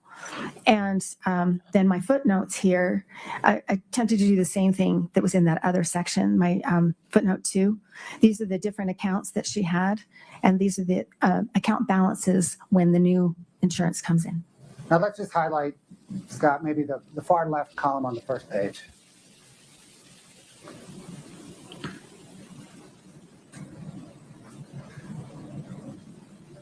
Perfect. So that shows where, when she gets a $1 million life insurance payment into the account, you then detail where it goes. That's right. And those are all the transactions below it. That's right. And so you can see the money comes in, and there are some expenses for projects. There are expenses to pay debt, Figure Lending, Green Grass Holding, Hotel. the One Main Financial. But I can see things that do relate to what I'm thinking are projects like Rocky Mountain Dirt, Home Depot, Lowe's, et cetera, et cetera. And then you see on 6/4/22, those 5 transactions to the Utah State Tax Commission. And especially on the right, Scott, can you see that bottom one? 6/4/2022, Utah State Tax Commission, and go over, and it's $50,000, $342. Thank you, that one. That matches one of the tax liens, the state tax liens that I was talking about earlier. So that's one of them. And those other amounts could be for the other $20,000, or it could be for something else. But one way or another, those are tax payments. Wow. Do you see that? 16th to the 24th. She spent a lot of money. Entry on 6/24/22 to Robert Grossman for $25,000. Yes. Are you familiar with who Robert Grossman is? Yes, he's Robert Josh Grossman. Josh Grossman, I understand, was Kouri Richins' boyfriend during this time.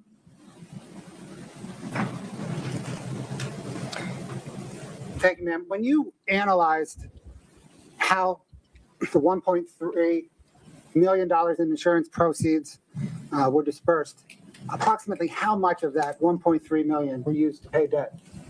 About 600,000, somewhere in there. So about half, a little less than half was used to pay debt.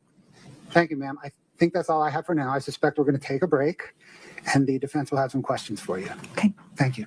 Ms. Nestor, any objection to taking a break? No, sir. Okay. Please. She gave her lover $25,000. Did I hear that right?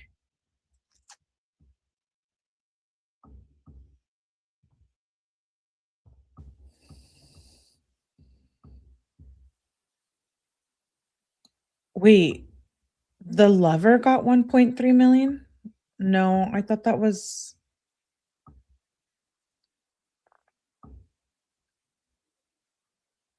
You know what's sad is that's for her son's future, and she will get away with all of this stuff. $25,000, yeah, and bought him a new truck. Wow. I didn't know that.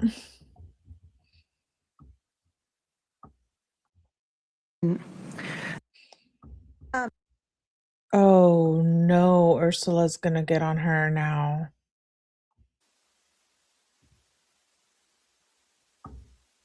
She gave him a 25K truck. She also had him living in one of her properties. She also has 3 sons. Yeah, I knew the sons part. I didn't know that he was living with her. I didn't know that. Whoa. Okay. We're back on the record at 231-500-139. May we invite the jury in, please?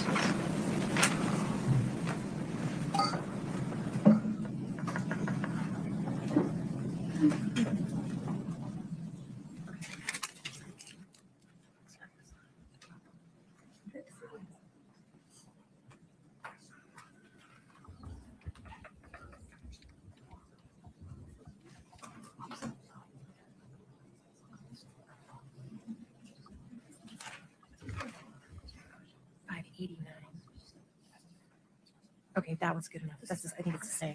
Thank you.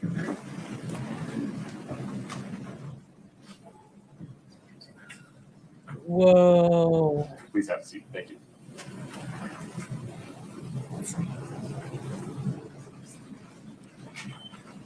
I'm shook. All right, folks, have a seat. Thank you.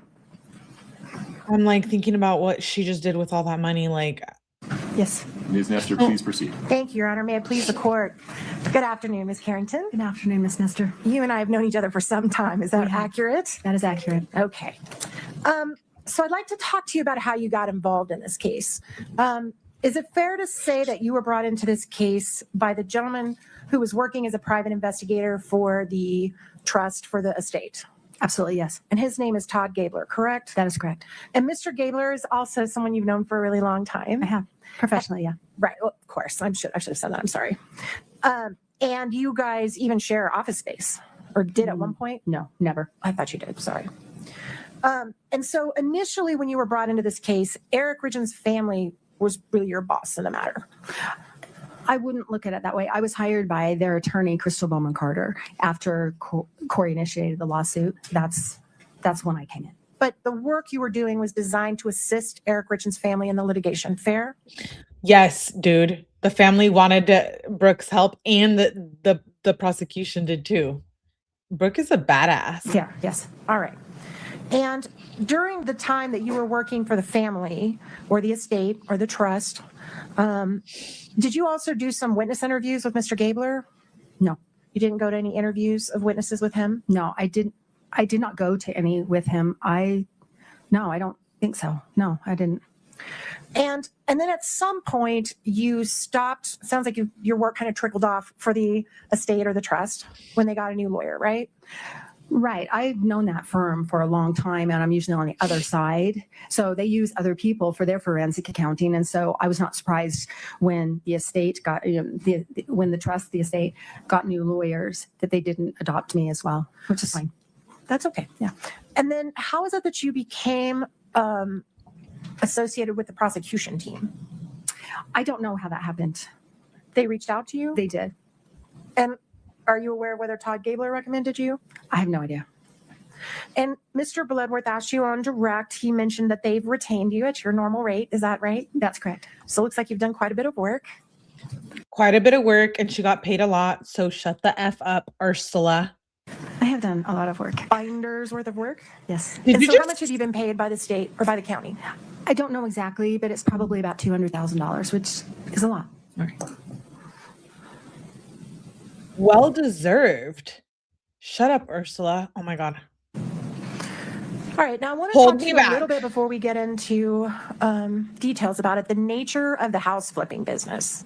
Okay. I think you talked a little bit about this on direct, but the idea of someone who's in the business of flipping houses is you want to buy a property that appears to you to be undervalued for sale. Is that fair?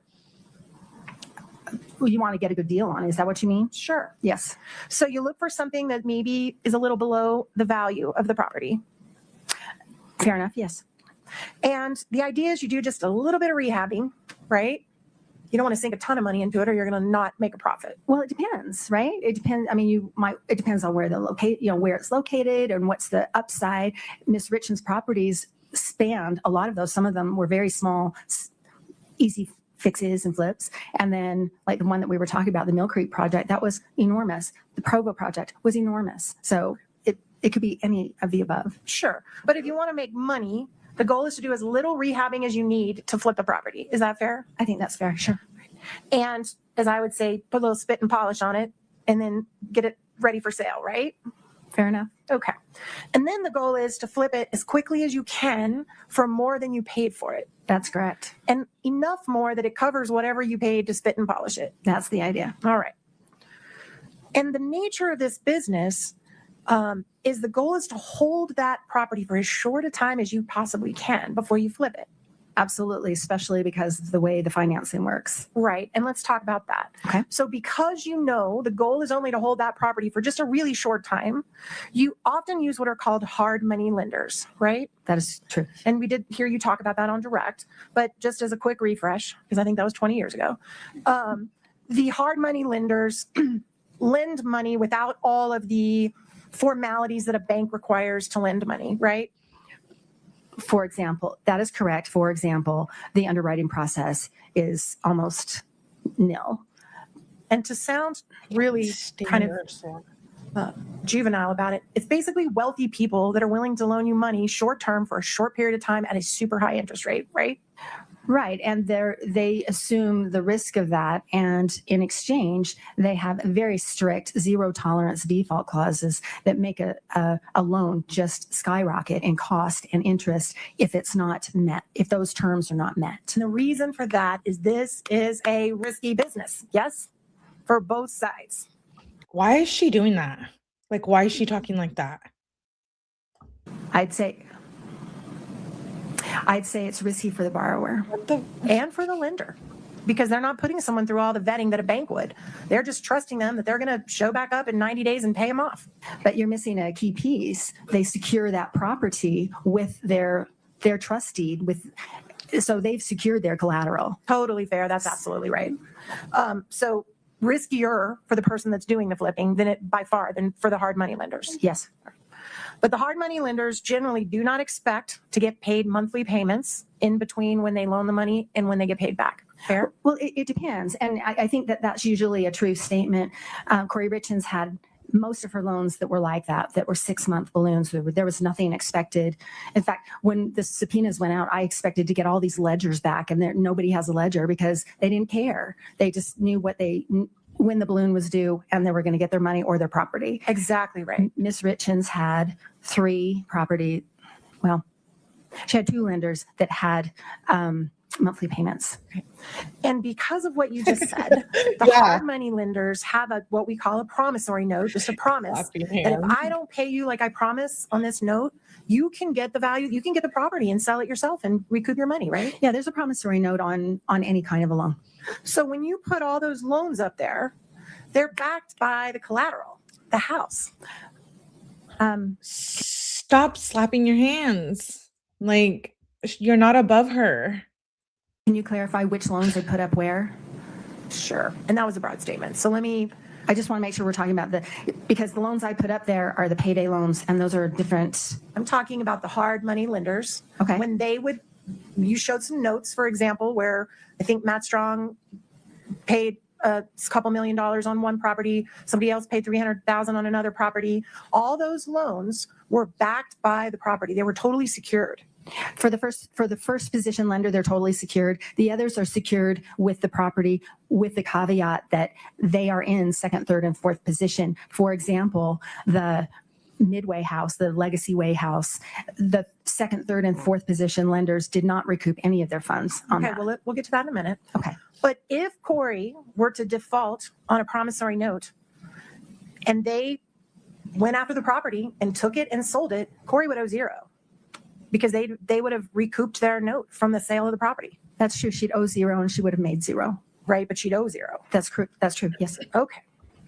Well, I'm sorry. It's probably, she would probably owe zero. I don't know. They could go after her for the residual. I don't know of a situation where that happened here, but. Okay. Did you do any analysis of the average length of time Kouri held the properties before she would flip them? No. Okay. I do know about every property, but I haven't compiled that into a schedule. Did you mentioned you interviewed, I believe, some of the hard money lenders. Is that right? That's right. And prior to let's do this. Prior to Eric's death, every one of those hard money lenders got their money back from properties they gave to Kouri, or properties that they lent money to Kouri on, correct? Let me think about that. Prior to Eric's death. Yes. No, that's not true. There's one of her early projects, I think it's 𝗏𝗄𝗆𝗆, where she ended up $28,000 in the hole on that project. So she walked away with no buyer proceeds from that, and that was not a successful project. And I haven't looked to analyze who got what, but that would be a situation where not everybody got their money back. Do you know whether she made them whole with her own funds or in some other way? I have not seen anything that reflects anything like that. So you don't know? I don't know. No. Okay. So except for one occasion, on all these other deals that were done before Eric's death, all the hard money lenders got their money back from the deals they did with Kouri, plus interest. I would say that's probably true, but I may come up with another one. I try not to deal in absolutes. Wow. All right, now I want to talk about these bank accounts. Okay. And I appreciate that you were trying to, excuse me. Sorry. I appreciate that you were trying to track insufficient funds, things that popped back. I call them in my parlance bounced checks. That's what I know them as and have done. Rolling my eyes. When you were tracking these, Can't did you stand ever her. go back and see how or if or when they were made whole? They weren't made whole. Okay. So the bank continued to keep open accounts where $300,000 worth of checks were bounced. And you're saying there's no resolution of that on either side. The bank that sent it, the bank that got it. It's just, they just let her continue to have checking accounts where she bounced over $300,000 in checks. So can I answer your question with a description? So the Navy Federal accounts really never had any significant money in there at any time that I looked at. So there was no like deposit that came in 2 days later that just missed. There was never an attempt to try and cure that check on the Navy Federal Let side. me stop you right there. Did you ever follow up and find out if Kouri made the person she wrote the checks to whole with another check out of another account in another way? Well, we're talking about a couple of different things. The checks that I'm talking about are the ones that she wrote to herself. Okay. She's the payee.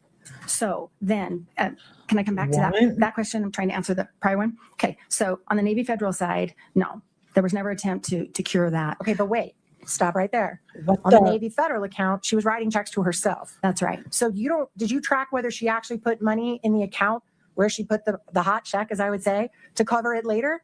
Well, and that's what I'm getting to. So she writes a set of checks to herself, and they get deposited into either the Richins Realty 6577 or that Kouri 5244.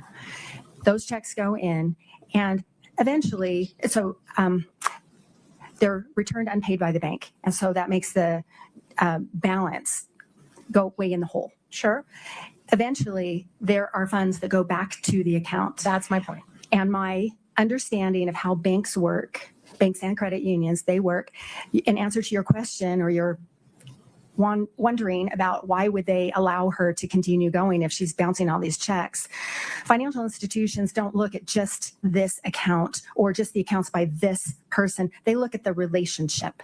And so we've also got Eric and C&E Masonry and whatever else. And so they will look at it from a business point of view. They don't want to kick her out because they've got another account that is making them money or is being dealt with differently. So that's the answer to your question, why they wouldn't just cease and desist and kick her out of the bank. Because somewhere in these accounts, there's enough to cover these bounce checks, or they would shut that down. The way you're saying that is not correct, and that's not what I just said. Okay. They will look at the totality of the relationship, and they want to honor that relationship. There's not a scenario in which they would dip into C&E's account to pay Kouri Richins or K. Richins Realty's checks. So that's an important distinction of where I would quibble with what you're explaining. Okay. I never saw anywhere in your myriad of check statements that we went through that there was one where she was a negative $300,000. So those checks were covered. Yes. No, they weren't. Okay. No. Could I please explain what the negative 300,000 is? So it's a simple exercise where I looked at the bank account statements and I just added up the transactions that she tried to pay. And not all of those were paid. A lot of those were returned unpaid. So I'm not making any judgment call. I'm not making any conclusion other than looking at that K. Richins Realty account 6577. And that is what she tried to pay unsuccessfully without a fee. And then other funds went into that account subsequently. Right. Every time. Well, eventually, yeah. Okay. That's Yes. it. All right. Now, I also noticed when you're putting up all these accounts, I didn't see any of Eric's. Did you analyze how much money Eric had? I did look at their family accounts, and their family accounts, when I'm looking at an account, it's really easy to try and get kind of a cadence or an understanding of how that account is used and the characteristics of that account. The family account, as opposed to the K. Richins Realty and Kouri's personal account, was consistent. It always had a balance.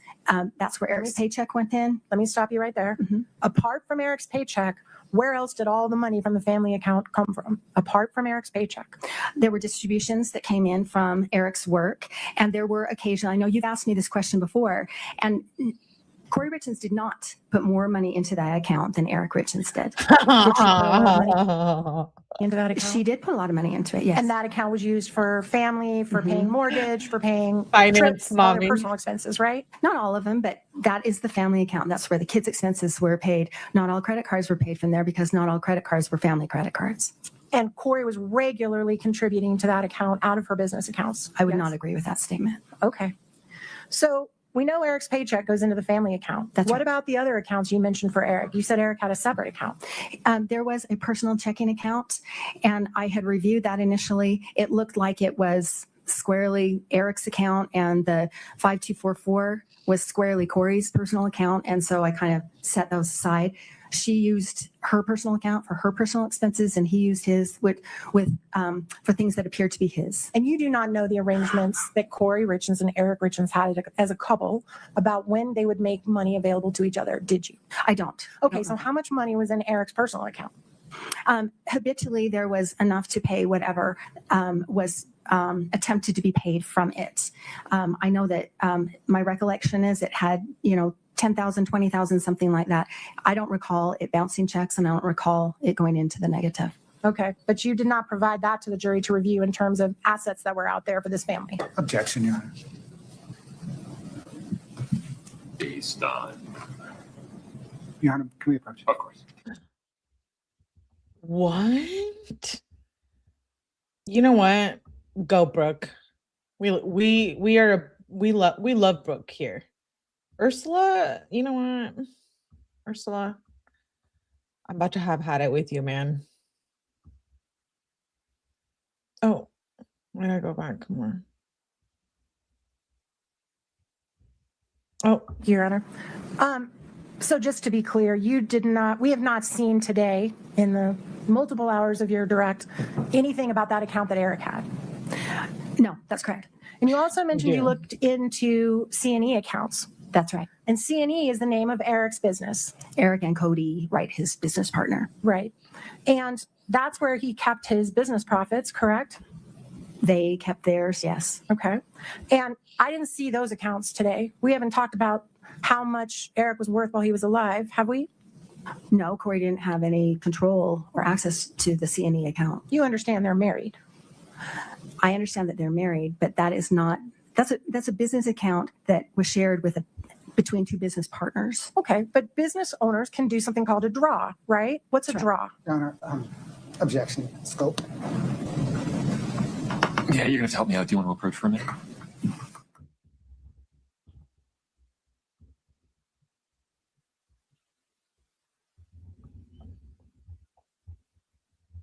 that isn't Corey's account. I can't stand what's Ursula trying to do? Make a point by being rude? Like, really, that's not winning points with me. I don't know how the jury feels about that, but like, stop coming at Brooke like that. She's just doing her job, and she did her job really damn well.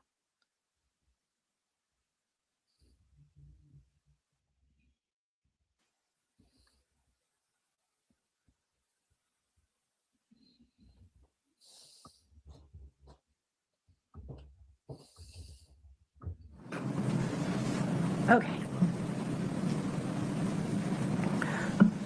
The C&E accounts, that's the business accounts that Eric and his partner put money in for their business, correct? That's where the revenues and their expenses were paid, yes. And the jury saw multiple examples of C&E checking accounts today during your direct, did they not? That's right.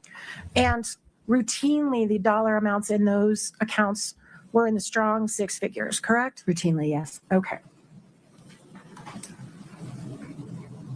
And you don't know what arrangement Kouri Richins and Eric Richins had about whether or not he would invest in her business, whether or not he would be a silent partner, whether or not he would help her fund her business. You don't know that, do you? No.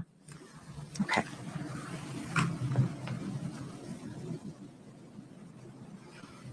All right. I want to talk a little bit about the Barney house, Okay. 𝗡𝗲𝗄𝗆 Barney's house. You guys spent a couple hours on that, or about an hour and a half on that today in direct.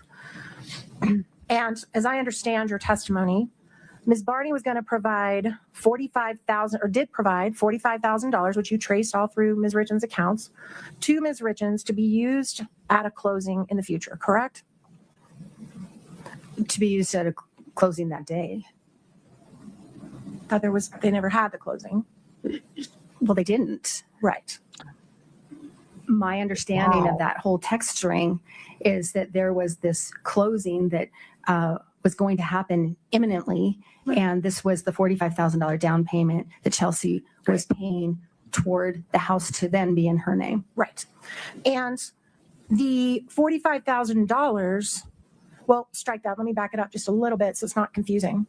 Kouri Richins Realty had already purchased the 𝗡𝗲𝗄𝗆 Barney home prior to all this, correct? That's right. And you went through all the efforts she was making to try, well, let me ask it this way. When it's first purchased, the idea was probably to flip it, right? Like she does all her business. No, She was going to keep it. she was going to keep this one. Okay, but she had hard money lenders the same way she did on her other flip properties. Well, remember, she's got those two different kinds. You know, she's got the hard money where she's got a 6-month balloon and she doesn't have to pay anything in between. And then she's got the other ones where she has a due date, a maturity date, and she has to make those monthly payments. This was one of those. And so her original loan was due January 8th of 2022. And that's about the time that this transaction with 𝗡𝗲 is going on. Okay. And as you explained in your direct, she was trying to shop around for a long-term mortgage to get better terms of the mortgage, right? Right. With David Ige and Excel, she was trying to refinance a few things. Right. And while she's looking for a new mortgage package, 𝗡𝗲 sends her this $45,000, right? No, I think I could be wrong about this. She had been dealing with David 𝗍𝗍𝗍 since August and September of 2021. It was right about this time that everything just fell apart because he needed wet signatures from Doreen and he never got those. Okay, So so everything try fell to apart. focus on my question if you can. Okay. While Whoa. Don't talk to her like that. Kouri's looking for a new mortgage lender, a new mortgage package, Whoa. during the time that she's shopping for people and you kept putting up all the ways she's trying to get new lending, that's when 𝗠𝗲𝗹𝗆 provided to Kouri the $45,000. I don't know. I don't know what she's thinking. I don't know what she's doing. What I can say in response to your question is that I'm aware that she had been dealing with David 𝗍𝗍𝗍 on a number of properties over a number of months. I don't know who else she might have been shopping, looking for a new loan. I know that she had a deadline and she had extended that loan. Okay, I I thought you said she was shopping with Excel. She was. Okay, so that's one person she's shopping for, right? You brought that up. I'm not trying to argue with you. Okay. I'm trying to understand and answer your question. You said she's shopping to all these lenders. I don't know that. I know that she was consulting with David 𝗍𝗍𝗍 and had applied for a loan to refinance a number of properties through him. Okay. And there were 3 different phases with him trying to get that funding. Doreen was brought in trying to get that funding, and it did not come to pass. Exactly. So the $45,000 was not put in a trust account at a closing firm, right? It was given just to Kouri. That is true. And Wait, please Okay. wait and let me just ask Sorry. my questions. my apologies. So the $45,000 Wow. was given to Kouri, not in trust, not to be held, was given to Kouri, correct? That's right. Okay. As long as Kouri Richins shows up at the closing, whenever it's set, with $45,000, she's complied with her agreement with 𝗠𝗲𝗋, correct?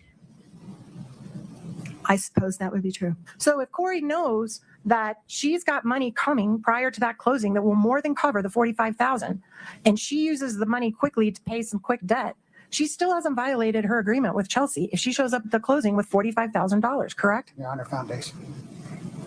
Overruled. Go ahead. I believe some of that requires a legal conclusion. I'm not a lawyer, and that's for the jury to decide.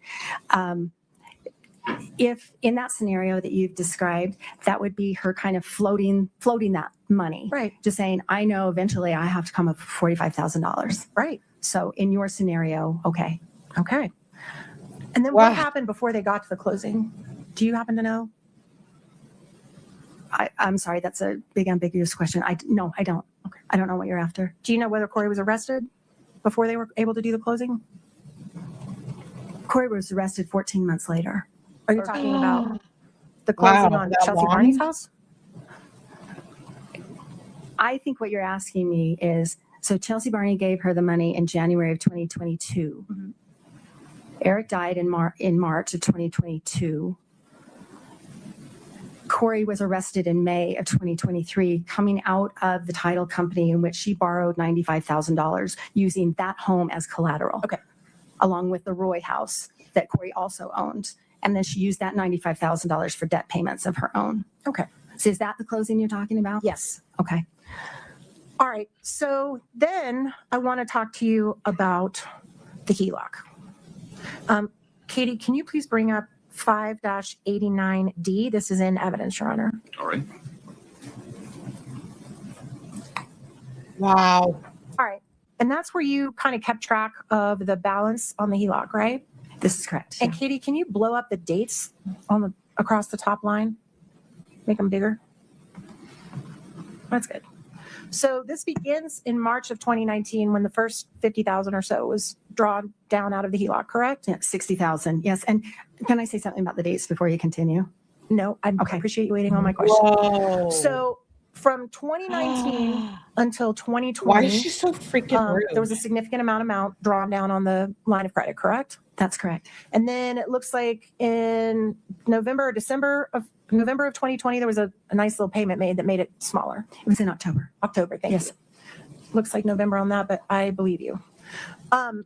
If Eric Richins' sister testified that Eric became aware of the use of this HELOC back in 2020 and it precipitated his creation of a trust, would it be fair to say that if he knew about this back in 2020, for the whole rest of that chart, Eric is still utilizing the HELOC, Eric and Kouri? Objection, Your Honor, calls for speculation. Sustained.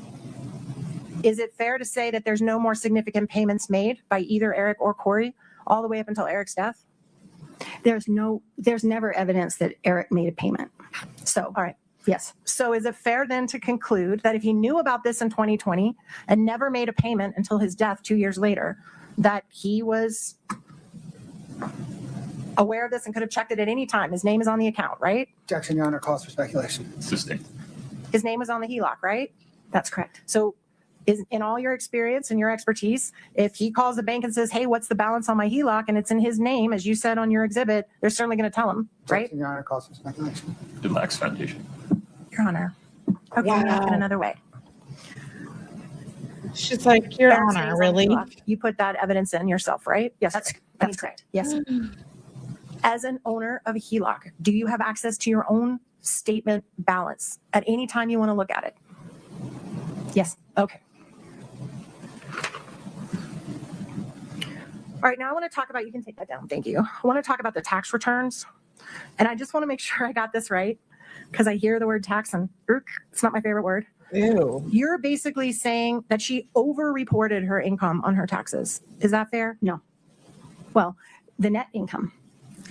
What I'm saying is the accounting that she gave to her tax preparer, her CPA tax preparer, for the expenses on her properties did not match what her own notations in her bank account. So because of that error, she paid too much taxes, in your opinion, like a lot too much taxes. She had a larger tax liability. And remember, I also said there's that big category of loans. All those payday loans are not on the CPA's financial statements. Like for 2021, for example, there's nothing. Well, and if she'd have reported the loan, she'd have paid even less taxes, right? Absolutely. So she way over-reported her taxes and paid too much taxes. Whether or not she actually paid them, that's a different story. But the tax liability Whoa. was significantly larger than it would have been had she accounted for everything correctly. And you stated through Mr. Bloodworth that it's possible she did this just to look successful to people. That is not what I said. Okay. And a note about the 2019 tax return, I don't know if it was ever filed. Well, that's a good point. I do know that she prepared it and she did submit it to the government as part of her PPP loan forgiveness. Did you ever review the packet of information of what she actually did submit to her accountant? Yes, I've looked at every page. And do you have any evidence as you sit here today that she ever provided proof of that tax return to any of her hard money lenders? I don't know which, other than giving, submitting it to the government and through UCCU Credit Union for that loan forgiveness. I don't know if she ever showed that to anybody else. So it's fair to say that if she never did, it's pretty hard to argue the whole reason she way overpaid her taxes was to look successful to people if she never shared it with anyone. Fair?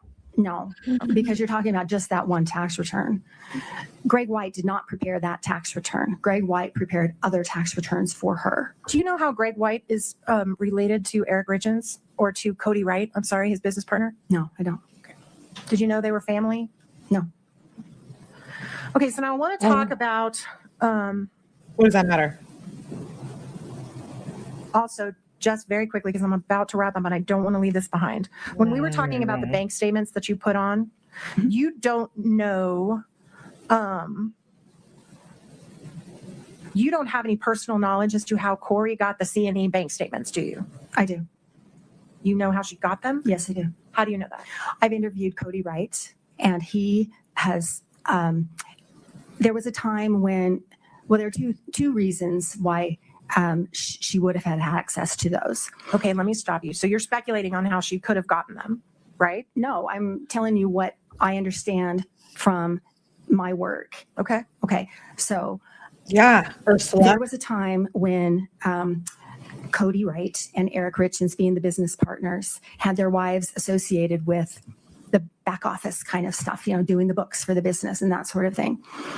And there was a time that those responsibilities were shifted only to Cody's wife and taken away from Kouri Richins. When was that? I'm sorry, I don't recall. I Okay, don't. so stop there. Okay. The statements you introduced today from Mhm. C&E were all in 2021. Do you know whether or not Kouri had had those responsibilities taken away from her prior to 2021? I don't remember what he said. Okay, so if her responsibilities were taken away from her by 2021, do you have any knowledge of how she would have gotten those C&E bank statements? My understanding is the family computer at the house was actually the a C&E laptop, I should say. And I don't know if it was the C&E, but it was a C&E. So she could have pulled it off her husband's computer, right? That's possible. Or her husband could have pulled it off his computer and handed it to her. Drop the attitude. He could have. That would have been a really curious thing for him to do. Look at Bloodworth don't in the know. back. No. All right. Now I want to talk about I love the him. profit and the taxes, the profit and loss analysis, all of these things that you were doing. Is it fair to say that someone who's not a you, someone who's a me, who barely can balance their checkbook, that we judge our success on what we report to the IRS every year? Did we make money? Did we lose money? Is that fair? 1 second, Ms. Carrington. Bloodworth can't even talk. He's like, Judge? Counter calls for speculation, not sure foundation, not sure where we're going, really. I'll give Ms. Nestor some limited latitude. Let's see where this goes, Ms. Nestor. Is He's that like, fair I that don't the even average know. person that's not a financial expert, if you said, did you have a good year financially? You look at your taxes and say, yeah, I made money this year. Look at him. I think first it would be, do I have money in my bank account? Can I pay for He's like genuinely confused. groceries after I pay my car payment? Okay. That sort of thing. If you're talking about just the average kind of concerns that a person or family would have, I will say yes, that what you're talking about does play into that. I don't know if that's the first place I would look. I'd look at my day to day, but I think I understand what you're saying, and I would say that that's part of it. Okay. That's Do you have any reason to believe that there was a you, that there was some forensic financial person back in 2020, 2021, that there was a you? Look at 2022, reviewing Kouri's business for her and doing what you've done here today? I doubt very much that there was much of any of that. There's no QuickBooks evidence that I can find. I don't see any. I have not seen any ledgers. The stuff that Kouri Richins submitted to her CPA was on spreadsheets, and it was very detailed. It just wasn't correct. Okay. So, and you certainly concede that what you're doing here today is looking backwards in time and trying to analyze things that happened in the past with someone you've not been able to talk directly to, correct? That is correct. I've not spoken to Kouri Richins. So you don't see it in all the hundreds and thousands of documents that you reviewed to come up with your conclusions today. You never saw any suggestion that there was someone auditing her business? No, I think that would have been a benefit to her. Sure would have.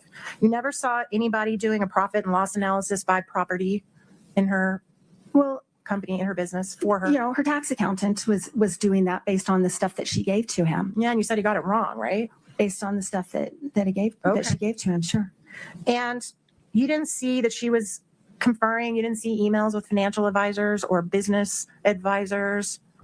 No, there's an email string between her and Matt Strong where they talk about how to reduce tax liability by retaining rental properties. And she was getting advice from him, right? Because she didn't know that stuff, and he was helping her. I don't know why. You read the email.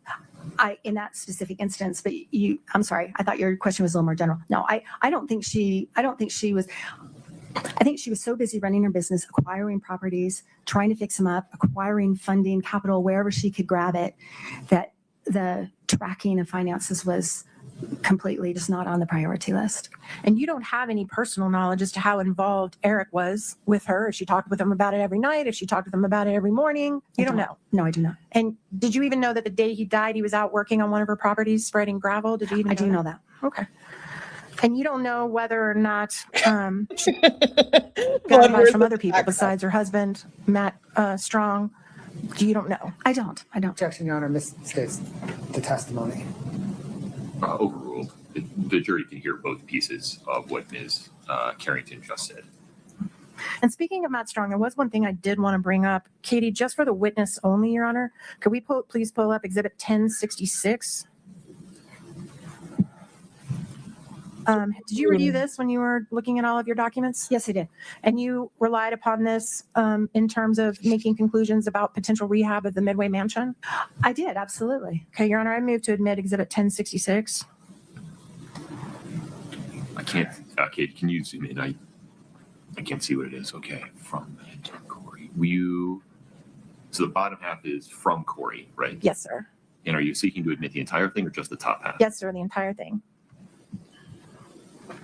Ew.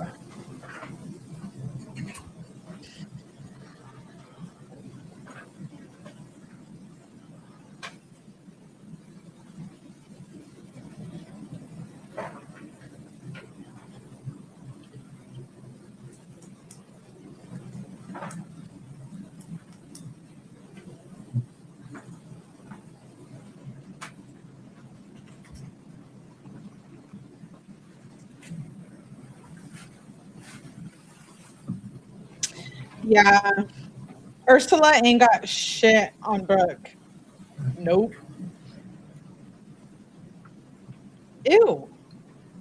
Lizard lips No objection. or tongue or mouth. Lizard mouth. Sure. Oh, geez. I don't understand why she's being rude to Brooke. Like, I get it. We get it. You want to be better here. What does she get out of being rude to her and talking in that tone?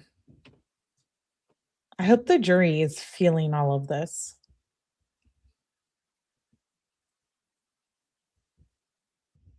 Once you read this, Really.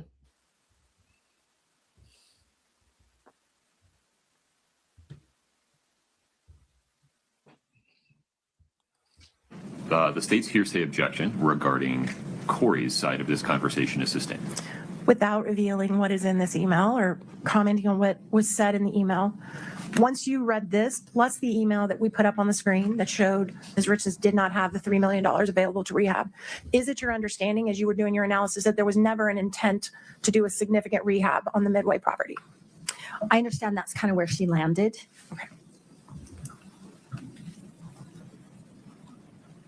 Court's indulgence for just 1 minute. I'm very close.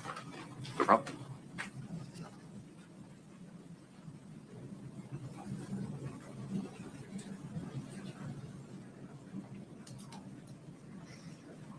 Ooh. Thank you, Meow Meow, for gifting a membership. Who got it? Stupid StreamYard doesn't tell me. Thank you, Meow Meow. I appreciate you. Why can't I see who got it? I do want to talk about one more thing before we wrap up, and that's I this marched. concept of valuation. Okay. You made a statement that a house is valued at whatever someone's willing to pay it for it, right? That's not just my definition. That's the IRS, and that's Okay. business valuation But 101. certainly, if I had two houses and I decided I wanted to give you one for a great deal because I think you're great, and I said, you know what, Miss Carrington, I'm going to sell you my house for $5. It doesn't mean that my house is valued at $5. It means that's what the value you put on my house or that I put on my house, right? That's the value that you put on your house, I suppose. Yeah, Right. sure. And Wow. the county, every year we get a little letter from the county telling us what they think our house is valued at, and that's what they tax us at, right? That is the assessed value. That Right. is not what they actually think it's worth, but that's the assessed value. And it's kind of a rule of thumb that the county actually does us a break and usually values it way below what it actually is, what you could sell it for. Yeah, they at least in Salt Lake County, which is the county where I'm most familiar, they do it every 4 years, and they draw it from comps, comparable properties. Right. And so you're certainly not suggesting to this jury that the Midway Mansion was only worth $2.9 million just because that was the purchase price, right? I think every indicator is that it wasn't worth a whole lot more than that. Do you know what it actually ended up selling for? I do. How much did it actually end up selling for? It was about 3.4 million. Matt Strong sold the note. It's a complicated transaction, but Matt Strong foreclosed on it. And wait, stop right there. He foreclosed on it after Kouri was arrested, correct? It was in the works already. I think the actual notice of default was Get filed Kouri, like- shortly after. But After Kouri was arrested. right, like 4 days after, but it had been coming for many months. I Kouri, mean, we shut up. This doesn't make you look good. have to look at the totality of the circumstance. She had defaulted on this many months before, and there were indicators that Oh my this gosh, was I wanna coming fight one Kouri. way or another. If Kouri had been able to stay till the very bitter end when the sale was made, they would have made $1.5 million. No, nowhere close. What did you just say they sold it for? He sold it. He sold the note. So this, Not the note. What did they sell well, the house? but this is part of the transaction. He sold the note to the current owners. So what that meant is he sold the rights to collect on this debt from Kouri Richins. And at the time, he sold that for $3.7 million. And then it went into the trustee sale because it was foreclosed. And the Harns, the current owners, paid $3.4 million for that property. So the current owners that live in it now bought that property for $3.4 million about 2 years after Kouri bought it for $2.9. Let me do the math. They bought it so she bought it in March of 22. I think it's a year and a half, Better. 18 months later, they made somewhere like that. about $500,000 in profit. No, because they bought it from themselves. Okay. What was the purchase price that it was ultimately sold for? 3.4 million, but they bought it from themselves. I understand. Do you know the condition of the property when they bought it for 3.4 million? I do. Had they rehabbed it? No. So they hadn't done anything to it and they sold it for 3.4. And they also hadn't dealt with the Armored Corps of Engineers. So had they been able to do all that, it would have realistically sold for more. If it's okay, let me understand your question. If it's completed, finished, and all the issues with the wetlands and having to grow the new plants and all that stuff, Mhm. if that's all, I would think it's worth more. Okay. Now, you're here today to give a snapshot of a financial condition at a certain moment in time, right? No. Okay, let me rephrase it. You're here to look backwards at Kouri Richins' financial situation, right? Could you please restate that? And We're what here- time frame are you looking Backwards, the past. from We're here- today? From today, backwards from today, you are here to evaluate in the past what Kouri Yes. Richins' financial Okay, situation no was. projections for the future. Correct. Okay, yes. What the? But certainly, and you're here to do that, to come up with your conclusion that at the time that Eric died, she was financially, I believe your words were, in distress. That's your conclusion. Yes. Okay. And certainly you would agree with me that every single person who's in financial distress does not opt for a solution of murder to fix their distress. Objection. Is that fair? Your objection, Mr. Bloodworth? Speculation. Sustained. Okay. Wow. If in fact Ms. Richins was in financial distress, that does not, you're not here to say she killed her husband, are you? That's for the jury to decide. I am not making any conclusion about that at all. Because you don't have any knowledge about that at all. Well, that's Objection, Your Honor. That's answered. Sustained. What Do you have any the? knowledge personally about whether or not on the night of March 3rd, Eric Richins voluntarily ingested Ms. Nestor, fentanyl? asked and answered. That question that I just asked? When she said she doesn't know anything about that, she meant she doesn't know anything about that. Whoa. Ursula's out of pocket, man. With her tone and everything. She's And nothing saying. in all the 100 and some thousand pages that you reviewed. Did you ever see any statement by Kouri Richins written down to anyone, to any of her investors, to anybody, saying, I know I'm going to fix this problem. I'm going to kill my husband and then I'll have plenty of money. Objection, Your Honor. Did you ever see any of that? Overruled. Ms. Carrington, you can answer the question. there's an email between her and Matt Strong where she talks about the inconvenience of being married. Okay, so does that answer the question I just asked you? You've asked, I'm not trying to create anything, but you said, is there anything that indicated anything? And, I don't talk like that. Oh, So apart from an email that she sent saying it was inconvenient being married, wait. have you ever seen any I freaking love. suggestion in anything in writing that Kouri's financial plan was to collect on life insurance and pay all this money off? Have you ever seen that? To collect the life insurance to pay everything off. No. Thank you. I don't talk like that. Mr. Black.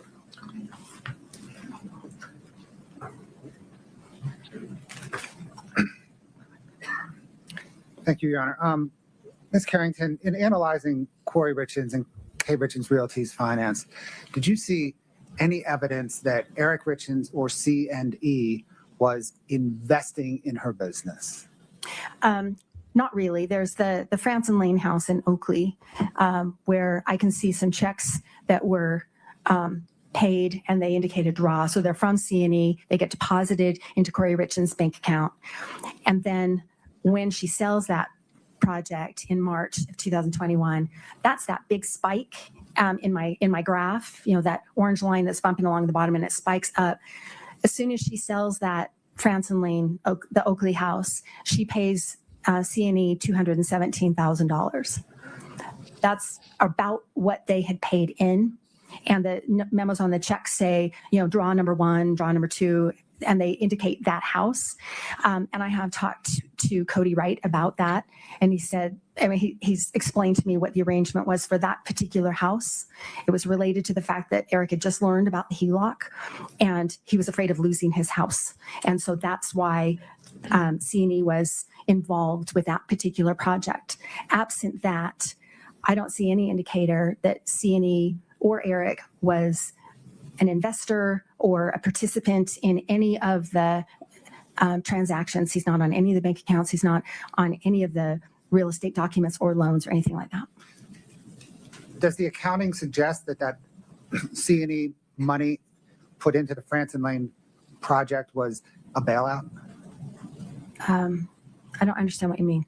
Was that money needed to see the project through to completion?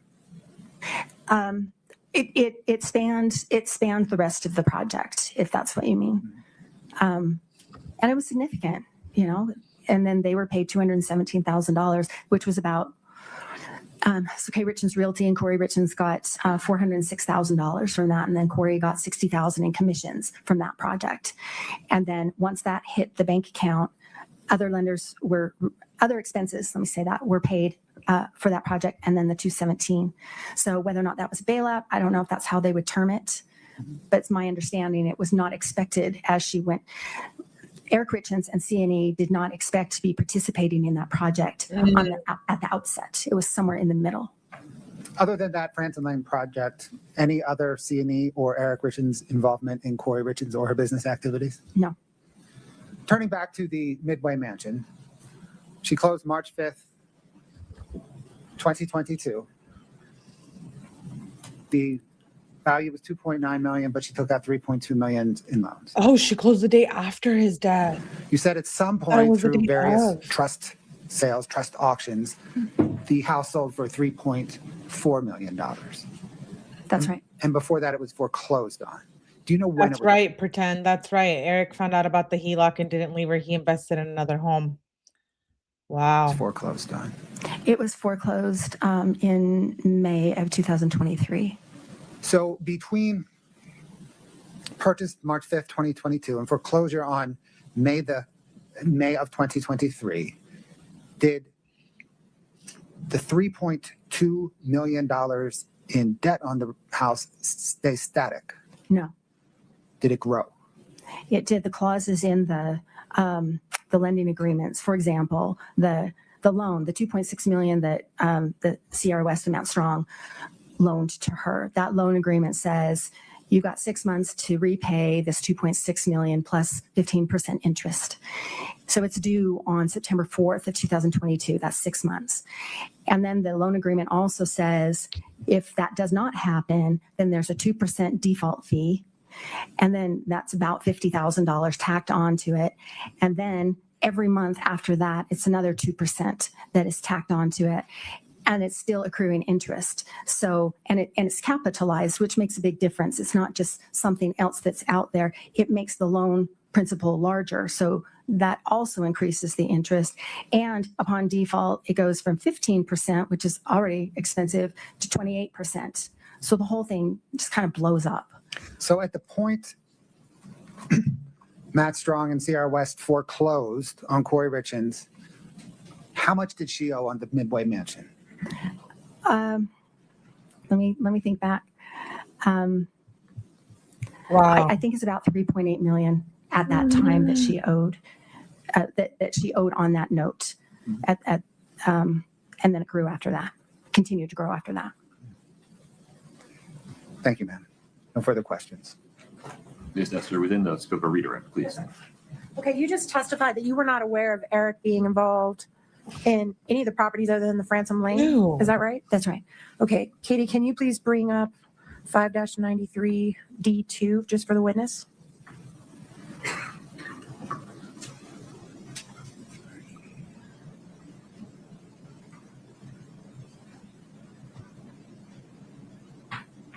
Okay. So actually, this has been admitted, Your Honor. Can we show it to the jury? Of course. Ew, Ursula. So goes here back you in. have Eric and C&E Masonry as a funding option for Kouri Richins. Is that correct on your own exhibit? That's correct. So that's the 2020 to 2021 time period. Right. So she bought that Franson Lane project and she was working on it in October of 2020. She ended up selling it in March of 2021. And so that's why during this time period, that's what I mean. It's the one project. I'm aware of a real estate schedule that she submitted to many of her lenders, and she includes projects that were Fox Lake investments that are Eric and Cody's, his business partners, and she included them as her own, but they were not her own. Okay, so I'll get to Fox Lake in a minute. Okay. But are you aware that Eric was a lender on the Mill Creek property, but he lent $40,000? I did not see a trust deed or anything, so no, I'm not aware of that. Okay. I want to talk about this Fox Lake business that you just mentioned. Okay. This is a business that basically was a flip business as well, right? I think that was the anticipation, yes. So Eric started his own flip business with his business partner. Is that right? And they had a third partner as well. And who was that? It's like BlackRock and I'm sorry, I can't remember, but it's an LLC. It's a third party, not related to anybody we've talked about. So it's just completely separate and distinct. Okay. And do you know whether Fox Lake would have been a separate entity from CNE? I mean, like, were they a DBA or were they separate? Correct. Is that what you're saying? I have looked at that. I believe that they are separate, but So Not sure. did you evaluate Fox Lake and the value of it? the value of the company, Mhm. I've looked at their bank account statements and I've traced their projects and they had nothing to do with Kouri Richins. Okay, but just bear with me. What was the value that you came up with on Fox Lake? Objection, Your Honor. Your Honor, please give me just a Wow. little bit of leeway here. Wow. Go ahead. What was the value of Fox Lake? Okay, let me ask you to clarify your question. Are you talking about valuing their business? Just how much assets did they appear to have in your analysis of them? I know that they had a few projects, and I'm going from just their bank account statements and my 14 schedules that you have, the fours, those are every account I've looked at, and you can see that I have looked at them. The Fox Lake Investments, I know that they had a few projects. I really don't know much about them because they had nothing to do with the family, Eric and Kouri Richins. They had nothing to do with her. So if there's a prenup that prohibits Kouri from recovering any assets from C&E, it wouldn't apply to Fox Lake because Fox Lake's a separate entity, correct? Objection, Your Honor. Foundation. Sustained. Is Fox Lake a separate entity from C&E? I honestly can't remember. I know that they have a separate registration, but whether they are a DBA, a doing business as, and so they're under the CNE, or whether they're separate, I just don't remember. Okay. And at some point, was Kouri Richins listed on the Fox Lake paperwork? I don't believe so. Okay. Did you check that? I did. All right. And you also mentioned that you traced, strike that, I need to say also, she's not a signer on the Fox Lake account, on the bank statement, account. right? She's not. And did you, just to make sure on the accountings that we're talking about, did you ever account for cash? I'm sorry, which Cash on accountants? hand, like cash that the Richins actually had? I believe that the original inventory, but this is not in the confines of this case. Let me answer it this way. I understand that there was a safe in the garage, and I understand that there may have been a lot of cash there. That's outside of the scope of looking at the financial statements and things. So if someone testifies to how much cash was in that safe, What? that is not accounted for anywhere in here in your asset evaluation. No. And you also, I Oh, know why there was would like it be, Ursula, if it wasn't used to move around all her money and do her $10,000 or something in a backpack, or something that was part of the search warrant. Okay. And that's, and that cash isn't in here either. no. And also, I don't know anything about where it came from, whose it was, So no. Okay. And also, did you account for Kouri Richins life insurance policies and their cash value anywhere in your asset evaluation? No, because she's alive. Okay, but you understand that some life insurance policies you can draw down out of, right? I understand what you're talking about, but I think So can you answer my question? Anywhere in your evaluation, No. did you include life insurance value that Kouri Richins holds on herself? No. All right. Did you also check on Eric Richins' life insurance policies if they were like whole life, where you can draw down out of them? they're not whole life. Okay, they're all term. Yes. And the dates of those policies, with one exception, all predated 2020 when he purchased those policies. Well, they purchased the policies in 2017, I think. Okay. Except that last one. The $100,000 one. Right. That Okay. she got right before he died. Right. Yeah. That's all I have. Thank Wow. you. Wow. No, sir. Ms. Nestor, may we release this witness? Yes. Okay, Mr. Blood. Yes. Ms. Carrington, you are free to go. You're released from the subpoena. Thank you very much. Nice. We just did it. We did it. We did it. We got through day 7. Definitely gonna be. I don't know if I'll be streaming it during the day. I might do a little bit later. I like to do it when the whole freaking world is doing it. That was really good day. That was awesome. Shout out to Brooke. She did amazing. She was on the stand all freaking day. Unbelievable. Unbelievable. Wow. Shout out to you guys for hanging out too. We're 5 hours in exactly. Speeding it up and no breaks is so much better.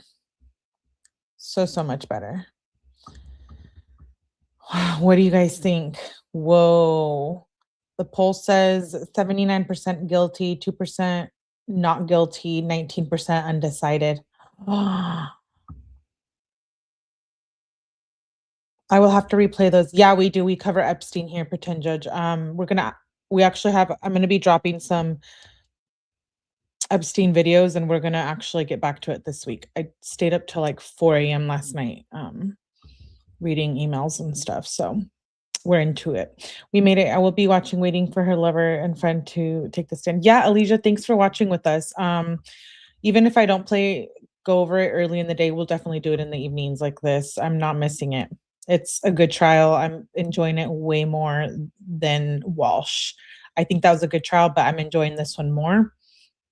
And Courtney Clenny's coming up after Richins. I'm so excited.